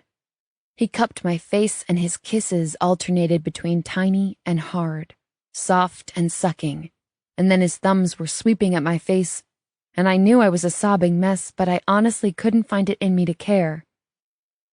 "You're coming inside," he growled, moving his mouth from mine and over to my ear. You're staying with me. Yes. Tonight. And every night after. I nodded, smiling as I pressed my face to his neck. Well, until I moved to Oxford. Pulling back, he let his eyes move over my face. Yeah? You got your letter from Maggie then? I got it last week. I wanted to call you. He smiled a little, seeming to be unable to stop looking at me, even to blink. You should have. I figured I wanted to see you more, so I did that instead. With a little nod, he looked down, intertwining our fingers. It's late. You've been sitting here for a long time. Are you hungry? Not really, I admitted. I just wanted to get into my bed. His voice was a gentle growl. I whispered, yeah, unless you need to eat. No chance I'm stopping to eat first. It was really that simple, and there wasn't even a trace of hesitation. I knew I needed to feel him. I needed to be covered in him. He turned and led me back to his steps, and I followed him inside, up the next flight, and to his front door. He pulled me in front of him, pressing my back to the door as he bent to kiss my jaw. We'll talk later, yeah? Okay. His teeth scraped at my neck. Good, because I know we need to talk. But right now I want to put my mouth on you and sing God Save the Queen. Finally, a laugh burst from my throat. Oh, the relief of this. I nearly started crying again. I think you could lose your citizenship for that. It would be worth it, though. Kissing you between your legs is like kissing your mouth, but softer somehow. I was tingling from my mouth to my toes. How was it so easy to get back to this place? Bonus, I orgasm when you kiss me there. Niall pulled back and gave me a look of mock scandal. You mean to tell me you don't orgasm from my kisses to your mouth? It's been a while. Maybe you should try. He growled with a predatory smile, and here was my playful, sexy man. The version of him only I would get. The world would get his calm, contained exterior. I would get the one here, who reached into his pocket and pulled out his keys before reaching behind me as he simultaneously bent to kiss me. His hand fumbled with the lock, and we laughed against each other's mouth, teeth knocking, sloppy kissing. I heard the lock give and his groan of relief as he nibbled at my bottom lip. Don't fucking leave me again, he said, out of breath as his hand hovered on the doorknob. It was bloody miserable, Ruby. I didn't leave you. I pulled back to meet his eyes. You did. I shook my head. Don't ever go back to Portia. I had to say it. Even if it was absurd, it hadn't even been a fear until it was. I never, he closed his eyes, pained. Please believe me when I say I am devoted. It was a terrible misstep. I gripped his tie and pulled him back down to me, brushing my lips over his. Okay then. His arm slid around my waist, holding me to him so I wouldn't fall into his apartment when he opened the door. I didn't fall, but I was on my back nearly immediately once he got it open, Niall over me as he pushed my skirt up my hips, and before I could remind him that he was meant to be kissing my mouth, his fingers were impatiently sliding my underwear to the side so he could press his open mouth to my clit. Oh, the wet feel of him. The vibration of the words he said over and over I couldn't quite make out. The sucking, soft kisses and heat of his breath on me. Another jolt of disbelief ran through me, and I had to reach down and dig a hand into his hair to anchor me to this room and this floor and this thing he was doing with his tongue and lips and, holy fuck, even his teeth. The door to his apartment wasn't even closed, and I realized it only when he kicked at it, groaning loudly into my skin. His eyes were closed, though, fingers digging into my hips as he sucked at me and spoke into my skin, and I had to prop myself up on my elbows to watch. It would have been a crime not to. The only thing better than what he was doing was watching him do it, as if each flick of his tongue and quiet sound of relief unknotted something profound in him. I wanted to tell him, this, right now, is how I know you're mine. You're not thinking about anything but this. I'm not even sure you're doing this for my pleasure. But I couldn't manage a single word, let alone a coherent string of them. All of my sounds were gasps, or the stilted words of begging for more and like that, and yes, that, and there, and oh, shit, I'm coming. His groan in reply shook me, and the way he murmured, I dreamt of the taste, made me lose any semblance of control. I fell back, arms above my head, pressing my hips into him, rocking and circling until I went stiff and coiled, my orgasm pulling every muscle together until it consumed me, spreading out from where he kissed me and everywhere, to the tingling tips of my fingers, my flushed face, my curling toes. I clawed at the back of the suit jacket he hadn't even bothered to take off, and tried to find the collar to pull him up and over me. I needed him naked and inside. I needed his weight on top, and the feel of his narrow hips between my thighs. He sat up, not even bothering to wipe his face as he shrugged out of his jacket, loosened his tie, and removed it, followed by his shirt. From where I lay on the floor, I could see the rise and fall of my chest, but it was all in my peripheral vision. I wouldn't be able to tear my eyes from his face until someone physically removed me from this apartment and this man. I was spent. My skin was humming, muscles loose, brain a giant, blissful, thought-free zone. Niall reached to pull my underwear down my hips, and then my skirt, taking the time to undress me, kissing every bit of skin he revealed. I expected him to climb over me, be inside me immediately. I could feel how hard he was when he kissed my neck and pressed into my thigh. But he surprised me, curling one arm beneath my knees and the other around my shoulders so he could lift and carry me down the narrow hall. Where are we going? I asked. I don't relish making love to you on the floor again. Sucking at his neck, I said, Is that what we're going to do? He nodded. All night, and a good portion of tomorrow. I hadn't really taken the time to examine his bedroom before, having woken up in the room and fleeing almost immediately.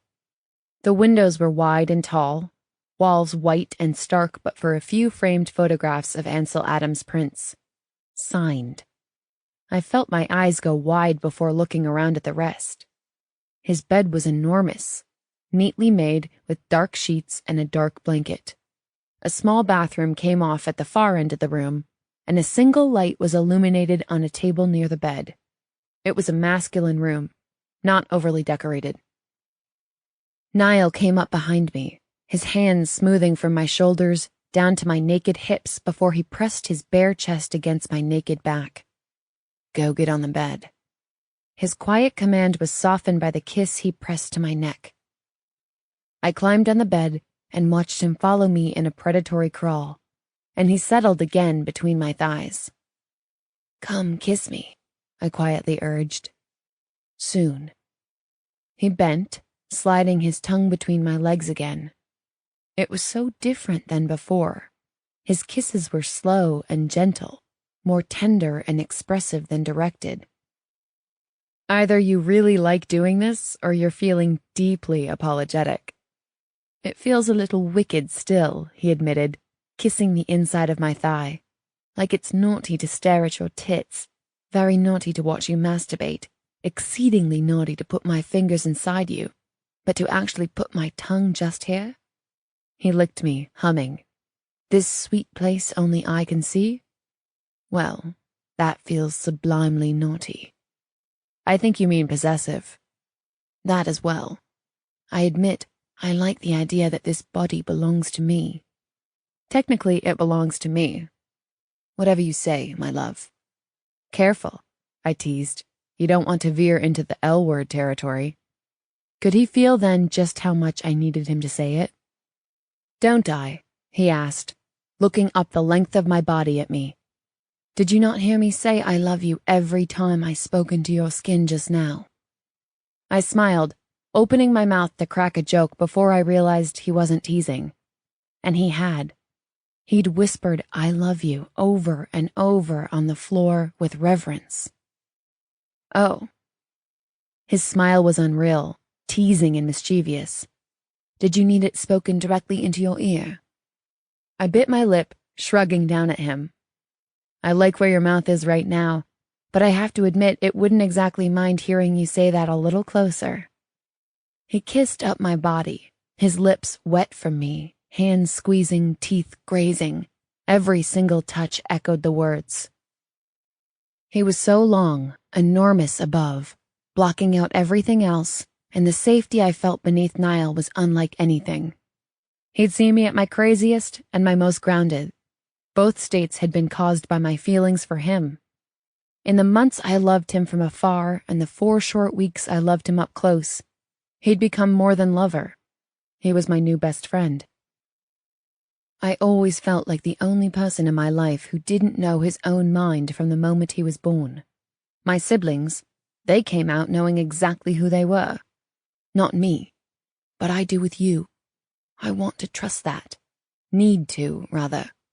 So, yes, it only took a month after we officially met in the elevator. He smiled down at me.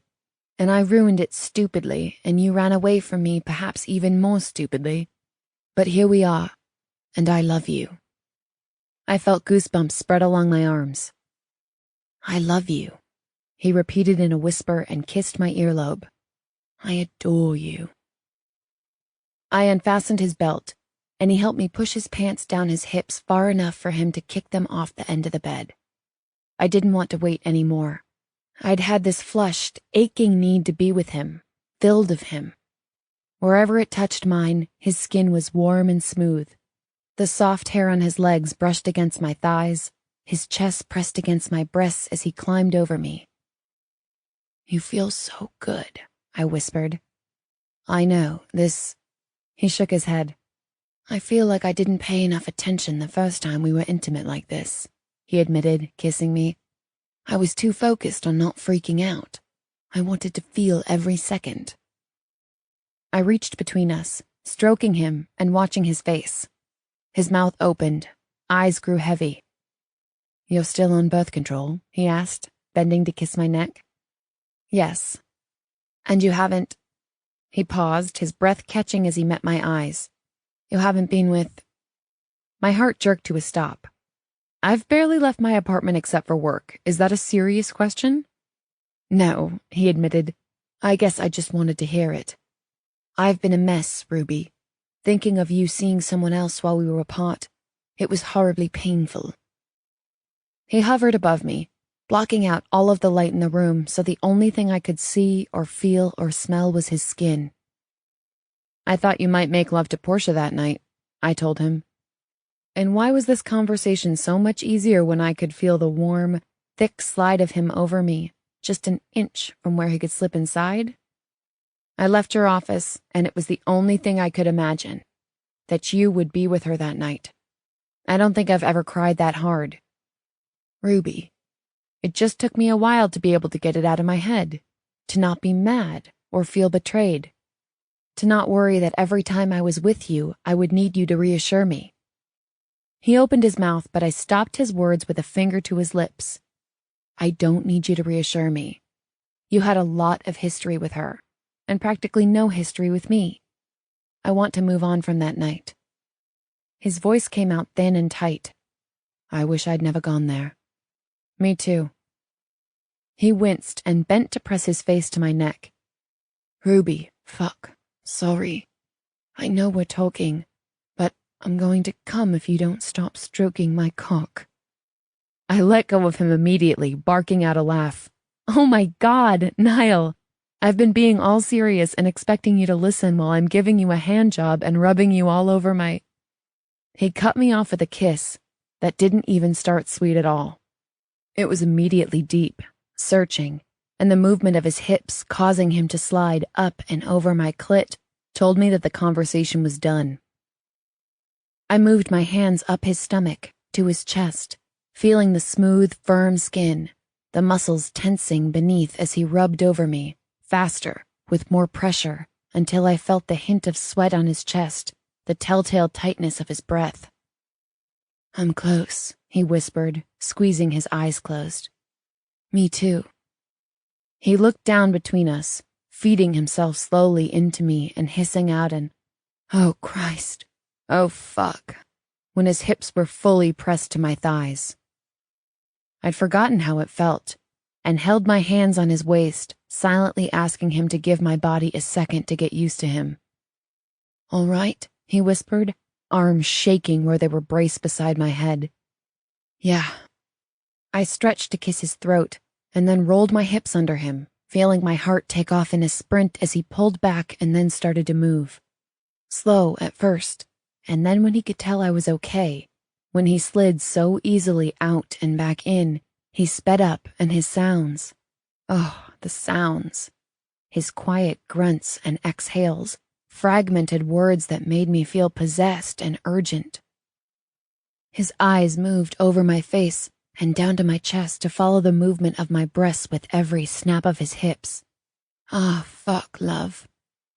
He bent, kissing me, but it wasn't really a kiss. It was his mouth, soft and distracted, open and sliding over mine.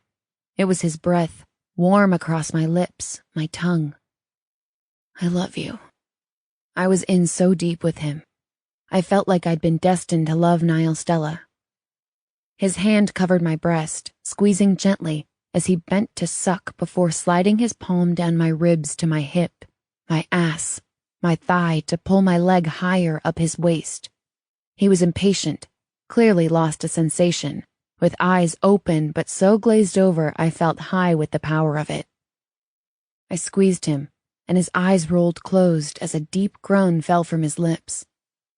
"Tell me," he gasped. "Tell me what to do. Faster." His hips pivoted with intent, hard snaps into me, his hand gripping the back of my knee so tightly I could feel the pressure of each fingertip. "Let me see you." Niall blinked, long dark lashes brushing against his cheeks before he looked up at me, pulling from me as soon as he understood. I felt every inch of him withdraw. He was wet, so hard he was jutting straight out, and I reached between us to touch him, to bring the crown against my clit and use the thick edge of him to encircle and circle and circle over me. I didn't want his fingers or mouth. I wanted the soft skin, the rigid flesh of him to get me there. At the edge, when sensation seemed to pool between my legs, waiting to overflow and pull me under, I slid him back inside and felt his groan, felt the frenzy of it. As soon as his hips met mine, he lost it, pulling back and giving me exactly what I'd wanted, to be fucked, hard, in his bed. It was several seconds before I realized the screaming I heard was me, that the skin I felt pinched beneath my nails was his, and that he was moving so hard his bed was roughly cracking into the wall. His back was slick with sweat, and his teeth were bared, pressed to my shoulder as pleasure filled me, pushed deep with his body. Just as I started to come down, he began to come, his fingers digging into my thighs as he made a hoarse sound of relief I'd never heard from him before, and which I knew I would spend every night for the rest of our lives trying to elicit again. Slowly, he caught his breath, sliding lazily in and out, his lips pressed to my jaw. That was some bloody good fucking. I made some unintelligible sound of agreement. It's yours, you know. Blinking up to the ceiling, I asked, "What is?" "My heart, of course, but also my body." He struggled to catch his breath. "My hands, my lips, my cock. I trust you with all of it more than I even trust myself." My chest seemed to clench so tight I lost my breath. Even more intimate than the sound of his coming was the way he spoke so plainly, so crudely, after he'd already finished. "I liked when you used it to play with your body. The idea of you coming because you're rubbing me all over you." "Yeah?" I asked. "Fuck, I love it. And how you wanted it harder, too. I want you to push me to be a little filthy." "Only a little?" I asked playfully. He looked directly into my eyes, and I caught the vulnerability there. I knew this conversation felt like a completely new language to him. I stretched to kiss him, desperate to take the tone of teasing out of the moment. "What do you want to try?" "Everything," he admitted in a whisper. "But I think mostly I'm a bit wrapped up in what it's like to be intimate while being in love. I don't want to hide from it anymore. This is so new to me, and it's a bit mind-boggling how different it feels." "You mean physically?" "I mean all of it. To speak openly while we're making love. The way it feels to make love." He was still over me, inside me, asking for what he needed, and for a long moment, I couldn't really catch my breath. We were doing this. He was all in. We were in his bed, in his flat, and he'd said yes. "What are you thinking?" he asked, kissing my neck. "Just so relieved that we're back together, I might explode. I rather like you in one piece, particularly beneath me, naked, and wet as a lake." I wrapped my arms around his neck. "Then I'll just have to keep you on top of me all night." He laughed and then kissed me. "I love you, Ruby." Number of times Niall Stella used my name when he said he loved me. 1, and counting.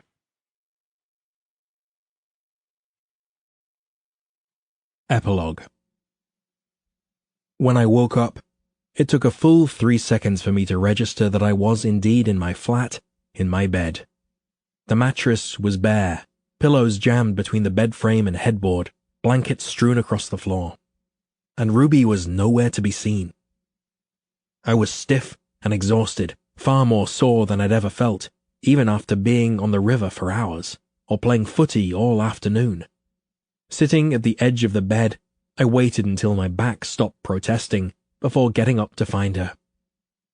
Outside in the corridor, I smelled bacon and bread, coffee and the crisp, sweet smell of melon, and then I heard distracted, off-key humming coming from the kitchen.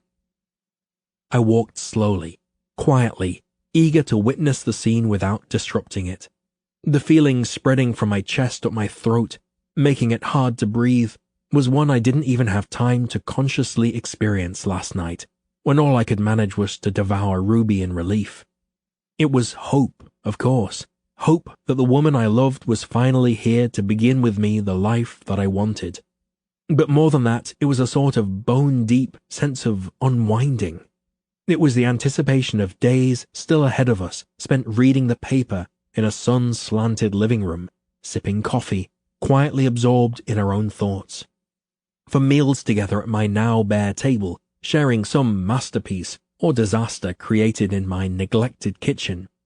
For the hundreds of nights to come when we'd walk hand in hand to bed, or collide into a tangle as soon as we got home, sliding under the sheets in unison and coming together in heat and relief and urgency. It was the tingling, dawning realization that at long last I had exactly the life I wanted. Ruby stood at the sink, completely nude, rinsing a cutting board before turning to arrange breakfast on 2 plates. She dished up toast, bread, eggs, bacon, and fruit, and then stood back, tilting her head as if considering it. She adjusted the toast on one plate and contemplated it again. "Looks perfect from here," I said, and she jumped with a squeak, turning to face me. "You were supposed to stay in bed." She didn't seem bothered to be found stark naked in the bright kitchen light, didn't care that her hair was a disaster, lips still swollen, and a trail of love bites wound its way down her neck to her left breast, didn't bother to cross her arms over her chest or curl her shoulders in. Rather, she put her hand on her hip and stared at me. "I woke up alone," I told her. "I came to voice my displeasure." I let my attention drift to her breasts. At least that's what I think I came out here for. Now I'm not quite sure. She walked over to me, ran her hand down my chest, and only now did it register that Ruby wasn't the only naked person in the kitchen. "I was going to feed you breakfast in bed." "That sounds lovely." She shook her head a little, as if she'd just tasted something unpleasant. Different word. I laughed. Clearly I meant smashing. Ruby traced the shape of my collarbones from one shoulder to the other. Well, first I was going to climb back into bed and wake you up with my mouth. I felt my smile straighten and a thrumming hunger grow in my chest. And then curl up, with my back all along your front, she said, bending to kiss my chest, and beg you to take me from behind. I took her chin between my finger and thumb, tilting her face up to me. Is that right? We hadn't done that yet. I wondered if she guessed that I'd never done that. Her hand came down lower, wrapping around me. But then I realized the eggs might get cold. You think I care about the sodding eggs right now? Her giggle was a delighted thing, bursting from her throat. With a smile, I bent, carefully kissing her top lip, the bottom one, and then both at once. The single kiss turned into another, and then more and faster, sucking and wet, gasping. A sort of frenzy took over us both as she backed up and I stepped forward, pressing her against the counter. Her skin was warm and smooth under my palms, soft and wet against my fingertips. Familiar. Spectacular. It was a fast fuck, with Ruby bent over and me behind, drawing in every second with wide, wild eyes. She came just after me. It was a miracle I managed to get her there at all, with the thrill of the sight of it, the difference in the feel making me rush too quickly. I was dizzy, pulling back carefully, hand still gripping the edge of the counter. She stood gingerly, turning in my arms, and asking simply, "Where will we live?" I hadn't let myself consider the question yet, hadn't let myself hope. "I don't mind commuting," I told her. "I could easily work 3 days a week in London, and the rest of the week from Oxford." There was another question there, held back with her lips pressed together. "Is that not what you want?" I asked. "I think I need you to tell me what works for you." She shook her head and looked up at me. "That works. I guess I was just wondering, and I know it's really soon to be talking about this, but it helps to know, in order to manage my own expectations." I tried to fight my smile, but it was a wasted effort. "You sound a bit nihilish right now, Dove. What exactly are you trying to say?" She shrugged, attempting a smile, but it grew wobbly under the weight of her sudden nerves. "Do you think you'd ever want to be married again?" I felt my lips part in a surprised exhale. "I mean, not that I think we should," she rushed to add, "or that we would ever need to in this day and age, or, God, that it's even a thing we should be talking about yet." She looked around us. "Especially right now, I mean, after we just did that. From behind." Sighing, she mumbled, "A way to kill the mood, Ruby." I shook my head. "Marriage is..." She cut in with wide, earnest eyes. "It's just that my feelings are strong, Dove, and it would help to know where we stood on that." She shifted on her feet. "Philosophically speaking." I took a deep breath, grinning down at her. My chest seemed too small for everything inside it. She reached up, tucked her hair behind her ear, and this, a tiny, nervous remnant of the girl I'd first met in the elevator, tripped a tight, adoring string in my chest. "If you would let me get a word in edgewise," I teased her, kissing the corner of her mouth, "then I could answer." She laughed, sweetly self-deprecating, and stretched to kiss me. "Sorry. Love, marriage, babies, a grand life." I bent, lifting her into my arms and carrying her down the hall. I rather assumed that was where we were headed.